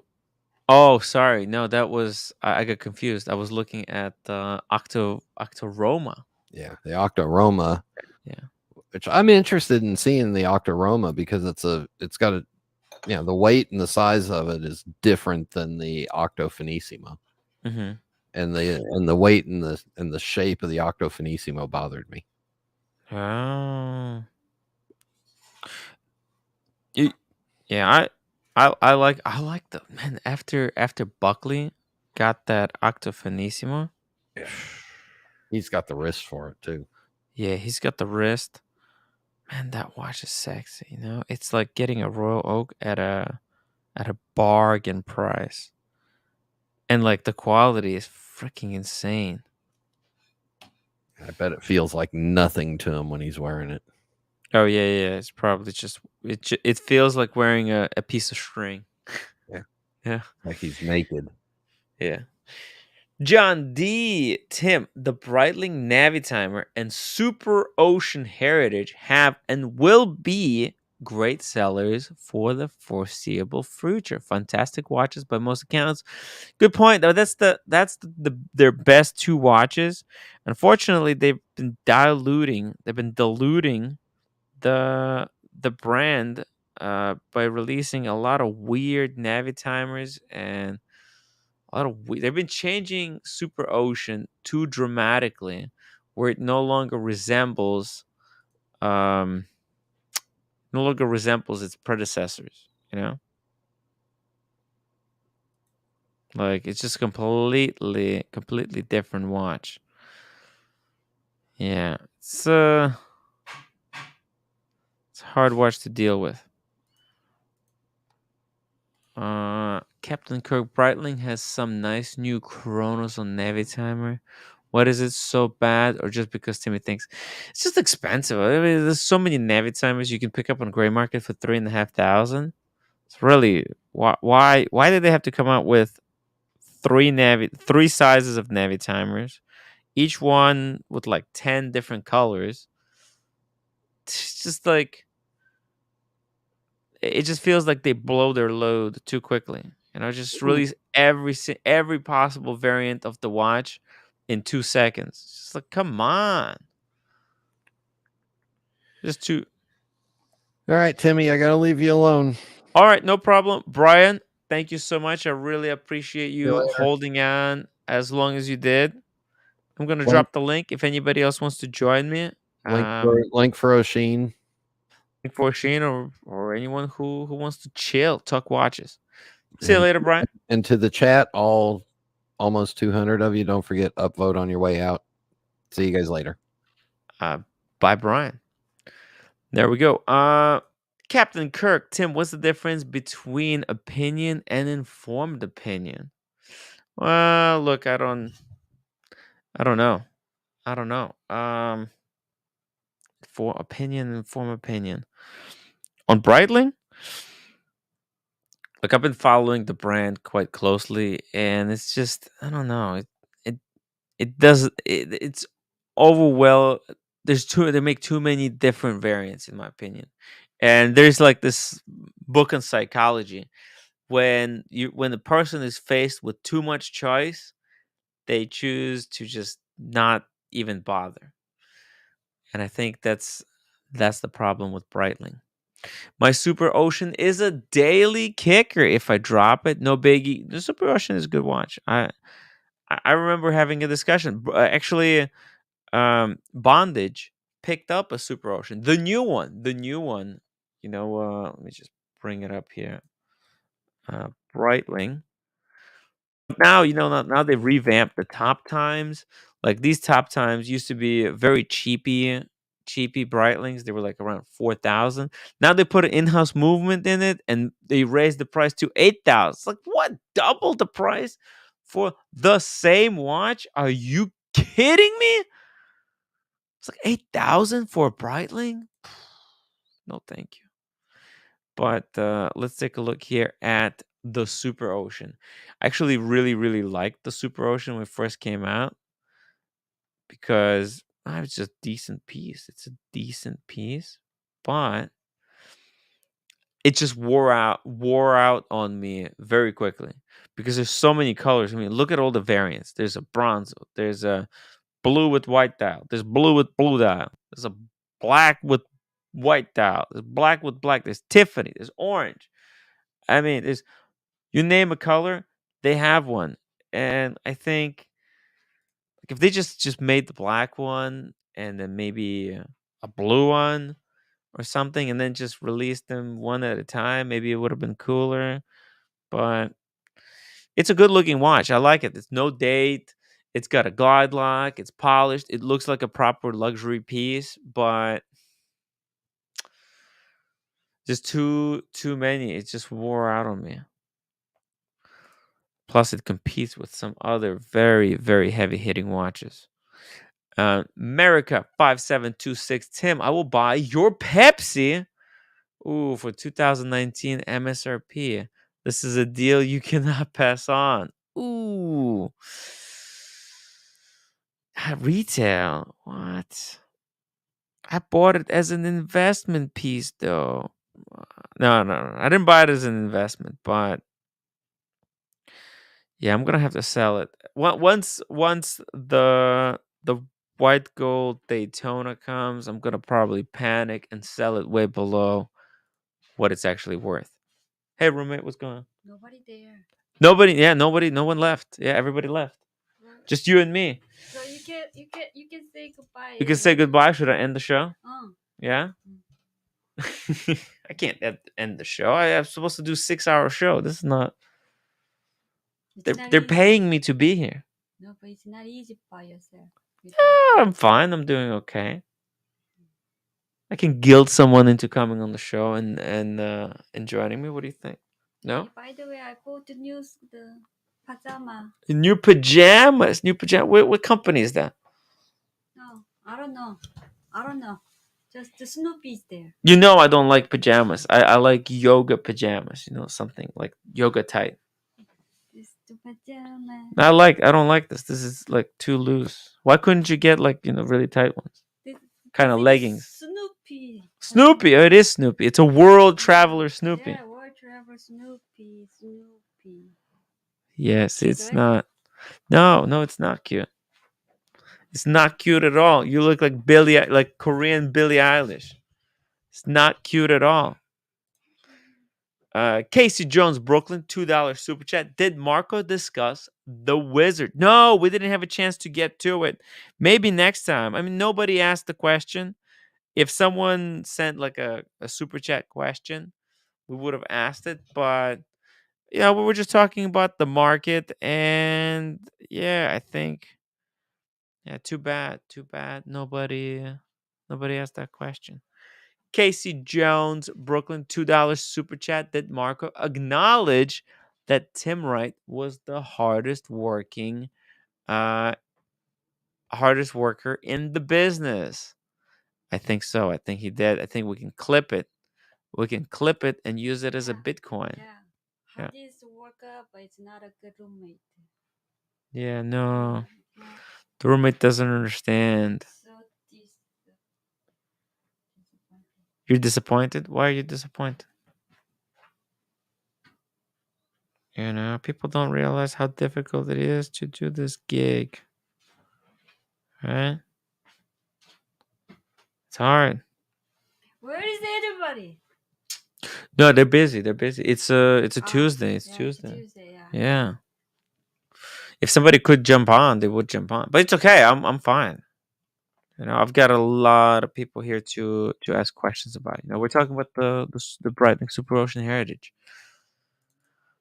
Johnny O says Super Ocean Heritage is a cool watch. Oh wait, no, this is just Super Ocean. This is not a Super Ocean Heritage. The Super Ocean Heritage. That's 44. There's a 42, 44, and 46. Ah. Yeah. So Breitling is not for the Asian then. No, I don't think. But even Grand Seiko is not for the Asian, because Grand Seiko released new chronograph and it's 44.5 in size. Oh. Yeah, it's even bigger. But yeah, see, these are the 44. Let's see, is there a 42? No. Even 40 is okay. 40s, okay. So this is the Heritage. This Heritage 46. Let me see here. 44, 46, and 42. This Breitling is really annoying. Oh, what do you think about this one? This looks cute, no? You like that? No, you're not a fan? Because it's Breitling. Because what's wrong with Breitling? It's not a good brand. It's 46, and these 46 are huge. Where's the 42s? There they are. Okay. Wait, there's only one? Damn. Okay, this one right here. 42. What do you think about that? This is actually a really nice watch, right? Yeah. I like this one. Super Ocean Heritage. This is like a companion to a Submariner. Actually, it's got some nice bracelet. Something different. Not so common. That's not Rolex. It's not a Rolex, no. That's the thing, no. So I don't like that. Casey Jones, Brooklyn, $2. What does roommate think about the Wizard? What do you think about the Wizard? Personally, I don't know, but if people, I don't like the people dishonored, and then You don't like people being dishonored, or people being dishonorable? people who lied. I don't like that. You don't like liars? Yeah. Scamming. I don't like Scamming that. is not good. You don't appreciate scamming? No, but so I'm not appreciate you too. You don't appreciate me? What did I do? Because you scam me. Who did I scam? Who did I scam? Huh? Who did I scam? You. I scammed you? Oh, roommate. You scammed me. How did I scam you? You didn't money back my stock. Your stock? There's nothing. It's worthless. And Pepsi is mine, but you keep trying to selling this. That's Pepsi. And the first of mine at Destiny. What? I paid for it. And I supported 12 years, and you just starting support me, but you're not. You yelling at me. I'm not yelling at you. You forgot about I'm under a lot of stress. When you support me, you were yelling at me as well. You forgot my dedication. What do you mean? I didn't forget your dedication. I appreciate your dedication. I really appreciate it. Oh, thank you. Then I want to go to Greece. You want to go to? No, we're gonna go to Italy. Venice. I want to go to Greece. She wants to go to Greece. She wants to go to Greece, guys. Greece is it's a little bit more difficult than it should be there. No, it's very tough to go to Greece, guys. Let's see here. James the Advisor, get her a microphone. Sorry. Casey Jones, Brooklyn. Tim scammed Mr. GMT for a poster. He didn't want to take refund, which is weird. He never asked me for a refund. Usually people ask me for a refund and I tell them to go fuck themselves, but he never gave me a chance. You scammed other people too? Well, look, I don't. Some people say. Mr. GMT, he's upset I didn't do the poster, but I didn't have a chance yet. I was really busy. Yeah, you know how busy. So you didn't do yet? Yeah, I didn't do it yet, but it's been like 2 years. It's okay. I'm waiting for 12 years, so it's still okay. Roommate's waiting. Yeah. Yeah, 2 years nothing. Yeah. 2 years is nothing. Yeah. You heard that, Mr. GMT. Just be patient. Yeah, because his tomorrow is not coming yet. Yeah, tomorrow is not coming yet. Yeah. Busy guy. Speaking of busy guys. Oh, maybe he's not ready yet. Oh, okay. Maybe he is ready. Busy guys. Speaking of other busy guys. Hey, Diego. Hey, man. How are you doing? Good, you? I'm doing fine. I'm doing fine. Good. Having fun. It's good. It's. Oh, that look like that. Oh, give me a hug for me. Give me a hug. Come here, beautiful. Give me a hug. Yeah. I want. Yeah. Look at that shirt. Beautiful. Wow. Lucky It man, looks Tim. terrible. It looks Look at that terrible. smile. I told you Wow. I want yoga pants with the yoga bra with open midsection. Nah, no yoga bra. Yoga bra is like not sexy. I like yoga bra. We'll trade. We can trade one day. It's ridiculous. Is that cool America with you? 5726 $10. Oh yeah, you missed Marco. You missed Marco.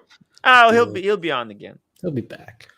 By the way, he said I'm free to reach out to his team, and whenever they're like available, they're they might jump on the stream to talk to us. Cool. Yeah, so I'm gonna try to invite those guys as well. Nice. Yeah. It says general strike has been declared due to unfit working conditions for the panelists, unpaid toilet breaks, less than 1% 401k match, and no stock option has affected morale. CEO Mathis is being unreasonable. Mathis, what have you done? What have you done? He Johnson burned that EDC. place to the ground.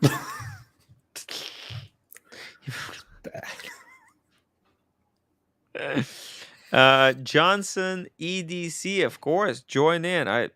Has he ever been on the show? I don't think he's ever been on the show. Feel free to hop on though. America 5726 $2. Diego, you scrub. Scab. Oh, you scab. What did I do? I don't know. I didn't do anything. No idea. It's okay. It's so cool. It's so cool, of course.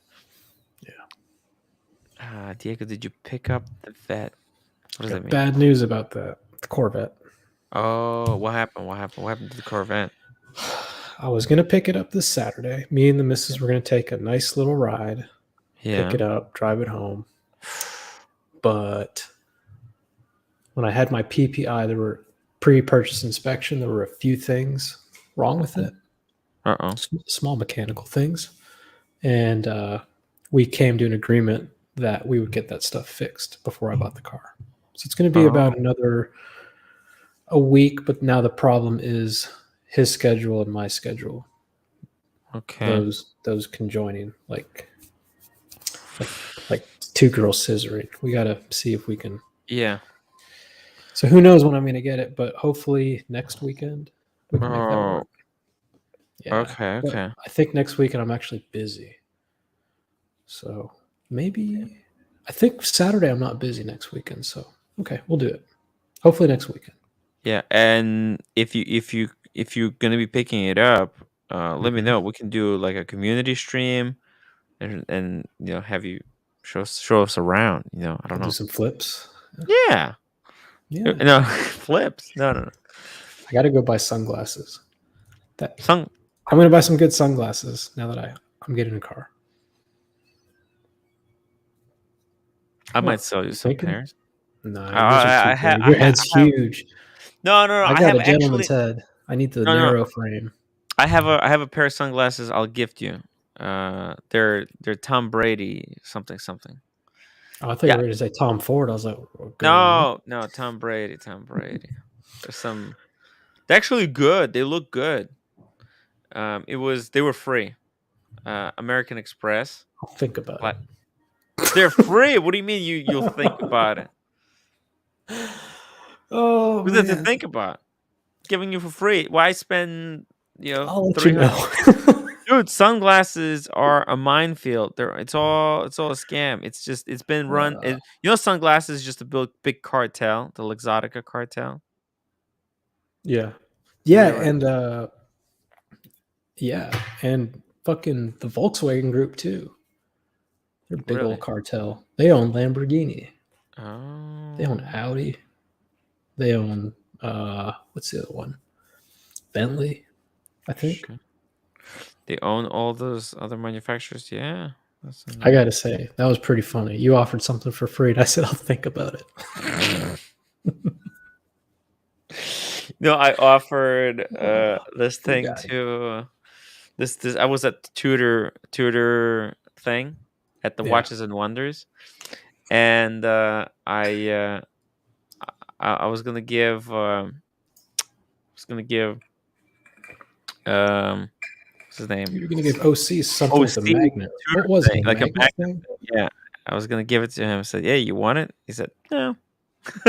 It's just a magnet set, like a. Magnet for your refrigerator, a tutor magnet thing. I gotcha. John D, no hate either. I'm just saying. Oh wait, look at this. We got Johnson EDC. Hey Johnson, Hey, welcome to the show. I thought it was just gonna be a dog joining the show. It's a human being. Hey, welcome to the show. How are you doing, Johnson? Can you hear us? I hear it. Okay, because you have YouTube open. Hey, welcome to this. Oh, let me mute him for a second. Yeah, you. Hello. I think we're good now. Yeah. We can barely hear you. You need. No, and I can hear myself. You need to put your headphones. You got to put headphones and check your audio. It's always tough. Joining these shows for the first time ever is very, very tough. yeah. The first time I went on Archie's, he made me pay. Those were the days when money was flowing. Yeah. You know, crypto was $60,000 a coin. Yeah, crypto was exploding. Money was basically free. Everyone was like, man, everyone was getting free money. Do you have I think we headphones? should be good now. You hear me better? Oh, yeah. Oh, no, I can hear myself, though. Let me see. I did mic. I think your Hold on. microphone's How about picking no, up no, I put the speaker. echo cancellation now. Hello? Hello? Oh, okay. Whoa, it's way better. Better? Cool. Perfect. Johnson, where are you from? Well, originally I'm from California, but about a year and a half ago I moved to Idaho. Cool. Let me just turn you down a little bit. That was way too loud.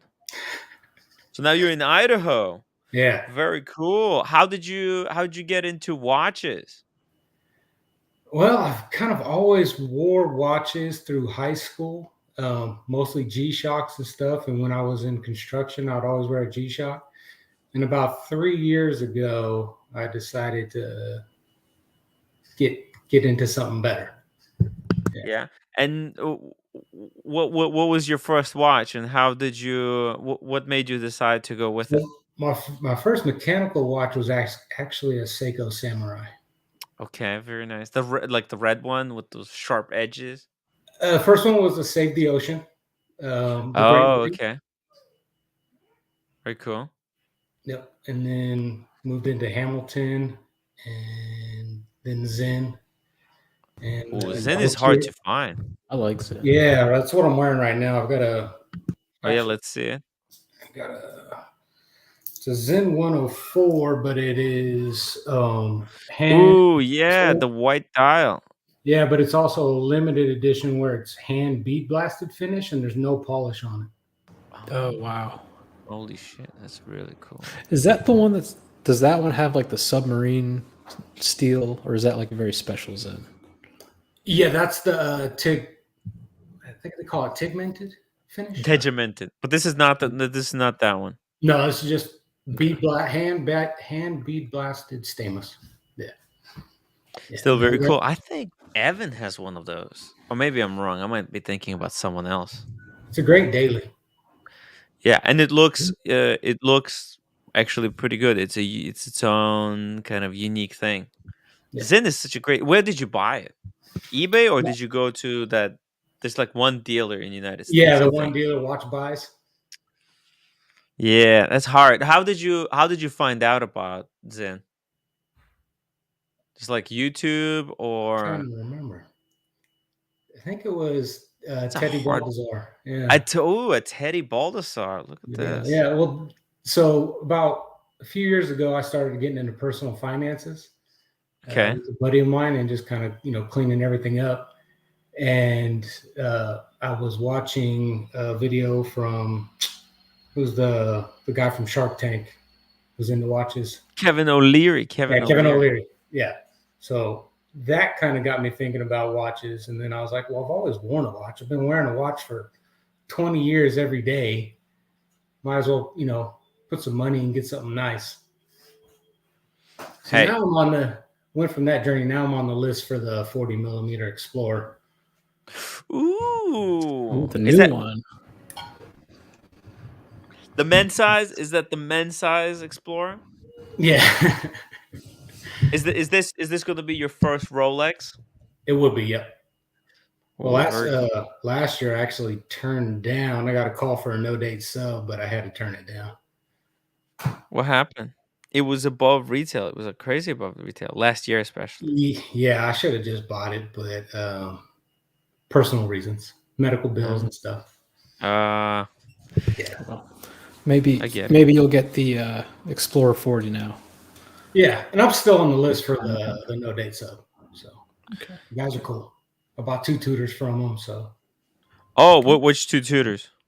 I've got the blue black Heritage 41, and then I've got the 2-tone diet root beer GMT. Cool. Yeah, that one's my favorite right now that I own. Wait, the Pepsi? The Diet Pepsi? No, the diet root beer. Oh, the Diet Root Beer. Oh, interesting choice. So you bought both of those watches from the AD full retail? Or did they give you a little discount? Nah, full retail. Ooh, okay. You You should be want to getting go in it. the AD and buy a tutor and be like, can you knock $50 off? Yeah. You know, if you're asking for Rolex. And at that time too, the GMT had just came out, and I just so it was actually going for above retail. Oh, the Diet Root Beer? Yep. How did you find Tim? OC always asks that. He's not here. But Tim's always like, how did you find? Or no, yeah. You know The what? live stream. The funny thing is actually Tim followed me on Instagram. Oh. Tim doesn't follow Okay. me on Instagram. I don't follow you on Instagram? No. I'm just joking. Horrible. That was a Daniel Katz impression. I'm sorry. It's All close. right. So Tim followed you, and then what? You looked into Tim and his stories and all that? Yeah. And I've been watching for a few months now, I think. Wow. Okay, so Instagram works, guys. Instagram works. Yeah. I'm trying to. Once I been saw you trying kind to of do had some your own channel, outreach. so I was like, he probably has a bot push out, follows, and then hopes people follow back. And No bot. Tim sends messages follow for follow, like for like. Well, I just go through interesting Instagram accounts. Like when I see someone is like good in the like I'll go to like let's say Bark and Jack, for example. Actually, Bark and Jack is a terrible example. I'll go to like smaller people who are into watches and I look who likes stuff. And then I go through I go to the source, like people who are active. Right? And then I find people who look like they're active on Instagram. I'm like, oh shit, okay, this is good. Give them a bunch of likes. I follow them, and I tell them like, hey, check out the show. Check out I do this show. We talk watches. We talk all kinds of stuff here. Hey, huge shout out to the OG supporter, the Humble Pine. $20 super chat, checking in, not sure what you're talking about. Cheers, and now checking out. Early meeting tomorrow, and then flight to New York City. Speaking of Humble Pine, Diego, I'm gonna have to do like a late show tomorrow. I'm going for a full day of photography in the city. Cool. And then I'm gonna meet up with Humble Pine. I'm gonna need somebody to help me run the show. Cool. Yeah. Do you know anyone who can help me? She's been giving me shit for being on the streams a lot. Really? Or else I'd say I'm guaranteed to do it. Yeah, no guarantee. No, that's not necessary. And tomorrow's Wednesday. Tomorrow is Mandalorian Day. What does that be? Oh, you're gonna be watching Mandalorian? Yeah. Ooh. We can make it work. We got Mathis, OC. Unless OC is going to be at dinner too. Oh, OC is going to be at the dinner. And then we got Buckley. Oh no, because Buckley will be at dinner too. No, Buckley's not. Oh, Buckley's out? No, he it's got not canceled, out. right? He got canceled. He didn't get canceled. I don't know if he wants to come. I don't know if he wants to come out to the city tomorrow. Because it's just gonna be it's gonna be me Humble. I was just gonna be me and Humble Pine. Oh, what happened? Roommate was flexing in the fucking. Oh yeah, I saw that. Window. We'll figure it out. We'll figure it out. Boston can help. Yeah. Double D. I'm sorry. Yeah. Crown and Crown. Double Crown. We're good. Double Crown. A whole I'll bunch swing of guys. by for a little bit. If nobody starts it by 5, I'll start it. I'll do the same shit where on the way home, me and Ken will keep people bored. So yeah, we got you. Don't worry. Whoa, Humble Pine, $50. Diego, here's to you covering tomorrow. All right, you gotta cover. I'm sending you those sunglasses. Hold on. Selling. Sending you. EDC. Somebody was asking what that means. It's everyday carry, right? Right. Yeah. I just end up watches, pocket knives. Me too. I carry this one on my belt loop. What is that, Tim? Clues and Brady. Carry that one on me. Danish eyewear. No, I'm just kidding. I'll do some damage. All right, let's see these bad boys, Tim. Look. I'll let you know if I want. Ooh. Me gusta. I like that. Yeah. Those look good on you, dude. All right. How much are those? I shouldn't be giving these out. Like how much are those worth? They're $200. Okay, I like them. That's why I want to give them to you. You know, you're doing so much for the channel. You're Don't helping give me them to out. me. Don't give them to me.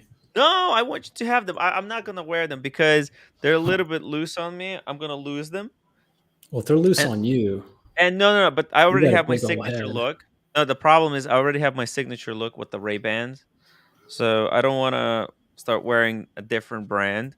These are nice. You know, these are $200. Well, I think they were free. I got them for free. Okay, then I don't feel bad. So, yeah, you don't have to feel bad. But that really was my plan. Like when I buy the Corvette, I was going to stop by somewhere that sells nice sunglasses and finally buy some good ones. So that when I get in that car, I can put them on. You're gonna love these. You're gonna love these. They're smaller, but so part of the reason they're actually small, too small on me.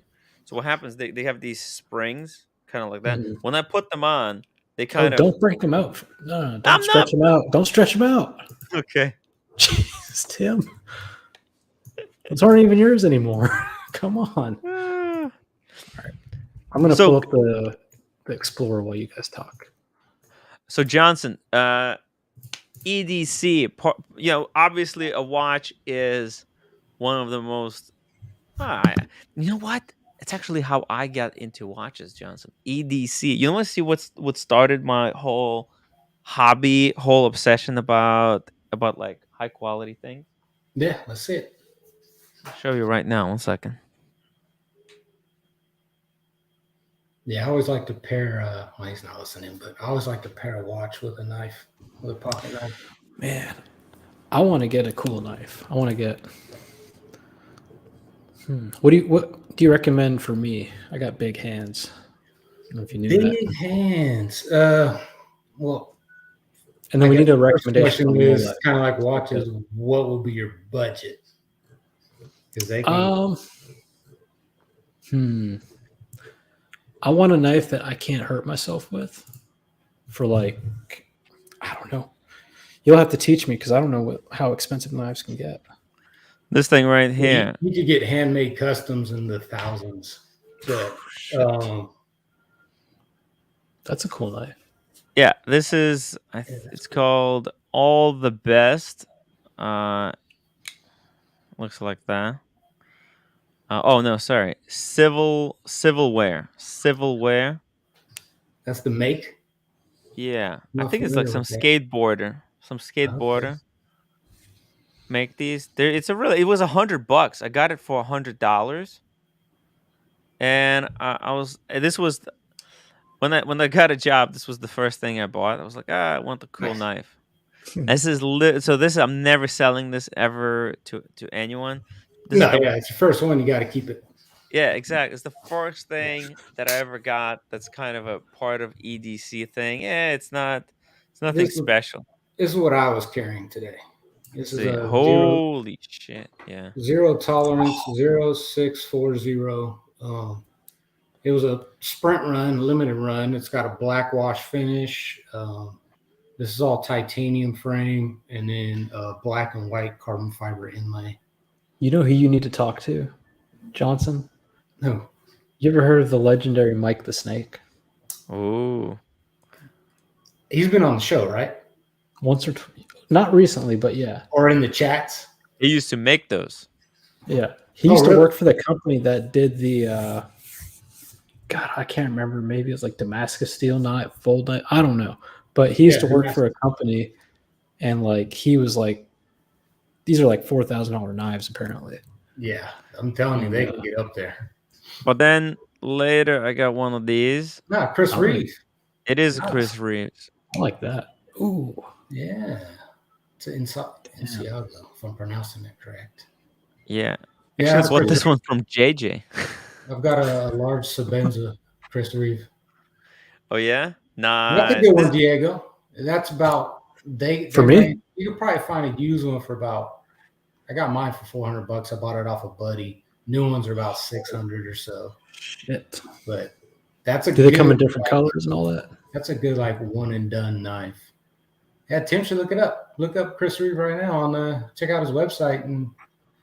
Chris Reeves, he's got all kinds of Sabenza, right? Stuff. Yeah. 21. 31 is the 31 or 21. 31 is the latest version. I have a 21. Yeah, these are oof.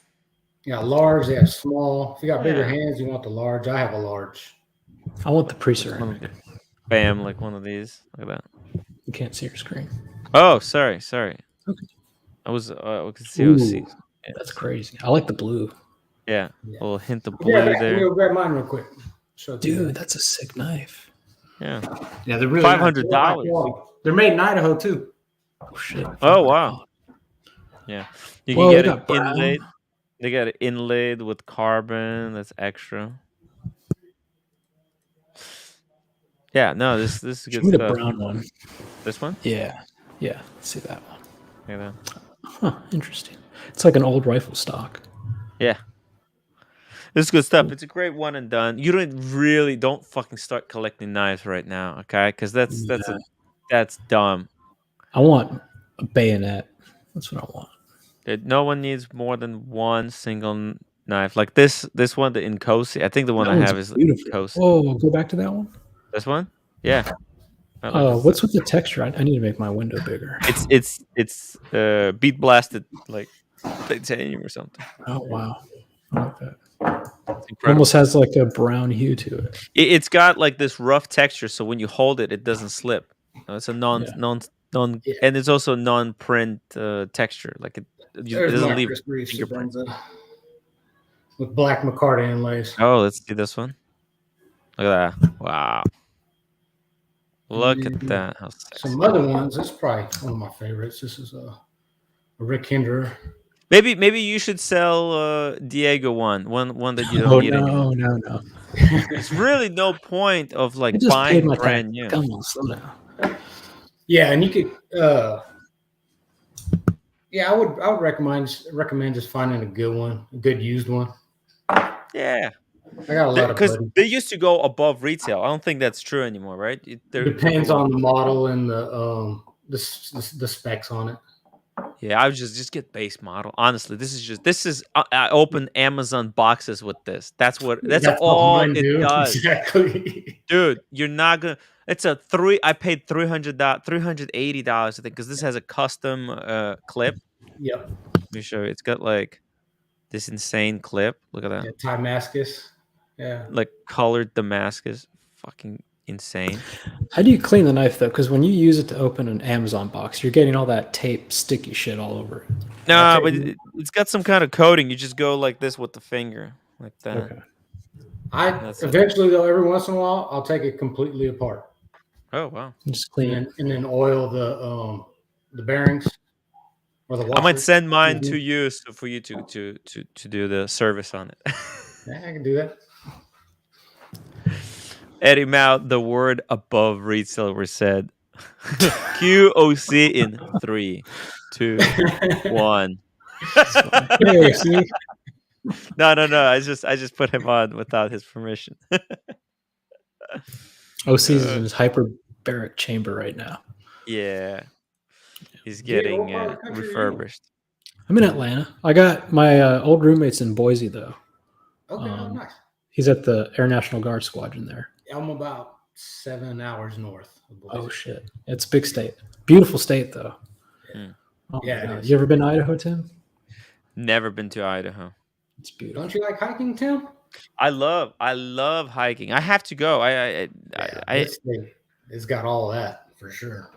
I've got like a project that I want to do. It's like 50 hikes around United States, every state. That's gonna be like I have to come up with a way to include my passion for nature and exploration and blend it with watches and the next channel. So because when I launched the next channel, I wanted somehow so that it's all organically makes sense. Like themes have to make sense. So Right. Would you go deer hunting, Tim? yeah, yes I would. You want to go this in the fall? Yeah.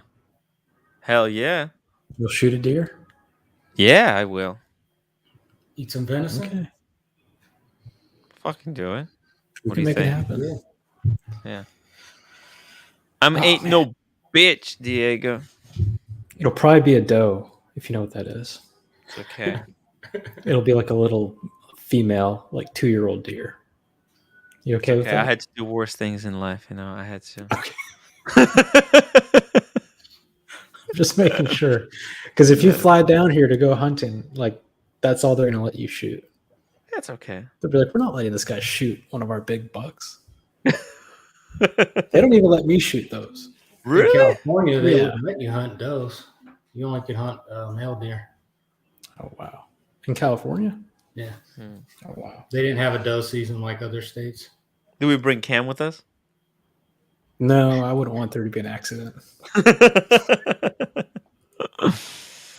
Yeah. I think some viewers would Cam's helicopter will scare the deer. That's hilarious. Oh my god. So Johnson, what is in your EDC kit? Like what do you carry? So, like what I was telling Diego was my biggest thing is always pairing my watch and my pocket knife. Those are Your my watch? two favorite things. Typically, though, I always have a wallet and What sometimes kind of I wallet? carry- What kind of wallet do you use?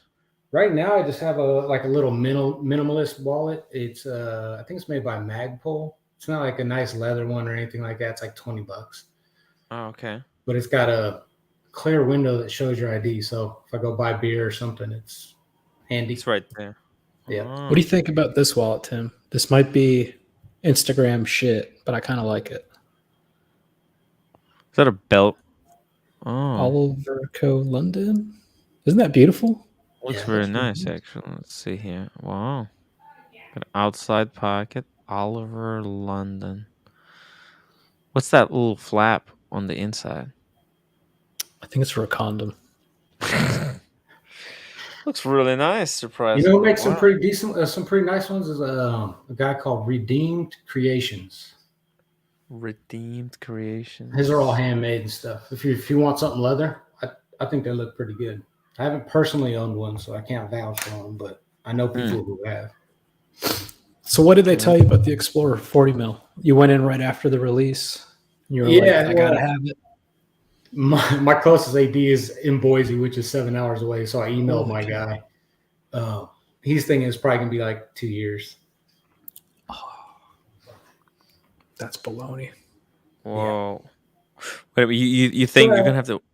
Yeah, I mean, you got to kind of understand the market around here too. It's not like a hot place. You know, it's Idaho. Do you have to ride like quite distance away to get to your closest AD or?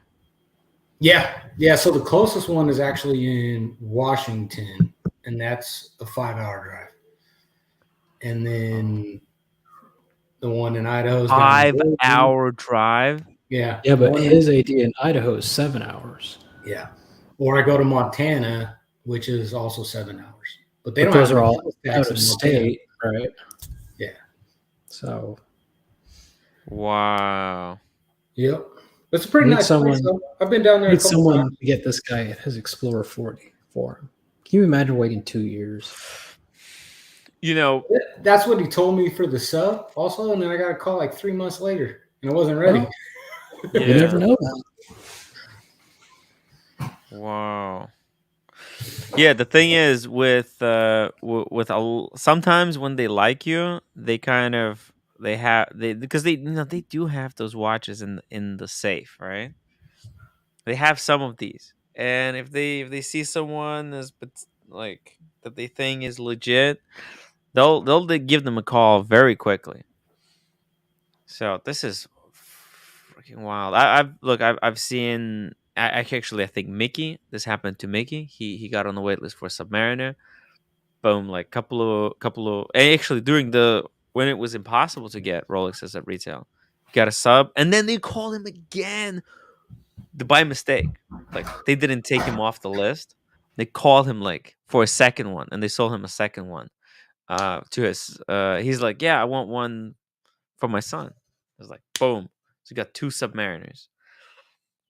So yeah, man, explore. But the new stuff, it's gonna be tough because always like Submariner has been out for a while. Even though this is a new model has been out for quite some time, Explorer could be a little bit more difficult to get since it didn't even come out yet. So let's say Yeah. I think the old one was easier because like it was small and not a lot of people were asking for it. But this new one, I think anybody that was buying subs and GMTs, they're all going to be wanting this watch. Who's the little man? Hey. Who's that? Lolex. This is my Hey, Lolex. This is my son Logan. Oh. Here's Lolex. He's cute. Oh boy. Sorry, hang on, guys. It's okay. It's okay. He's a cute kid. Oh my god. You ever want kids? No. I don't have the think time. I want a little girl.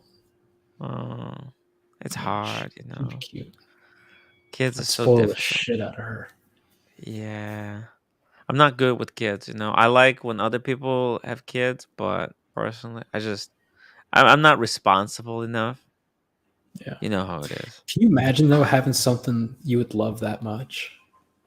All right. I mean, that'd be incredible. Yeah. Eddie says, why not grab the 39 on the gray market? How much did this go for? I think like 8,000, 85. He can get a good one. Yeah. I kind of prefer the 1 millimeter bigger. I think I'm willing to wait. I think it's actually not going to be that much bigger. You think the case is going to be? I think it's going to be like 39.5. We have yet to measure them, right? Yeah. You know what I think they did though? If you look at the proportions of the 36, just the case shape, the bracelet, the way it tapers, I think I don't know if that's a perfect proportion, but they enlarged it to 40 millimeters. Like it looks like the same watch. Yeah. If you look at the 36 and the 40, and you scale them to the same, it looks the same lines. Yeah. So I think the 39 and the 40 will have a different style to them. If that makes sense. There's a little bit of difference in the writing on the 40 and the 39, right? Didn't they match the 40 to the 36, and then the 39 there's what's the difference? Yeah, the Explorer on the bottom. Yeah. Mm-hmm. This is cheap. Or on bottom, yes. Well, this is Mark 1. Yeah, I mean, still 39 Mark 1. These are falling in price, just collapsing. Well, one of my buddies, he offered me his 39 actually today. But oh yeah, for how much? I didn't ask. I just told him I appreciate the offer, but I'm gonna wait. For me, my watch sweet spot is 41 millimeter.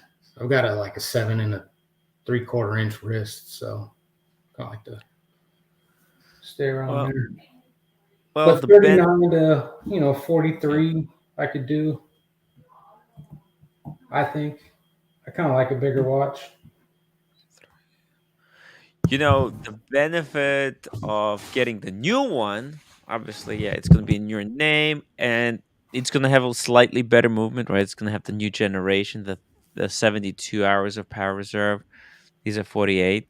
Not that it matters, but it might be slightly better. Yeah. Just slightly.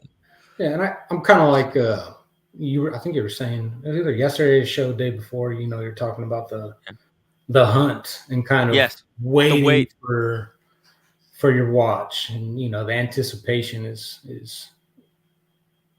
I totally agree with that. That's kind of like what builds me up as well. You haven't had a Rolex yet, right? Nope. This will be So my first. there you go. That's why I think you should wait, because you'll drive to pick it up. You'll drive 5 hours or 7 hours. Yep. It's just one way, or is it both ways? It's one way. 7 hours. 7 hours one way. You're gonna Hey, I drive. did it for a tutor, so I'll do Yeah. it for a Rolex for sure.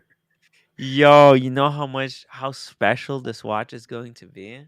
Fuck, we're gonna be waiting for 6 to 12 months. Okay, then you're gonna drive all the way to get it. You should get this thing engraved. To be honest, He's gonna be never sell- driving back like this, Yeah, staring baby. at it the whole time. It's gonna be Yeah. awesome. Yeah, and usually I drove I'll take I my drove son, 10 my hours in a wife, day. We'll make a trip My out of Explorer it. 2. What? That's the beauty of it. That's the beauty of like just waiting. Just be patient. Get it engraved. Get it engraved, Johnson. Oh shit. Yeah, sure, that's a good idea. Fuck. It'll be a keeper for sure. So engraving, it's not a big deal. I'm missing my my Explorer 1. Diego, I sold mine. I didn't sell. It was a part trade for the Grossman. Yeah. The 36. I had the small one, the 36. It was nice. I really liked it. I really liked it. It felt so good wearing it, because it was great size for me to tell the time. Like, I look at it, I can tell the time.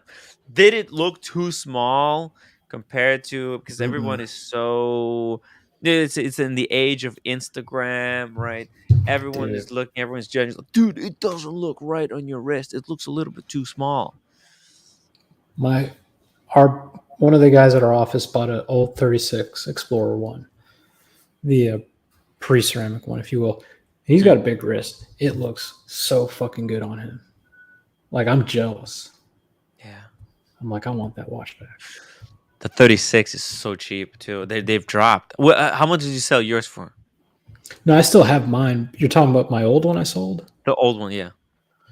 I sold it for 75.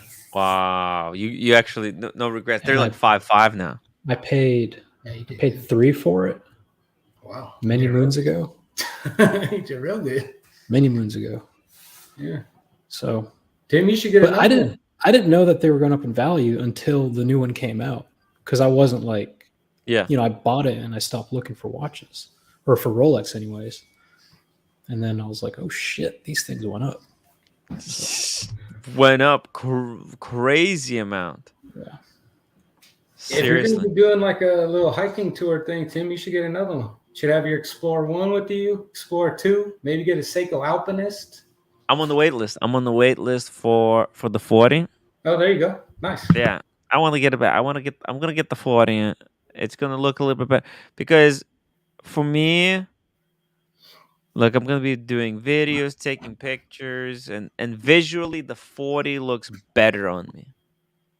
It just looks on my wrist, the 40 looks better. And if I'm making content, I understand if I wasn't doing media, if I wasn't taking pictures, video, 36 would be actually my preference. Two-tone would be my preference, actually. I would take the two-tone. Speaking of two-tone. Hey, Cam, welcome back. How was the interview? It's pretty good. It's pretty good. By the way, EDC, what did you think of Marco Niccolini of the Grand Caliber? Yeah, I think it was good. Yeah. He's a good guy. Yeah. Good guy. I didn't get to watch all of it because I was working at the same time. Oh, yeah. But yeah, there were some good questions. He had some good answers. Trying to think of. By the way, talking about chronographs was a good segment. Oh, by the way, what did you think of Oshin O'Malley? You discovered him through my channel, right? I can't remember, but yeah. You haven't. Oh, It's a long-winded Irish guy. No, I Rasheen. watch Rasheen. I watch all his stuff.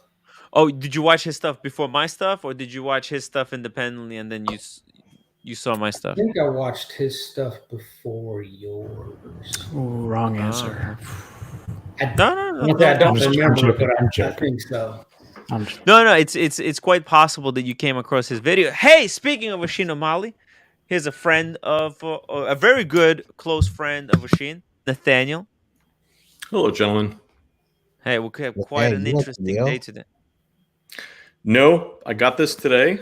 My student got into Yale, and she's going, so she gave this to me today. So, You're a teacher? I'm a Notre Dame guy, but very happily and very proudly wearing this Yale hat today for her. What grade do you teach? What the? I'm a professional homeschooler. I teach everything. A student has me instead of going to school. Oh, damn. What like subject is it, I guess? No, literally everything. A student has me instead of school. So instead of going to school and sitting in a classroom for all those different subjects, that's me. Oh, wow. And do you do this in person or online? Or? Yeah. No, face to face, always. In person only? At the price point that they're paying us, it's not going to be online. Right. I mean, you're getting your kids into Yale, so I guess it's that's freaking awesome. Good point, man. Yeah. I mean, it feels really good, right? Because it's an external validation of the quality of my work for the last 3 years. So, yeah, I'm super excited about this. This is awesome. Were you originally like what's the process like for a student applying to a college who didn't go to a high school? Because I know it's super competitive, right? Like you've got all these kids with 4.0s and all these accolades and track team and captain of this and that, and then your student who didn't go to those schools, who wasn't necessarily on a sports team or in the beta club and all that crap, they're applying as well. Like, is it more difficult for them, or like what do they do to stand out? Statistically speaking, Diego, homeschooled students get into top universities at higher rates than traditionally schooled students. Okay. And that's for a whole host of reasons. Fundamentally, universities do recognize that homeschooled educations tend to be better educations. Mm-hmm. So students tend to, I'm not going to say they're smarter, because obviously that has to do with natural abilities, but typically they have more knowledge than traditionally schooled students. And they are also more capable of thinking dynamically on their feet, because when you're in front of me, there's no hiding in the back of the classroom. So typically kids who are homeschooled don't really have an issue as far as that goes. How we demonstrate to universities what a student's academic level is basically a lot of standardized testing. So, this year she's in 6 APs. Last year we did 4 APs. Like it's a pretty intensive academic level for a high school kid. And then obviously there's the traditional ACT, SAT, whatever.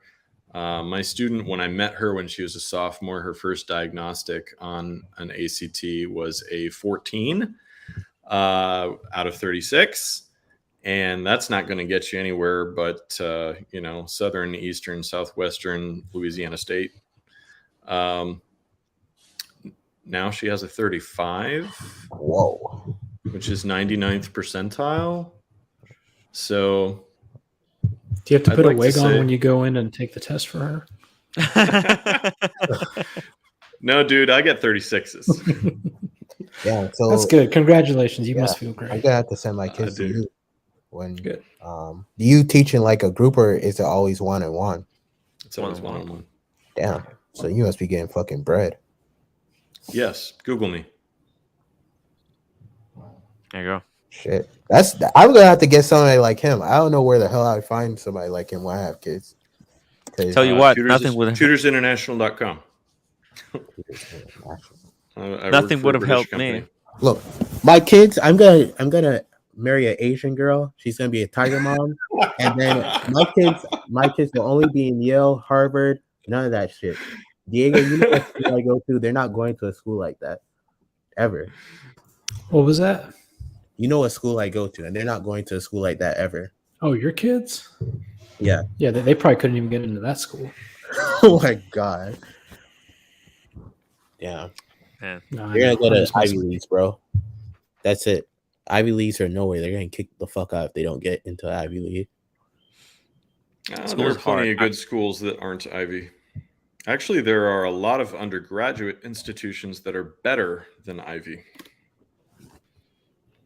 I mean, Ivy is good because of the people you can meet there, right? And like education is good, but education on its own, it doesn't mean much. It's the people you hang out with, that's where you're gonna networking. Networking is like the most important thing.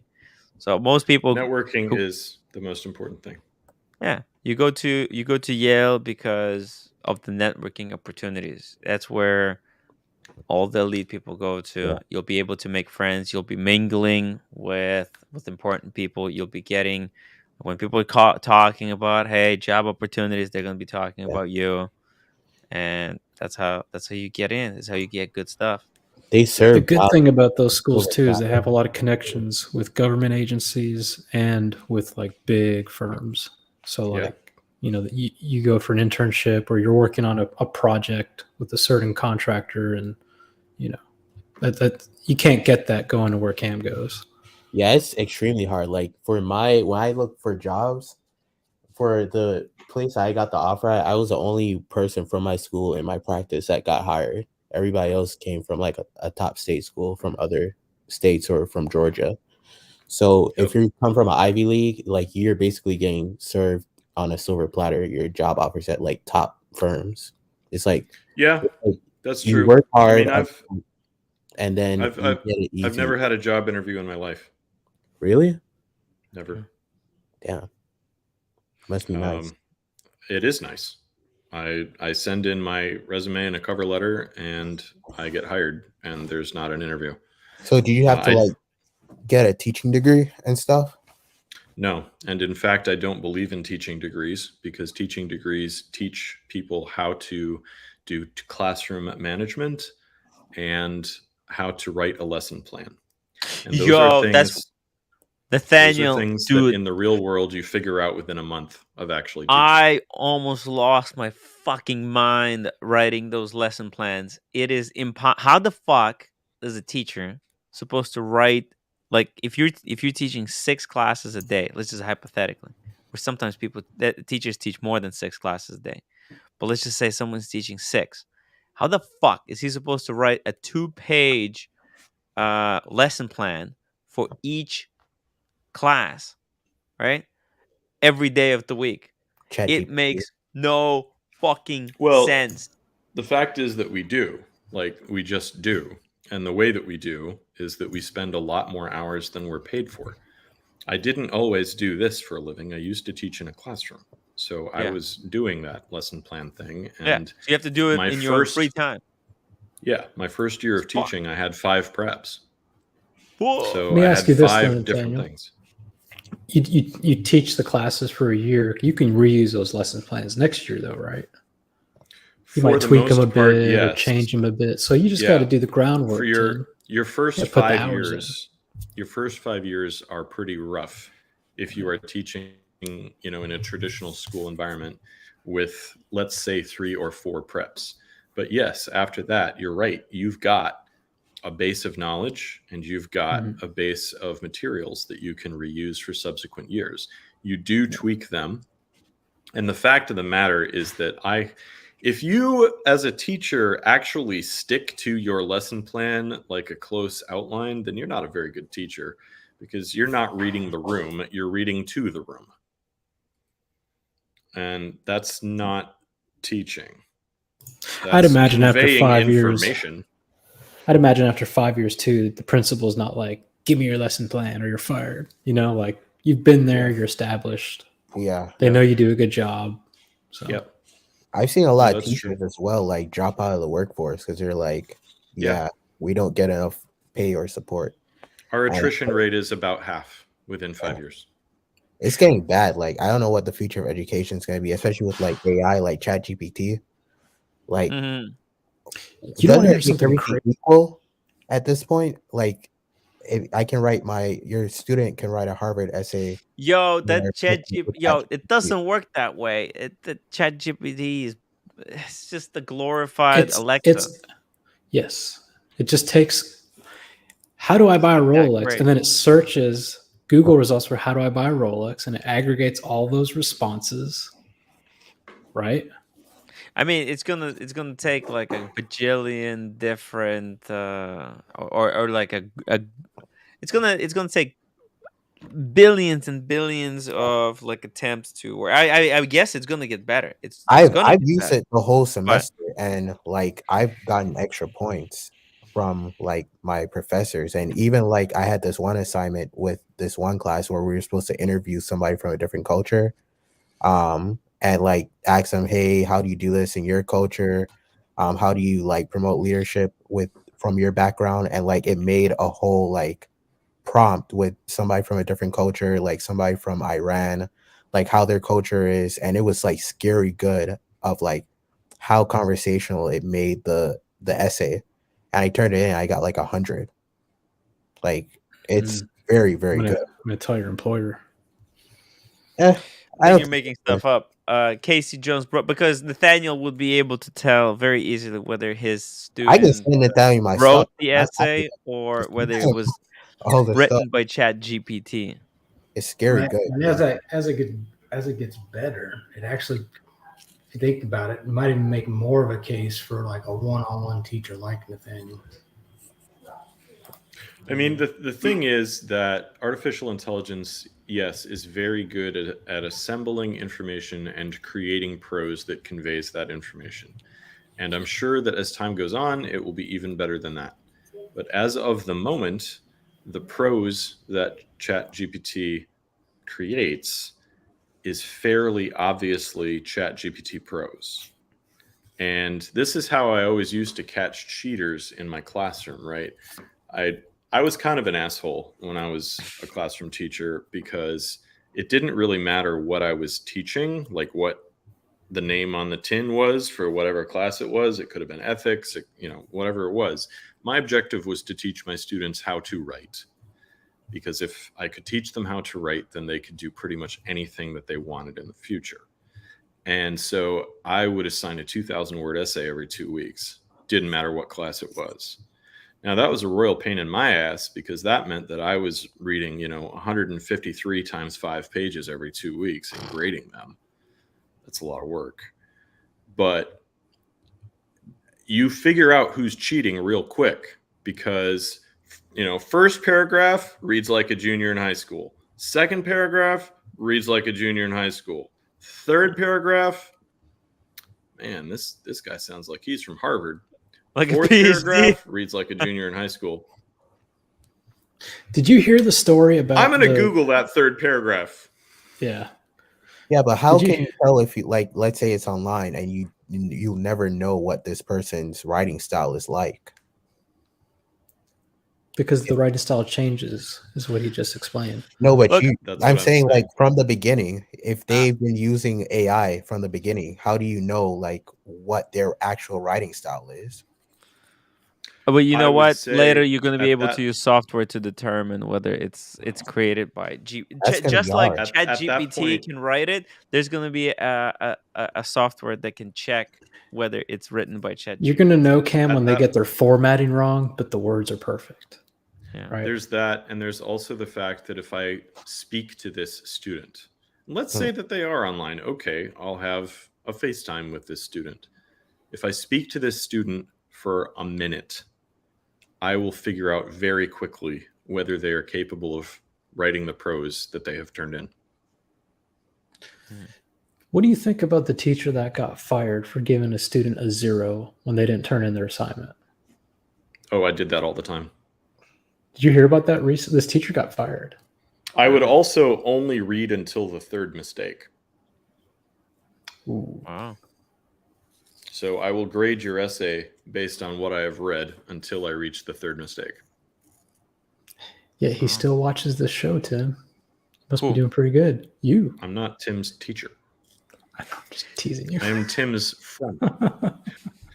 I buy Tim dinner. Yes, This is he a did. different relationship. Aren't you a writer, Tim, like an English major or something? Well, I had English major. Yeah, English major. English and psychology major. I had 2 majors. So aren't you like a perfect writer? Not a I'm not. I'm not. No, There's I'm no a such terrible thing as a writer. perfect writer. Yeah, I'm a terrible writer because I'm not a native speaker. So, the reason I decided to go to do English as my major is because I wanted to improve my, my writing skills. So it was basically for personal reasons.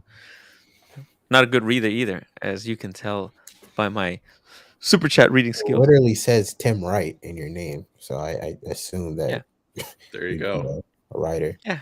Can a man dream? Can I dream to be a writer? Someday I'm gonna write a book. I'm gonna have someone to proofread it. But in my opinion, it's not so important that whether Chat GPT is gonna be able to write amazing prose, because what Chat GPT is gonna just become a different tool, like a calculator, right? Yeah. Like we allow students to use calculator to solve math problems, advanced math problems.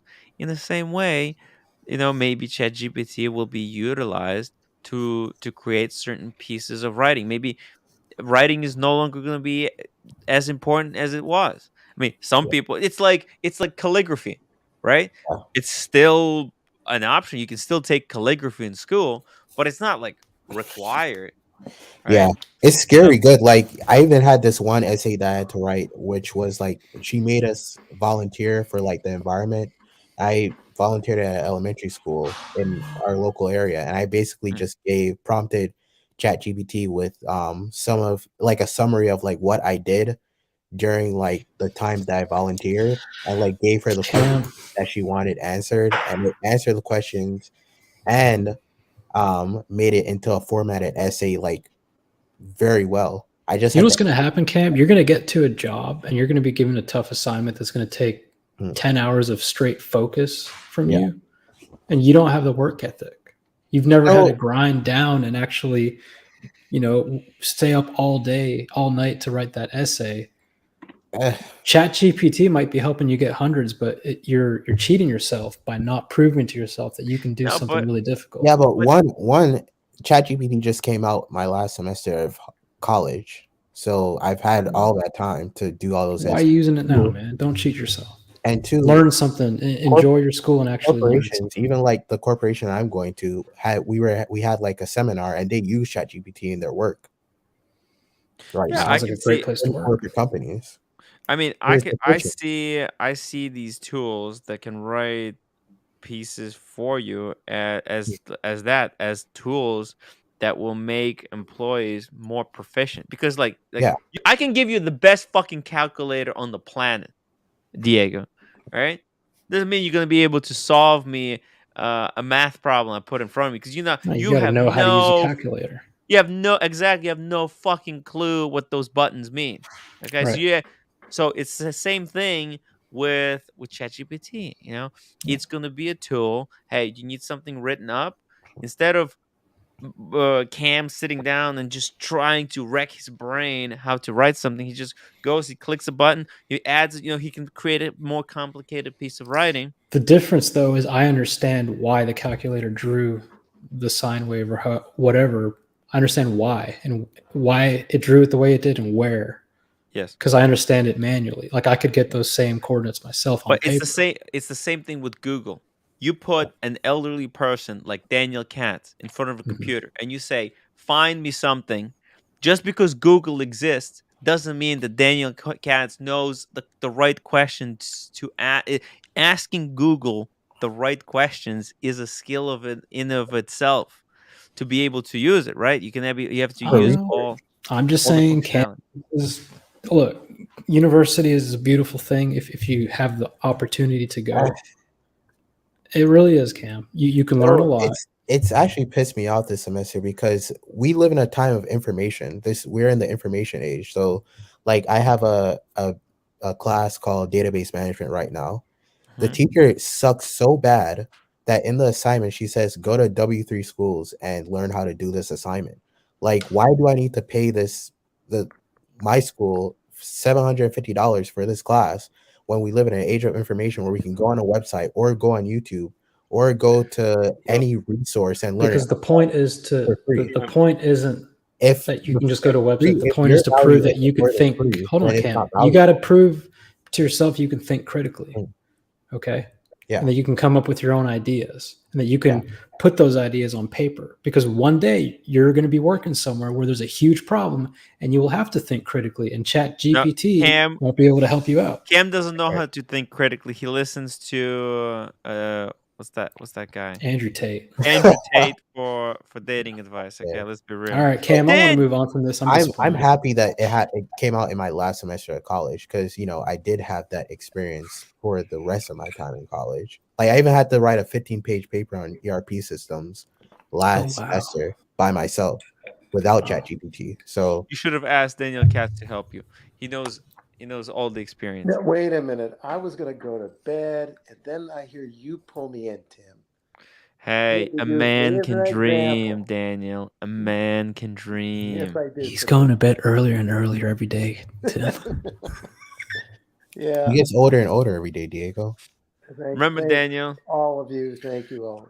Well, Sleep this is is lagging just pretty bad one- for me, but I hope I can make myself understood. The reason I got on the stream tonight is that I am wearing a 214270. Oh, wait a minute. What the? As a daily wear watch, I can recommend nothing better to our new interlocutor here. You absolutely will not regret buying this watch. Absolutely will not regret buying this watch. Yeah, I wasn't thinking I was gonna. It's a beautiful piece, and like I said, a daily driver. It's almost perfect. Yeah, absolutely. I'm missing mine so bad. Nathaniel, is this the newest iteration? It doesn't matter. No, that's the 39, right? Let's see it on the Mark wrist. II. No, I've had it for years. Oh, it doesn't matter. Had It's it for great. years. It's You a know 39. that. Oh, looks good. What's his name? There's a guy that I met in Miami, Nathaniel, that specializes in the resale of. He collects Explorer ones, the old models, and they're worth a lot. So good for you, whatever iteration you got. Eric Wind, that's right, Eric Wind. Yeah. Remember Tim? I met Eric Wind. He's pretty big in the. We met him together. We're gonna have him on the show very soon. Oh. Yeah, we had Marco earlier on. You didn't have it. You didn't have any questions to ask Marco? Who? Me? Oh, Daniel. Yeah, that's Daniel. right. I was flat. I was going to ask him, have you ever been fooled by a replica watch? But I couldn't get in because Marcelo was. You should have just kicked him off the stream. You just have to say, "Shut up, Marcelo. I want to ask a question." Yeah, He wouldn't mind it. Because as knowledgeable as Marco is, I'm sure something got by him, and it might be a great story. I was going to ask him, which Rolex was there a store where you were fooled by a replica, like a downright replica? Because they're getting better. Some of them are getting better by the crooks. So, and I'm not referring to homages, of course.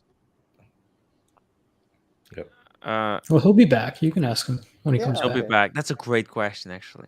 And Nathaniel, kind of a compliment to you. I wonder if I'd even last 10 minutes as a student with you. You certainly would last much more than 10 minutes as a student with me. Much more than 10 minutes. I mean, my one-on-one tutoring style is basically from grad school. From where? I went to Oxford. Okay. Yeah. I'll be right back, guys. Just give me a second. At Oxford, there are no classes. There does not exist classroom learning. Yeah. It's the tutorial system. So I went in one-on-one with, world famous scholars who all knew a hell of a lot more than I did. And I would have written them a 2,000-word essay over the course of the past week and give it to them the night before the tutorial. And then they would spend an hour and a half ripping me to shreds.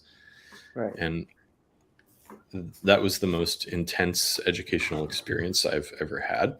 Right. And that's what inspires my current professional modality. Like that's how I do things. Can I ask you a question? If I were to become a billionaire or a millionaire where I didn't have to work anymore, and I wanted to go take courses at different universities across the country, like subjects that interest me or professor I learn about, do they allow people to come in and just take one course without enrolling as a full-time student? Like, is there some, like, I don't know, eclectic, this guy just wants to learn fee, charge him 10 grand and let him sit through the course? Sometimes yes, sometimes no. Depends on the university. And you are probably going to have to prove that you can handle that academic level, depending on what university it is. But yes, there are a number of universities that will allow you to do that. And, you know, at Oxford, I knew some people who were not admitted for degrees, but came to register at one of the colleges of Oxford as affiliated students.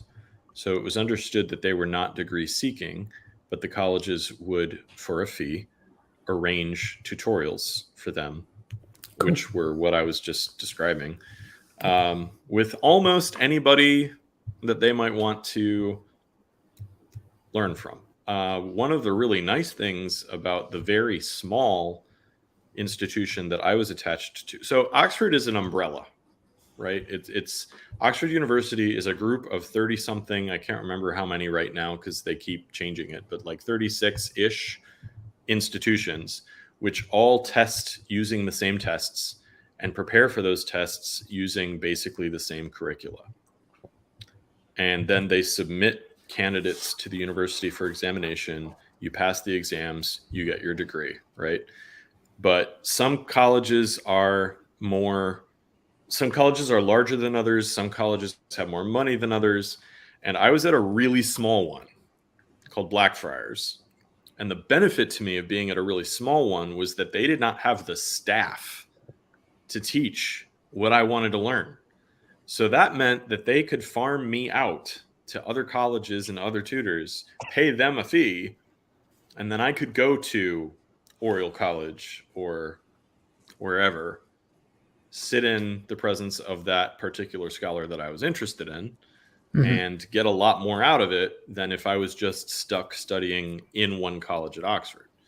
So, you know, you want to go real hardcore and find out the dirty details of any particular academic subject, that is the way to go. You go to England, you become an affiliated student at a college at either Oxford or Cambridge, and you do that. You do your research ahead of time to figure out who you want to study with. If you don't care about a degree, if you just honestly want to know about something, that is the way to do it. Okay. Yeah. Have you heard of YouTube University? Yeah. What do you feel? How do you feel about that? Well, my objection to that actually is related to my objection to what you were saying earlier about living in the information age. Because you seem to be under this very strange impression that university is about learning facts. And that is not the case. If you go to a university to learn facts, then you are attending for the wrong reason. What would you say it's primarily for? Thinking? The purpose of attending a university is to be formed as a certain kind of thinker. So you go to university to learn how to think critically, right? And to learn how to work with other people. Yeah, it's not about learning facts. It's learning how to process information and then having processed that information to turn around and not just regurgitate the information, but basically put the information in a new form or come up with new information based upon the information that you've learned. It is not a matter of learning facts. Now, yes, you will learn facts along the way, and there are some facts that are important to learn, but that's not the purpose of university, and it never has been. You can do that before university. Can one do it outside of a university context? Absolutely, one can. Did Abraham Lincoln do it outside of a university context? Absolutely, he did. Can most people manage that on their own with no senior guidance? No, they can't. Casey Jones, Brooklyn, $2 super chat. Nathaniel is great. I love this guy. And Stephen Monash, I'm just gonna bring this up. I attend Tim Wright School of Delusional Fantasies. Yo, dude, Cam, if you think YouTube can replace school, holy shit. I was having a conversation with my professor this morning, and he was talking about that colleges are shrinking at the moment because there's less college admissions right now. Yeah, because people can't afford it. It's so expensive. How are you supposed to afford college on a $15 Starbucks salary? You go to YouTube University, it's cheap, and you get your credits transferred to Arizona State University, and you can get it transferred to, whatever university you want to go to after that. And that's only for your general education class. It's not like an actual degree. It's just to get like how you go to, community college first and then transfer to a school. That's what YouTube University basically is doing. YouTube University. If you say YouTube University one more time on this channel, I'm gonna kick you off the stream. Aren't you it, Tim? Isn't What? this Is this a YouTube University? This is not. Yeah, you're not getting college credits for this. In fact, And this is just philology. entertainment purposes only. I don't think anything we say here should be taken seriously. Well, anything we say besides Nathaniel, obviously, whatever Nathaniel says, that actually you can probably get credit for listening to. Yeah. I don't know how valuable my bachelor's or any bachelor's degree is going to be in the next coming years for how rapid the pace of this information age is going. It's kind of scary. A long time ago, people only needed associate's degrees to get by and make a living, and times before that, you just needed a high school diploma. But things have rapidly, gotten better in society where you have to get a bachelor's degree to do the simplest fucking job nowadays. What is it going to be next? You have to get There's some jobs out there right now that are struggling to meet demand that you don't need to go to college for, like electricians. A lot of them. Yeah. Electricians, plumbers, auto mechanics, HVAC techs, carpenters. There are a ton of skilled trades that, by the way, you absolutely 100% will pull down six figures and do not need a college degree. Yeah, I come from a blue collar family. I was a carpenter. I was in the carpenters union in California for 4 years. Oh shit. Yeah.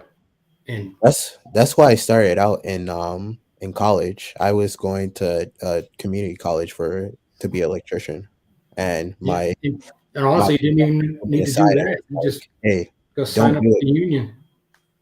I don't think we have a union in Georgia, do we, Diego? I don't know. I don't think so. Because Georgia's a right to work state, so we don't have any unions. It takes a long time to make good money. Casey Jones, Brooklyn, $2 super chat. YouTube University versus Trump University. I think I'll take the Trump University in this. I mean, it's hard to. I mean, it's between those two choices. I think Trump University is better. You're correct that Georgia's a right to work state, but yes, we do have unions for basically everything. Because because someone can fire you does not mean that the other people in your union can then not penalize them for firing you, right? So let's say that you're hiring an electrician and you are a total dick to the electrician, shortchange him, and then try to go get another electrician to finish his job. You're not going to get another union electrician to come in because he's going to tell his buddies in the union just what kind of client you are. Yeah, so the local electricians union for Atlanta is 613. IBEW? Is it? IBEW, yeah. Yeah, my professor told me to just get my electrical engineering degree, and then I tried to do it, and the math was like fucked. I don't know. electrical engineering degree, so I switched to the major I'm in now. But electricians make really good money. Really good money. I mean, engineering of any variety is not a joke. Been there, done that, got the t-shirt. It was not a particularly enjoyable experience, but I did learn a lot. Yeah. All right, guys, I'm going to drop off and go have dinner with the family. It was nice joining you and seeing everybody for the first time. And Johnson, good meeting you. you're always welcome on the stream going forward. Okay, whenever you're in the chat, just say, "Hey, drop the link, guys. Hop on. Let's talk some watches." Also, check out the community channel. You know about the community channel? I don't. Oh, it's the other channel that I have where we got people hanging out just in off when this show is not running. I'm gonna drop the link for you. That's a good place to go and talk and jump on the panel. A lot of times we'll talk about like what we do to get watches from ADs, tips and tricks, all that stuff. Sell your body. Nathaniel, Put it in the chat. Okay. And I'll put it also in the private chat here, so you can subscribe to that channel as well. It's great stuff. Got it. Thank you. Cool. What was that, Daniel? Well, all right, guys, have a good night. You too. Good night. I'm going to drop off also, but Nathaniel, if I had you as a teacher, I wouldn't be in the same trouble as I am now. But life is what it is. Hi, OC. Hi. Tim, did you study Proust? Did you study? And I'm not judging you, Tim. Don't get me wrong. But like in literature, did you study Proust or Henry James or any of those guys? You don't have to have had to. I did read Henry James, The Turn of the Screw. I can't I couldn't grasp that book. That was like the most amazing book I've ever read. The Turn of the Screw blew my fucking mind. Oh, okay. Well, I'm a Haruki fan and Salman Rushdie, but maybe I haven't read that book. But there was another one. It was these two guys in England with a woman. I don't know what the title of that, but it was by that writer, and I just couldn't even follow a paragraph with him. And I read Shakespeare. I've read Haruki Murakami, some Russian novelists, Solzhenitsyn. Couldn't get into that one. I should have had you as a tutor, Tim. You should have had me as a tutor, me or Nathaniel. That you would have gotten. I'd like to PM you sometime, Nathaniel, just about other stuff. Guys, I'm going to go. Okay. Bye, Daniel. Any final jokes before you go? Damn it. Nathaniel, you're from Georgia?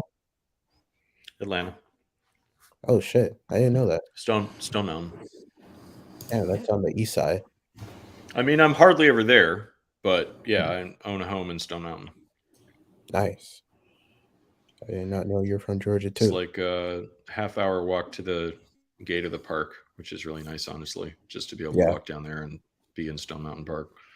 It's like an hour from me, Stone Mountain. It's a fun golf course there.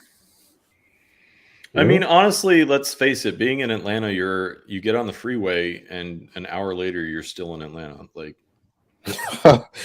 yeah. Everything requires an hour drive. Yeah. Traffic's gotten fucked here. That's why I'm moving to Midtown, so I don't have to sit in I traffic. liked living in Midtown. I was in Metropolis at 9th and Peachtree, 2006, 2007. And I loved having 50 restaurants in walking distance. But other aspects of Midtown definitely did not appeal to me. Yes. Hey, so we have three Georgians and 2 New Yorkers here. Oh yeah. We have a takeover going on. Well, I was amused earlier, Diego, talking about how many hours you drove to. I mean, my last AD pickup was that. Oh no, that was Austin Daniels. Yeah. His buddy had an Explorer 2, and I reached out. He was on the Rolex forums. We're doing the deal, and he's like, "Here's a video of me when I showed the watch to my friend," and he links it, and it's Austin Daniels. Oh wow! I'm like, wait, Austin? He's like, yeah, I went to Japan. So, holy shit! I wired him the money, and then I drove to meet him. I think he was in somewhere in South Carolina. He didn't want to ship it. I didn't want him to ship it either. I was like, we're 5 hours apart. Let's just meet on a Saturday. and had a really good time. He's a good guy. My, But yeah, my I ended up last driving 10 hours that day for a watch. my last AD purchase was not at Mayer's in Lenox, which is my usual spot, but down here in Florida, and I had put myself on a list for a two-tone sky Mhm. Oh wow. a year ago, January, and they called me in June last year, so like 6 months later. Well, I was in Asheville on vacation. Yeah. And they were like, well, we can hold it for you for a day. So I drove the 10 hours down here, Holy shit. Yeah. bought the Sky Dweller, and then Wow. drove home. Golly. It's okay. They couldn't ship it. They couldn't ship it, or you didn't want to take a risk No. as well. They couldn't Have you ship done it. I anything asked that question. Oh, Because I would have happily wired them the money, and Yeah. then they could ship it to me in Atlanta, but no. Now, fortunately, I was on the last day of my trip to Asheville, so it's not like I had to cancel anything. But I certainly had not anticipated 2 more days and 20 more hours of driving. Yeah. Do you have better luck getting it from Mears or the other AD here in Atlanta? I mean, I have a pretty good relationship with Gabe at Mayors and Lenox. Oh yeah, Gabe. He's a really nice guy, and I helped his. Oh, Gabe his is son. my ASA at Mayors. Yeah. Oh. There you go. Gabriel, nice guy. So I helped his son with some math, and I don't know. It's been kind of a I scratch your back helping your kid with math, and you scratch my back coming up with watches that I want to buy. So like it works out. That's a good skill to have. Yeah, absolutely. But he's a good guy, just generally speaking. Whether you were helping his kid with math or not, I'm sure he'd do everything he could. You know what the manager of that store said when my sales associate said, "Look, Diego got a Aquanaut." Hey Tim, we need a feature where like Nathaniel and Diego can be talking on the left channel, and you and I can be talking on the right channel. I'm ready to people change stuff. and no, and people can listen to both conversations at the same time. Oh, you mean like they can pull Stereo. take out one headphone? Yeah, and they yeah, can or listen they to or one, both or or they can both. put- Or But- oh fuck! But when I'm talking to you, they can't hear what I'm saying to you, and they can have a conversation by themselves. Like, and we're just we That can would be comment on what they're mind-blowing. talking about behind their back, and they can comment about what we're talking about behind our back. Oh my god! In stereo. We need to work with the StreamYard people on this feature. Yeah, that's a good feature. Yeah. OC is a smart man, Diego. Yeah, can it's almost put like when them on Howard shut. Stern would have someone on the phone and he would turn their microphone all the way down, like so they couldn't hear, and he would just be talking to the audience about what they're Yes. rambling about behind their back. Wow, it's good stuff. Good We'll stuff. figure it out. By the way, Diego's microphone is on point tonight. His No, sound it's quality- sound dampers. sound Oh, quality yeah. is excellent. Check these out. Ready? I haven't hung these up yet. Oh, look at that! And then I got these on the wall. Look at that! Look at that! I'm just chilling. But I got this one. I mounted this one. You see how good the mount Look at driver that. is? Yeah. See? It's working. So yeah, no more echo. Everybody's like, Diego's such a low talker. It's like, no, I got a fucking crazy echo. I don't want people to hear it. That's right. So Hey Nathaniel, I've got how's a it couple going? of questions. I'm doing good, OC. How are you doing? Good. I got a couple of questions for me, I guess, that I should respond to in the chats. How yeah, many yeah. students, Eddie Mav, how many students do I have at one time? 1 per year. Ooh. Dirk, Nathaniel, do you know Latin? Dirk, you already know the answer to this question because you watch Ushin's stuff, and he always goes on about how I do Latin. Yeah, I do Latin. I also do ancient Greek. Somebody asked what my worst job was. Ray asked what my worst job was. This loop And is not a that good thing for was- Diego. That was a look for a You can, that. young see man you can see too much of the dial. Look for that. in New York City who had some serious psychological problems and pulled a gun on me. Oh shit! His mother also tried to seduce me, which was pretty hilarious. Well, that's pretty cool. That's good stuff. I always. How come no one ever tries to seduce me? How come no one ever tries to seduce me? It's the I have smell. never. I don't know what it is. I don't know what it is, but but no one has What are we ever watching, Tim? tried to seduce me. New Breaking York news, City, guys, Marcelo is time. falling apart, guys. New York City is falling apart. It's a giant collapse. It's like a parking lot in New York City has collapsed. Look at this shit. Holy moly. Is it attached to any apartment building? Someone, I don't know. Oh, if that's no one- terrible. It's terrible, guys. Holy shit. Oh no, one dead. Yeah, 1 dead, 5 injured in the parking garage collapse in Lower Manhattan. What the hell? I don't wanna get dinged for this, but let me see. Do I know where this is at? New York City, guys. Holy moly. Bummer. Those cars, they're heavy. What the fuck? Well, and it's actually getting worse because of the electric cars. Because they're really heavy. Oh, really? The battery's heavy as shit. Good point. Battery. So as we get more and more electric cars, parking garages that were designed to house a certain average weight of vehicle are going to find themselves structurally overwhelmed with vehicles who, on average, weigh more. Nathaniel, look how thickly packed the cars were. Literally every square inch was taken up by a car. Like if someone needed a car taken out of this garage, you would literally that car in the corner over here should not go anywhere. You have to take out every single last car to get to it. I mean, god damn. You probably have to schedule like, hey, I'm gonna need my car in 2 weeks, kind of shit, right? With yeah. these people. Look at this. Like, how is these cars are not joke. leaving? Yeah. Holy fuck. This is insane. My god. You have to be a really good driver to be able to take cars out of there. Nah. God damn. No? You don't? I think you do. Look how I'm not dented that they good. are. You mean this one? Well, the It's upside denting, down? Diego, is from just normal New York City street parking. The denting buff is out. not actually indicative of the parking garage collapse. Yeah. I'm thinking it was That something was my underground. great frustration living there. Yeah, the parking in New York is extremely expensive. It's like almost like a car payment. It's ridiculous. Absolutely. When I was More living on the expensive Upper than East a car. Side, my local garage, this was 2007 to 2009. I was living at First Avenue and 89th Street in Manhattan, and all of the garages within like a 6-block radius wanted at least $400 a month. Damn. It's insane. So I found a nice elderly Jewish couple in Brooklyn who weren't using their driveway and paid them $100 a month.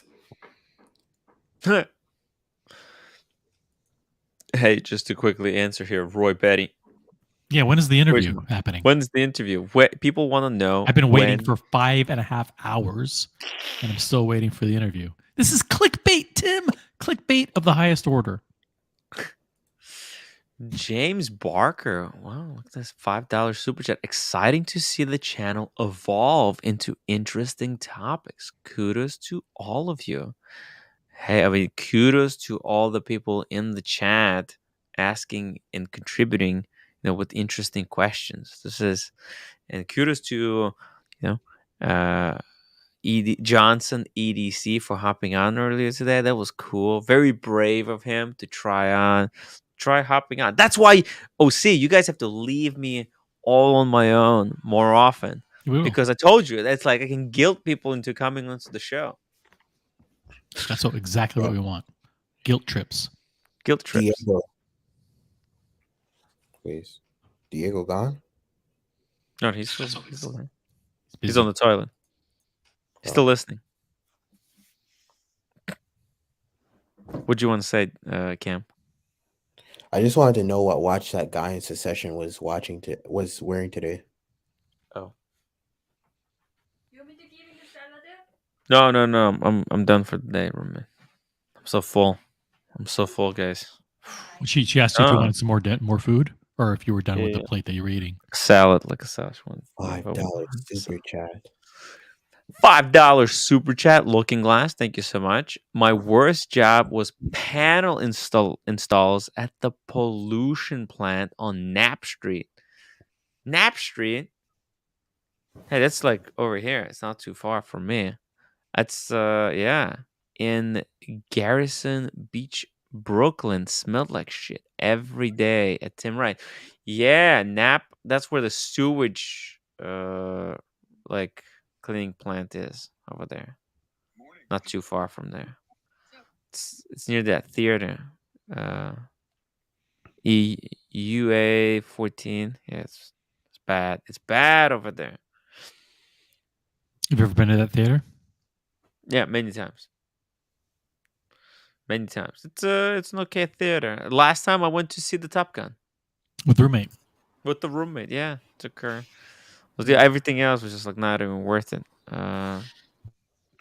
Most of other stuff was just watch on HBO Plus. Once Diego sends me the password, instead he's sending me links to sexy girls. What am I supposed to do with that information? That was pretty nice, huh? Yeah, it was too nice. So what am I supposed to do now? There's more. I'll send you another one. Son of a bitch. Yeah. Diego. Yes, do you sir. remember like what watch Hey, roommate. Roman was wearing on Tell me if Succession? she's sexy. That leather one? I think it might have been an IWC. I'm not sure. This is Wait, Diego. Roman? Yeah. The short one. What do you think? Yeah. Come here. What do you think? Yeah. Yeah, you like? No, I don't like. You don't like? But What- photo is good for the man. It's good for the men. It's good for the men. It's healthy. Roman. I think he was wearing an IWC. Oh, really? I I know don't that know, they man. made watch on leather at IWC. Yeah, this is the first year they're doing it. That's good. And it didn't look big as an IWC because his wrists aren't that big.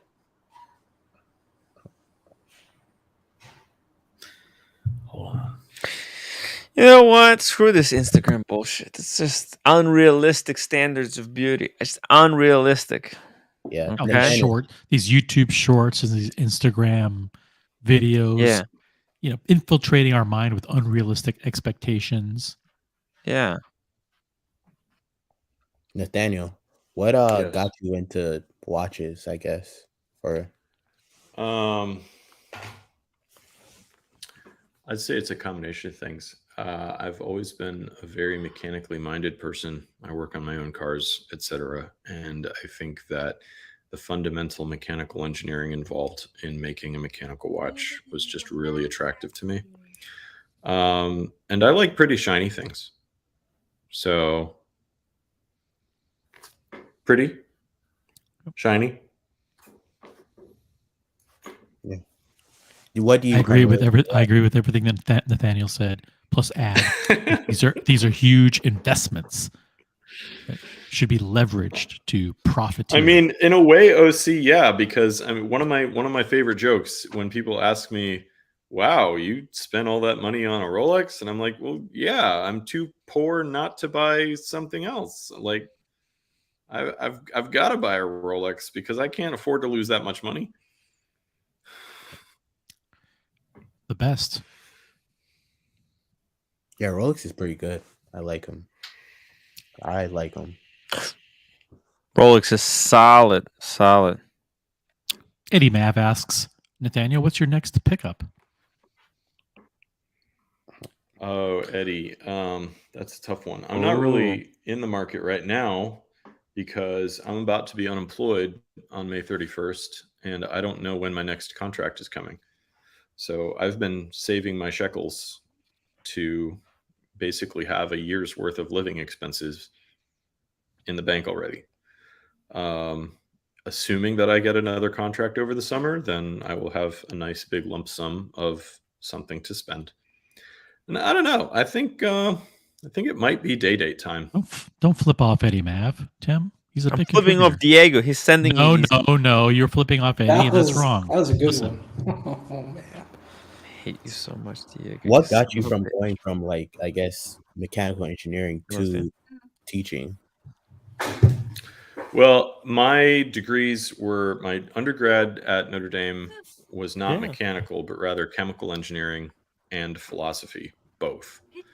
And then I got masters in both philosophy and theology at Oxford.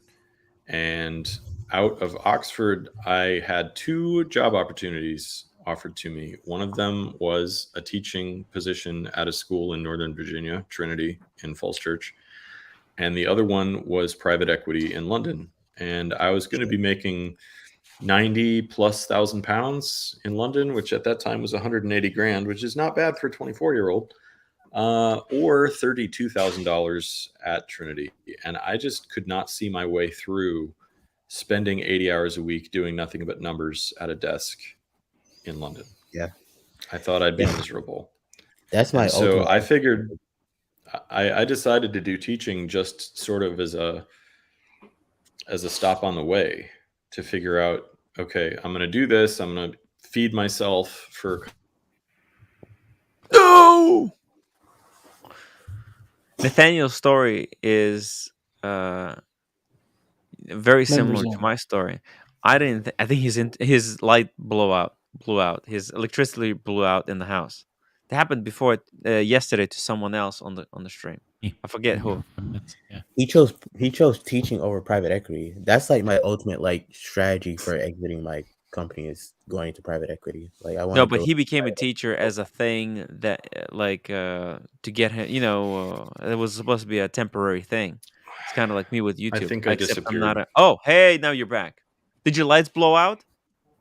No, just internet here is not always the greatest. So I don't know when I cut out, but I basically said You that cut out, I like- took on teaching 45 minutes ago. Right there. No, right there. That's where you.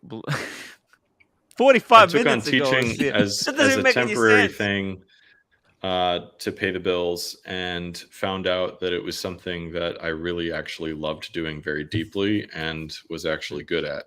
So rest is history. 19 years later. Damn.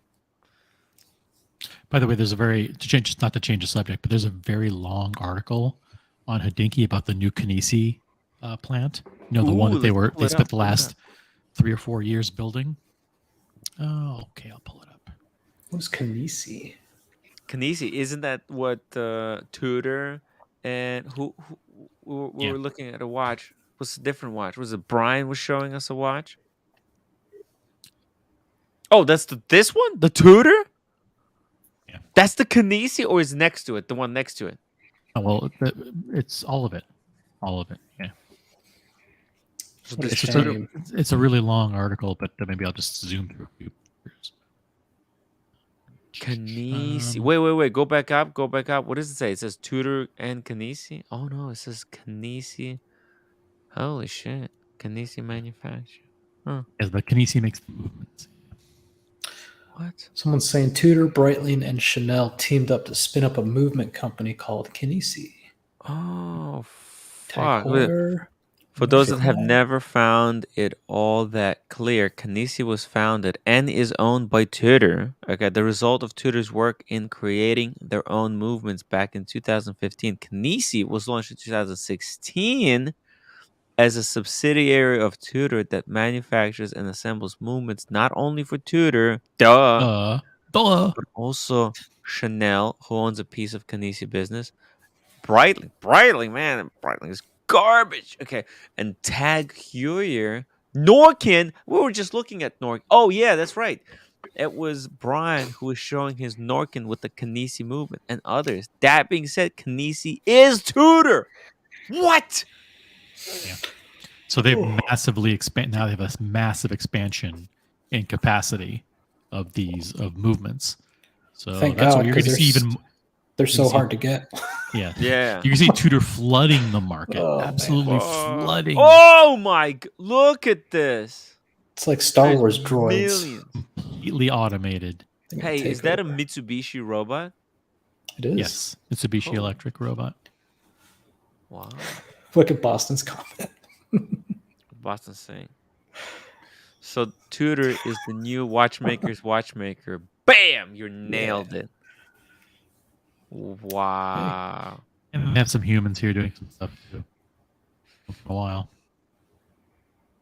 That's crazy, man. That is crazy. Innovation. If you're interested in your movements and all the cool tech, you'll probably see some really cool things at a tutor with a factory like this. Because everything's Robots do 3D everything. 3D modeled, and now a lot of that handwork the machines can do consistently. Hey, I need some handwork to be done in my pants after looking at those images that Oh my you God. sent me, Diego. When are they Yeah. gonna make a machine for that?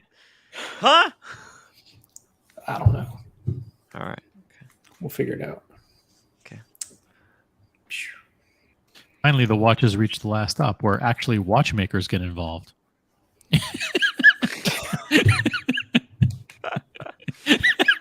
Curry sandwich. That's Tutor so going dirty. to war with ETA. Yeah. Holy shit. Yeah, this is literally these movements are so good. Like this new tutor, that 41, it was so thin. It was so thin. It was like a perfect watch at a crazy cheap price. I can't say I've ever. I hate this chair. I can't say I've ever heard anybody say my tutor stopped working. Or my tutor's not keeping time or anything like that. So Yeah, I heard a lot of people have had trouble with the Pepsi when it first came out with the date wheel. that's true. But since then, I heard no complaints. Yeah. Holy shit. Nathaniel, what you got there? What you taking out? Boda Bucks, Pinot Noir. Oh, Pinot Noir. Wait, what? Let's see it. Holy shit. I might. A box of Pinot Noir, a boxed wine. Mm. Yep. Holy shit. That's a if I'm not gonna March show this to a 2023. sheet because you're gonna get banned. No, he Box knows I wine drink is this good. stuff. Yo, can somebody Not buy all me a box drink? wine I is could go good. for scotch and soda right now. Somebody needs to buy me a drink. I could go for scotch and soda to start wrapping up the show next half hour or an hour, depending how much we go, depending on the size of the drink. Dude, this is crazy. This is crazy. This new factory. Holy moly. It's insane. It didn't look that big, like in size. When I saw the building, I was like, well, what's the big deal? But all the automation inside, like you don't need a lot of people. They got like 90% of the job is handled by those Mitsubishi robots. Yeah, robots. Mhm. That makes it it makes it efficient. It was super efficient. Like one guy can put in like 200 hairsprings an hour or something or more. You can just pump tutors like it's nothing.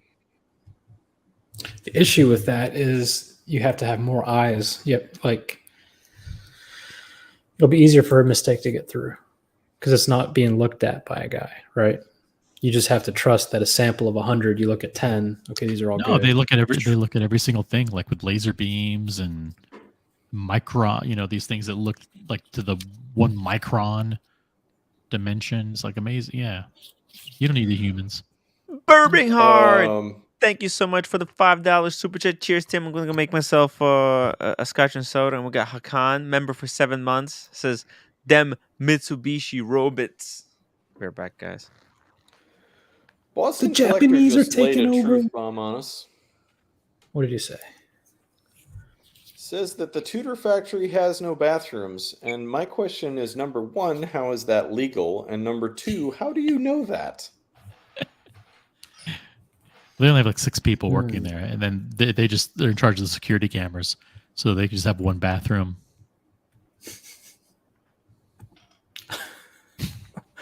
And Stephen Minaj said, only shitters, Boston. Oh, man. I think they tag teamed on that joke. They had to. I think they did. I think that was I think they're competing for funniest comments of the night. Stephen Minaj. Is that stuff any good, Tim? I almost bought some instead of Blanton's. Instead of Blanton's? Is You that know like what? Yokomaha? What is that? Dude, no. This is Toki. This is the cheapest one. This tastes better than the Blanton's. What's the expensive Japanese one? Well, there's a Hibiki, but you don't want Hibiki is the one that the wizard made me hold on for him for like months. I should have fucking kept it. It was like it was bought with stolen money, anyways. But I wouldn't do that. No, he asked me to go buy it.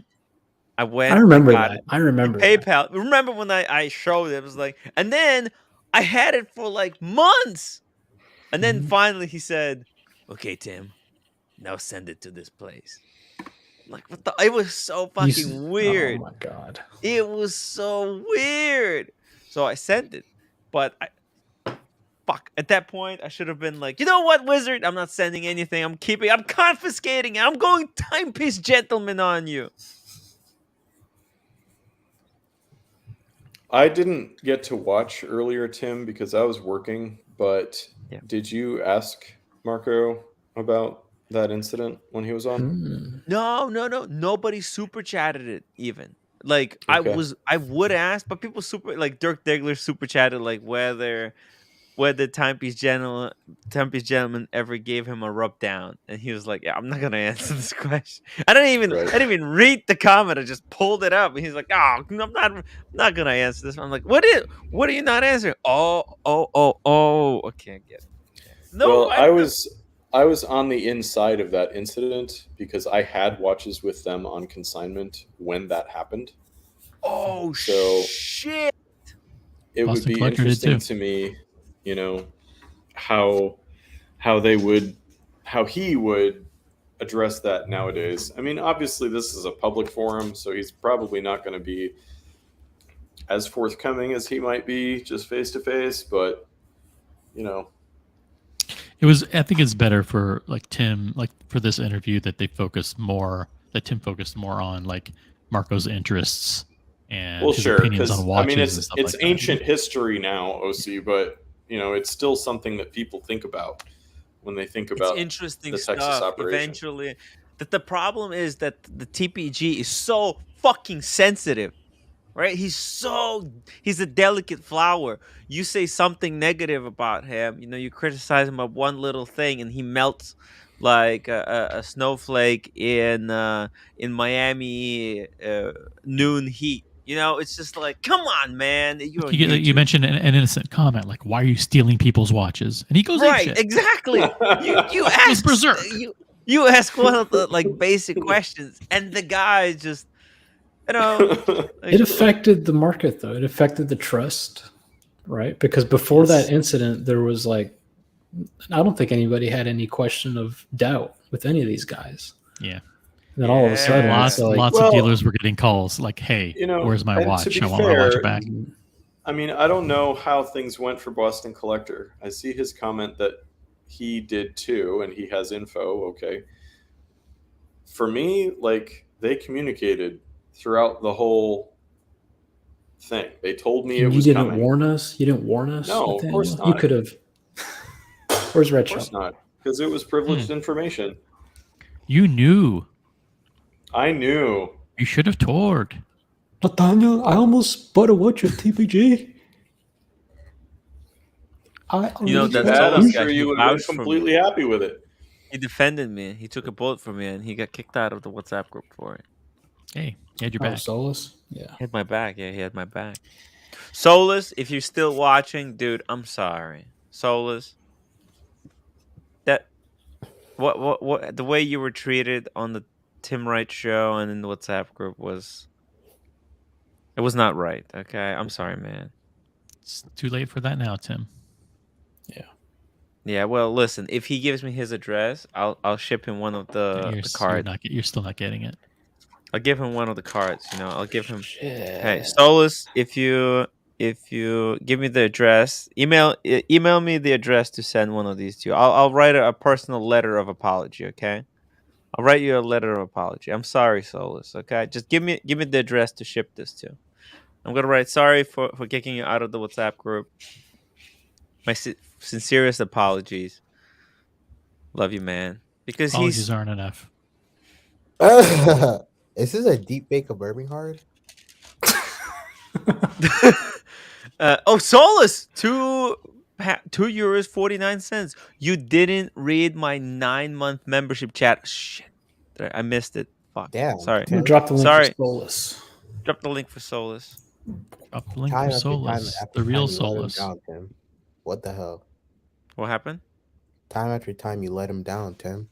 Solus? No, just that one time. Yeah. It was a big It time. was just that one time. I like his art, by the way. Amazing. I really do. Solus, I'll write you. I'll ship it. It's international. I have international stamps. Stop! See, I Stop trying to ingratiate yourself to him now. Tim. Pirateship.com. He had your back. What do you want me to do? Yeah, that's all I can do. I mean, he used to. I don't have a lot of people who super chat anymore. Okay? You know, I have to hold on to the people that I have.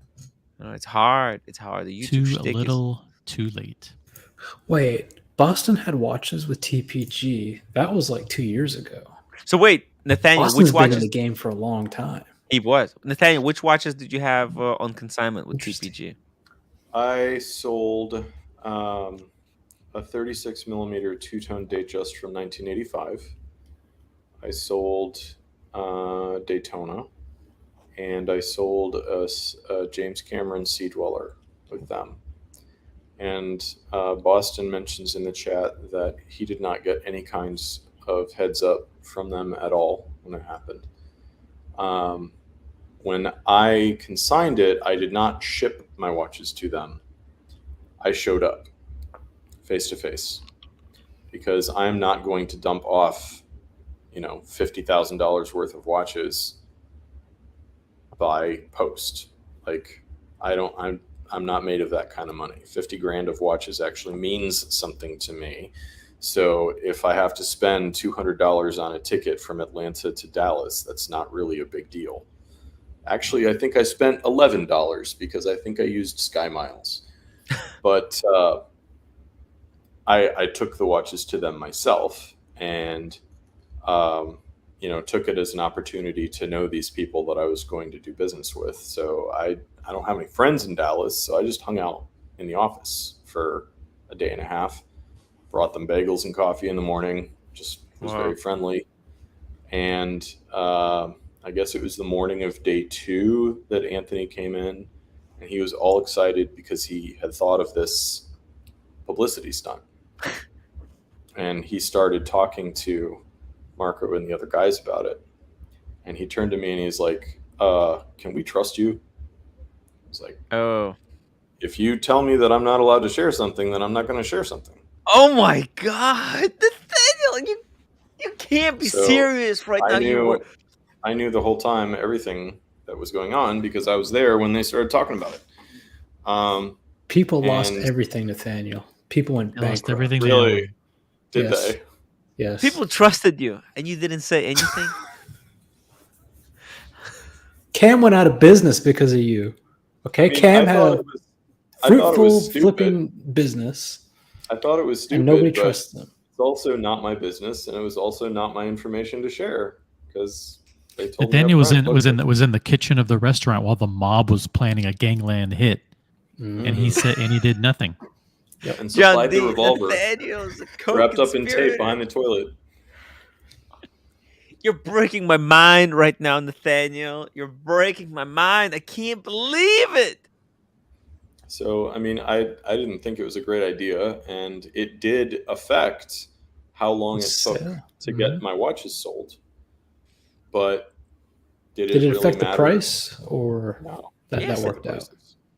I got the prices that we talked about when I walked in the door. So it did not affect the prices. And the prices were very appropriate to the time. And I made money on all of them. So does Asheen know this story? Said it was Marco's idea. What the I don't fuck? know if he does or not. I don't know if he does or not. I can't remember if we've had that conversation or not. You what? He did say this was Marco's idea. He blamed Marco afterwards. And yeah, what the hell? Marco he's like, yeah, it was my idea.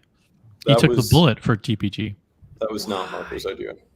Ooh, we're making news tonight. Marco had TPG's back. Yep. Well, that's just the thing. Marco is going to have his associates back. He is always going to be the stand-up guy. He is a genuinely good human being. I talked to that guy for hours. He's a genuinely good human being who stands behind what he does. So does it surprise me that he took the heat off of Anthony? No, not at all. Not even a little bit, because he is a good human. And he's also a huge watch enthusiast. Like I said, I didn't see him on the channel earlier because I was working. I was doing calculus. But yeah, he's a stand-up guy who absolutely knows a ton about watches. And I mean, he's not just some scummy gray market dealer. Like he actually has a passion for this. And I think there probably are some watches that he owns that he won't sell, which is saying something for a dealer. Pro gray market dealer, yeah. He said his collection has been thinned all the way down to 3 personal pieces now, believe it or not. Yeah. He's investing in business. Man, have you seen their production? They're crazy. The quality of their videos is through the roof. Super chat from Speedy Horrendous. Nathaniel, are you going to make TPG's victims whole? Great question. Yes or no? Yes or no? Did you vouch? I'm sure that would require $0. So all the people that were victims, you're not going to step up. I'm fairly certain that there weren't any victims. Can you imagine the stress that must have? Well, no. Think about this. Imagine if somebody bought a watch they probably shouldn't have bought, and he didn't tell the wife, and he's only got like $200 in checking account now, and he sends this watch off to. Hold on, Cam. He sends this watch off to TPG, and he knows he's going to get some money, and he's got a trip planned, or he's got bills to pay, and all of a sudden the guy goes black. Can you imagine the stress that person must have been on? What do you mean? Wait, let's not use that term, Diego. He goes black? He goes, yeah. I mean dark. I go black 20. He goes dark. What's wrong? Can you imagine the poor consignee's stress level if that were the case? I don't know if that ever happened. Like if there was that circumstance, but the more I think of it, the more fucked up it is. I mean, like I said, I don't think it was a good idea for them to do. I wasn't terribly pleased with the result because obviously they thought it was going to be some huge coup, and all it did was put their name in the shitter. Too bad too bad the typepiece gentleman was never thought about what happens once you go black. Never go back. Go back. Yes. Sure, yeah. Anyway. How long have you been collecting for? About 12 years. Not you, Diego, Nathaniel. Oh, Jesus. A lot shorter. I blame Cam. I blame Cam for this. Expensive Diego, ones, a lot shorter than Diego. Expensive ones. We know that Diego's shorter than you. About 10 years. Somebody earlier said they want to see Nathaniel dunk on Cam. I want to see that. Nathaniel is fucking at tall. 6'2", I am the shortest man in my family. Wow. Damn. My dad is 6'5", my little brother is 6'7". So I saw the pictures. I'm not really the dunker. So you're like the shortest tall guy. I'm the shortest tall guy. My sisters are tall too. My sisters are 6 foot, 6'1", and then I have an adopted sister who's 4'9". Don't tell Cam you have sisters. Don't tell Cam you have sisters. Yeah, don't tell them they're tall. He's gonna contact her on Instagram. Every sister. Immediately, Cam is thinking, what? Nathaniel has siblings who can play basketball. Yeah, black people love basketball, so it make great. We're back. Hey, Solus, I cannot read. Oh, actually, no, I can't read your super chat because it's like gone in history. Just tell me what you wrote, and I'll read it again. It doesn't have to be a super chat, Solus. Just tell me what you put down because I can't go back in time, and the StreamYard doesn't even recognize member chats as real chat. It's that's really that's a huge flaw in the StreamYard actually. Yeah. I'm going to contact StreamYard. Hey, by the way, guys, can we get to 200 upvotes? I mean, you can't tell me we don't deserve 200 upvotes for today's episode. I mean, it was great stuff. Great guest. How come we're doing so bad today? I mean, what the fuck? Come on. We covered Basil's Bezels, Marco Nicolini, Nathaniel's on. It's a great show. I'm on too. Yeah, and Cam. Well, Hey, Cam, Osi, team. Solo Yeah. says, I said go to church and light a candle for me. I'll do it tomorrow at St. Patrick's Cathedral. I'm going to be in the city. I'll do it. Okay, Solus? Let me What's Hey, see. going on with guys. Solus? Yeah, hi.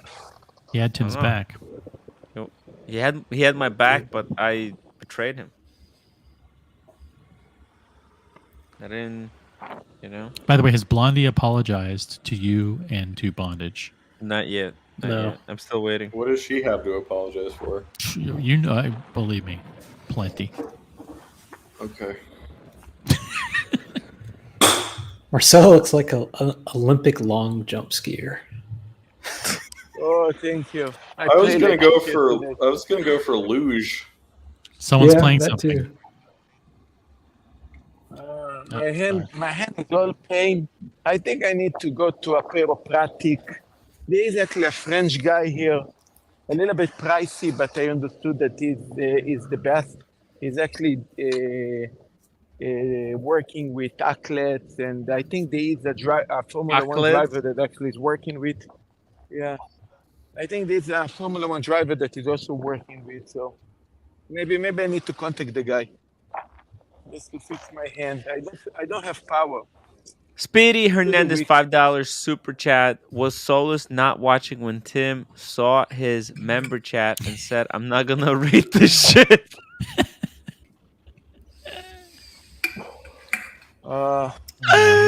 Thinking of somebody else.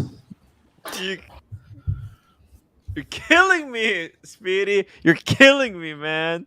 Speedy's on fire. Recorded and posted. Okay, no problem. Done. Hansi, love the show, but you guys make a lot of race-related jokes towards Cam. Not sure. Actually, we that's don't. cool. Actually, I corrected an unintended and could be misconstrued comment. If you go back and rewind, that's exactly what happened. Oh, see, you're coming to Japan? No. Kim wasn't even mentioned. We make jokes about Ukrainians all the time. Yeah, let's start making jokes about Ukrainians. Yes, please. How come you just? It's racist. You guys are neglecting Yeah, all the funny Ukrainian jokes. Tim. How about that? Yeah. Yeah, do it. Yeah, Please. They get their cities torn down. Oh, that's not funny. That's Okay. a kind of a Daniel Katz joke because he always bombs. Oh!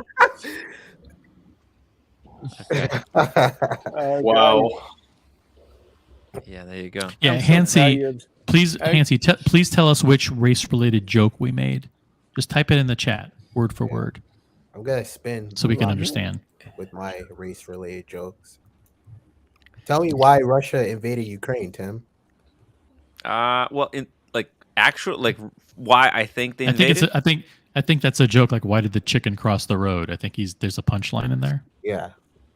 Russia invaded Ukraine to put Ukraine into their place because Ukraine just had its first democratically elected president, and Russia's not going to have that.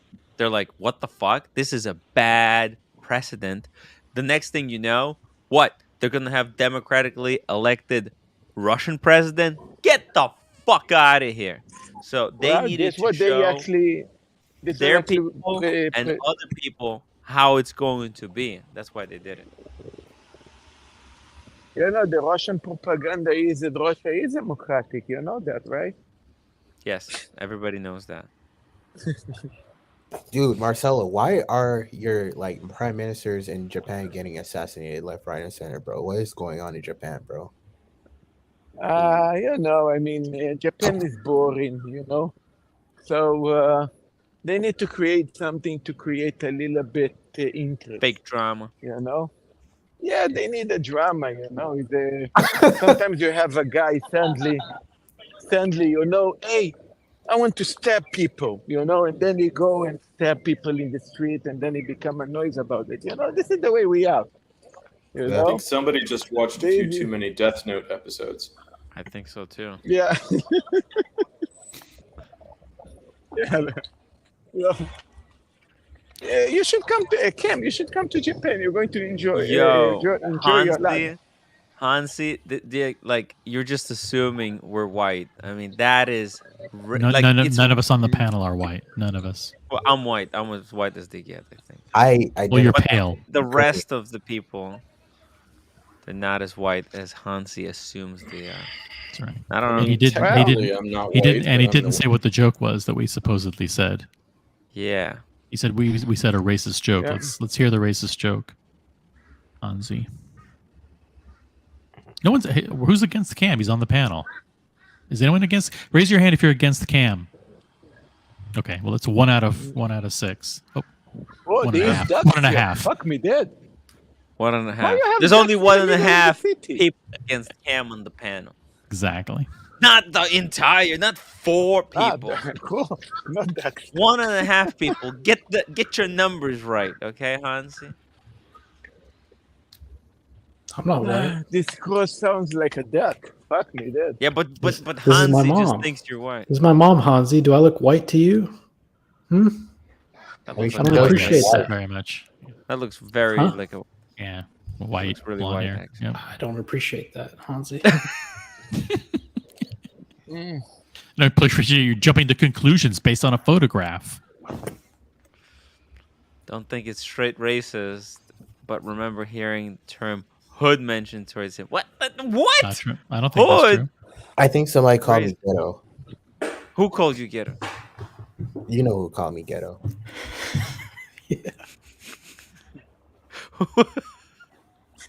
What kind of Hey, Tim? What's going on in your opinions channel? You expressed should on a little nothing's bit going on. Tim double Wright check channel your and not monetization. representative of my opinions. Or Tim Wright LLC. Sometimes I can be a little bit ghetto. You know, it happens to the best of us. Stop being racist towards yourself, know, Cam, Racist, okay? That's racist talk. Even OC gets ghetto sometimes. Yo, I don't want to hear you being racist against yourself, Cam. Not on this channel, okay? You're banned. stand That's it. for it. We kicked him off for being don't racist stand towards for that. himself. Diego, you know, like your Daytona fits kind of like my Datejust bracelet. It's okay. It looks good. on Cam, you. I'm sick of these racist comments. Really? Okay. Tone it down, my friend. I can't find the perfect bracelet configuration. Like, How you know, the many position in the without- clasps. They had to add links. Hey guys, this is a Oh my Smurf. God, This is that's a blue my God. watch. It's anti-racism. All right, let's change the subject. Marcelo, do you own any non-heavy hitters? No, he doesn't. Yeah, I actually do. I have Seikos. Grand Seikos? No, Seikos. Like No, the no, turtle. no, Seiko. I never going. Ever, He has ever hype in my life going to buy Seikos. He a has Grand hype Seiko. Seikos, like expensive, really, really Over valuable retail. Seikos. Over To retail. go over Seikos. retail, yeah. Speedy He bought them Hernandez, in $2 Shibuya. super chat. The $1,000 racism must Seikos stop. over retail. Hashtag cancel Lolex. Yeah, cancel Lola. Yeah. He says horrible things. Lolex, defend yourself against these racist accusations. Yeah. He's just a bad person. He's just a terrible human being. Oh man. Yeah, Lolex will not be tolerated in this community. No. Yeah.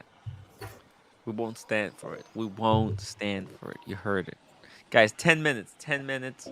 We're gonna Perfect. wrap this up in 10 minutes. What do you think, guys? I'm actually very curious about the comment that Small G just made, saying that Chinese won't buy blue Rolexes. Why is that?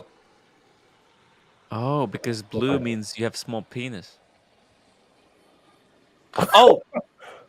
No. Was No, that part of actually- your interior dialogue, Tim, or No, was that- no. Wait, actually, I heard that it's not blue. It's not blue. Green hat. If you wear a green hat, it means you're gonna go infertile. Mm-hmm. That's heard why. something That's why like that. actually Q gave me the Rolex hat that he got. He's like, Tim, you want this? I'm not gonna fucking wear this shit.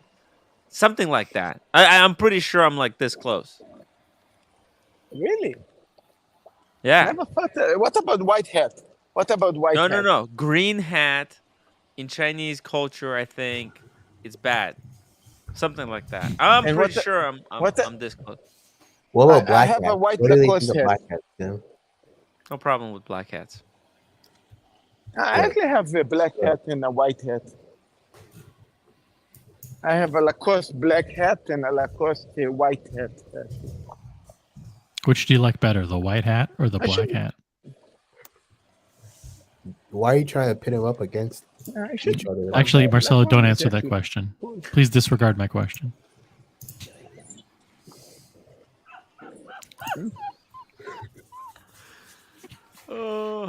But which one do you like better? Oh, check this out. I'm buying a new watch, guys. No. Panerai? No, he's not. You should buy a Longines, you know, fucked up. Tim? You don't have So- Longines. You don't have Longines in your collection. You should get one. Tim, I think your next watch has to be Holy Trinity. Blue is No, a it taboo color. It's a taboo color. Yeah. I have blue long jeans. Small G Me too. says that blue Rolex means some couple of Chinese characters that I don't understand, and that I'm gonna get equals Buckley to on hard because Buckley to can Bad be luck. Chinese. Buckley speaks So Chinese. this is bad. So this is Okay. bad for them. So this you can is get bad. a Platona easy in China, basically. I think it's a green hat. Green hat. Somebody Google it. Let me see. Oh man. Here we go. Wearing a green hat in Chinese culture. In China, the phrase wearing green hat refers to cuckold. Oh! Oh no. Oh! He's a cuck. Oh my god. The film features full frontal male nudity. What? The film? What film? Green hat. This green hat means your wife got a little boyfriend. Tim, I will go in the meantime. I come back soon. Wow. There you go. See you There you guys go. soon. Okay, bye Marcel. We'll see you later. Yeah. Oh, nobody it's wants to a be a cop. it's a movie. It's a movie. It's called Green Hat, right? Hmm. In the movie, the guy wears. The film tells a story of two men, one bank robber and one a police officer, and their shared problem of unfaithful partners. Ooh, there you go. That's why he gave me the hat. He's like, yeah, you haven't. There you go, cuck. Like, I have no problem. I have no problem. No problem with wearing the green hat. You're changing the new watch, Tim. Technically, bank will own it. You're chartering a new watch, Tim. I have to sell stuff, guys. I have an emergency. If somebody wants to buy a Cartier. Hey, OC, do you want to buy a Cartier? $1,500. I had your back. Damn it. $1,500, Tim. 1,500. Yeah. Fuck out of here. That's a $3,000 watch. All right, 1,200. Oh shit! I didn't know. 1,200. Oh my god. That's okay. Diego and I will now bid for it. 1,150. Hey, is Double D watching? $1. Because Diego, I want your to turn. sell that belt. The Ferragamo belt. 1,150. Tim, you're gonna have to pay me to get that watch off your hands, buddy. I'm sorry. Why don't you buy it, Cam? Buy it for $2,000. Come on, you're about to get a job. You can't go in there with a date just. Let's auction for it. 1,150. No, let's start at like $1. How can Guys he are not no. go in there with a Yeah. Datejust? Of course he can go in there with a Datejust. Diego, go in It's the a opposite joke. direction. I was trying to sell Tim's watch for him. Actually, I saw something on Fishbowl. I wanted to actually get you guys' opinion on it. There's this lady, this 23-year-old girl that works in consulting and went into the office basically with like an Hermes bag and like an AP. And she said that she gets like side eyes and comments from like her upper management. And she was like, is that appropriate for like them to be doing that just because she is 23 and wears like an AP or a nice watch into the office that's expensive? Well, I mean, when she's cleaning the office, yeah. What do you think, Nathaniel? I mean, I think you should wear what you like. My own personal practice is to wear stuff that's fairly discreet. So the Yachtmaster 2 that you guys have seen me wearing, that was a gift from my former student, I don't typically wear that to occasions when I'm meeting prospective new clients. That's a very subtle piece. Yachtmaster. So Yachtmaster that's 2, how solid gold. Watch Eric describes it. Very subtle piece. That's exactly Watch Eric's description. What would you say, OC? Would you wear your expensive watches into the office if you were a young professional? Yes. Well, a young professional, no. An old professional like me, You were yes. a tutor. You were a tutor as a young professional. You shouldn't be wearing that Datejust. As a matter of fact, the last one, like one of my last big internal meetings that we did, I wore like a Pepsi or something, or Daytona or something like that. Oh, actually, it was rose gold Daytona on an Oyster Flex, and there was one other person in our group of like 25, and she was one of our executives in Europe, and she was wearing a very expensive date, and we bonded. Yeah. We bonded over the Rolexes. Yeah, there you go. That was the weird thing about it, because it's like if I saw somebody with like a watch, I'd probably bond over them and like look side eye at them. I don't know. It's kind of weird. I don't know why they would do that either. Like this? Yeah. I hate to say it, but I kind of started a trend at my office where when coworkers learned how much my watches cost, at first they were like, "What the fuck?" And I was like, "Well, hold on.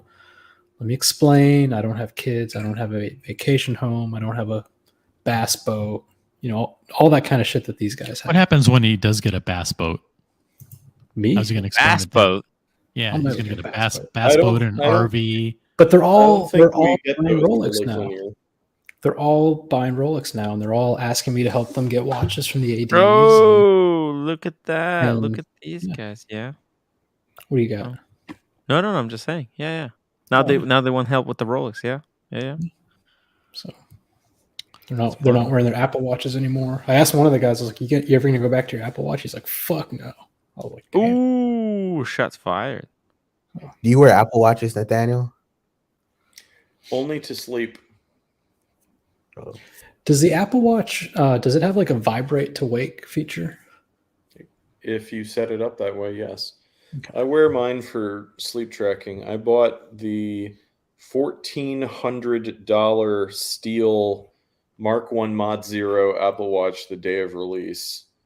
And it still works, right? Wow. So that's not terrible, because that was like 2014 the Apple Watch came out. But I only use it for sleep tracking. I don't use it for anything else. Those things last a long time. I've had mine since high school. Yeah. That was 6 months ago.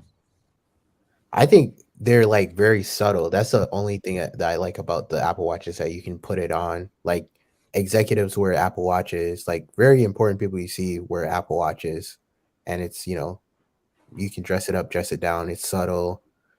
You know, it doesn't Apple have. Watch is subtle? Yeah, kind of. But they have some really nice ones. They have like a what you call it, a diver Apple Watch now, which looks good. I like the style. I like the way they look. Yeah. So if you want to be subtle, it's not like being so aggressive with a Rolex. You can just pop this on, and they still look good. Is it the Ultra or the 8?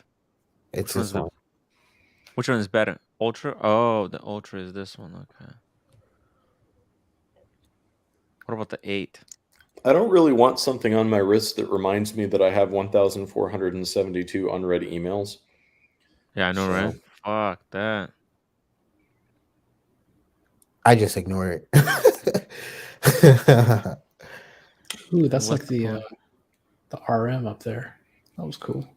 The RM? Oh, this one? Like that? With this thing? Well, that was the green a one. mess. The green one up top. That one? Yeah. I like that. Yeah, it is kind of like RM. Actually, RM. Actually, I think this strap they took from an RM. And this, the whole actually case design is taken from a completely different brand. Because when I was talking to Eric Wind at Wind Vintage in Miami, he pulls out a watch and it fucking has the same loop strap on the automatic watch. I'm like, what? And the crown looks exactly the same. I'm like, what the fuck is remember that. this? Yeah, I'm like, what the hell is this? And like, yeah, they bought the patent. Apple bought a patent for these. Yeah. No wonder Cartier has been doing so well. If you're like a regular person with the Apple Watch, it's easy to transfer over to the Santos from this design.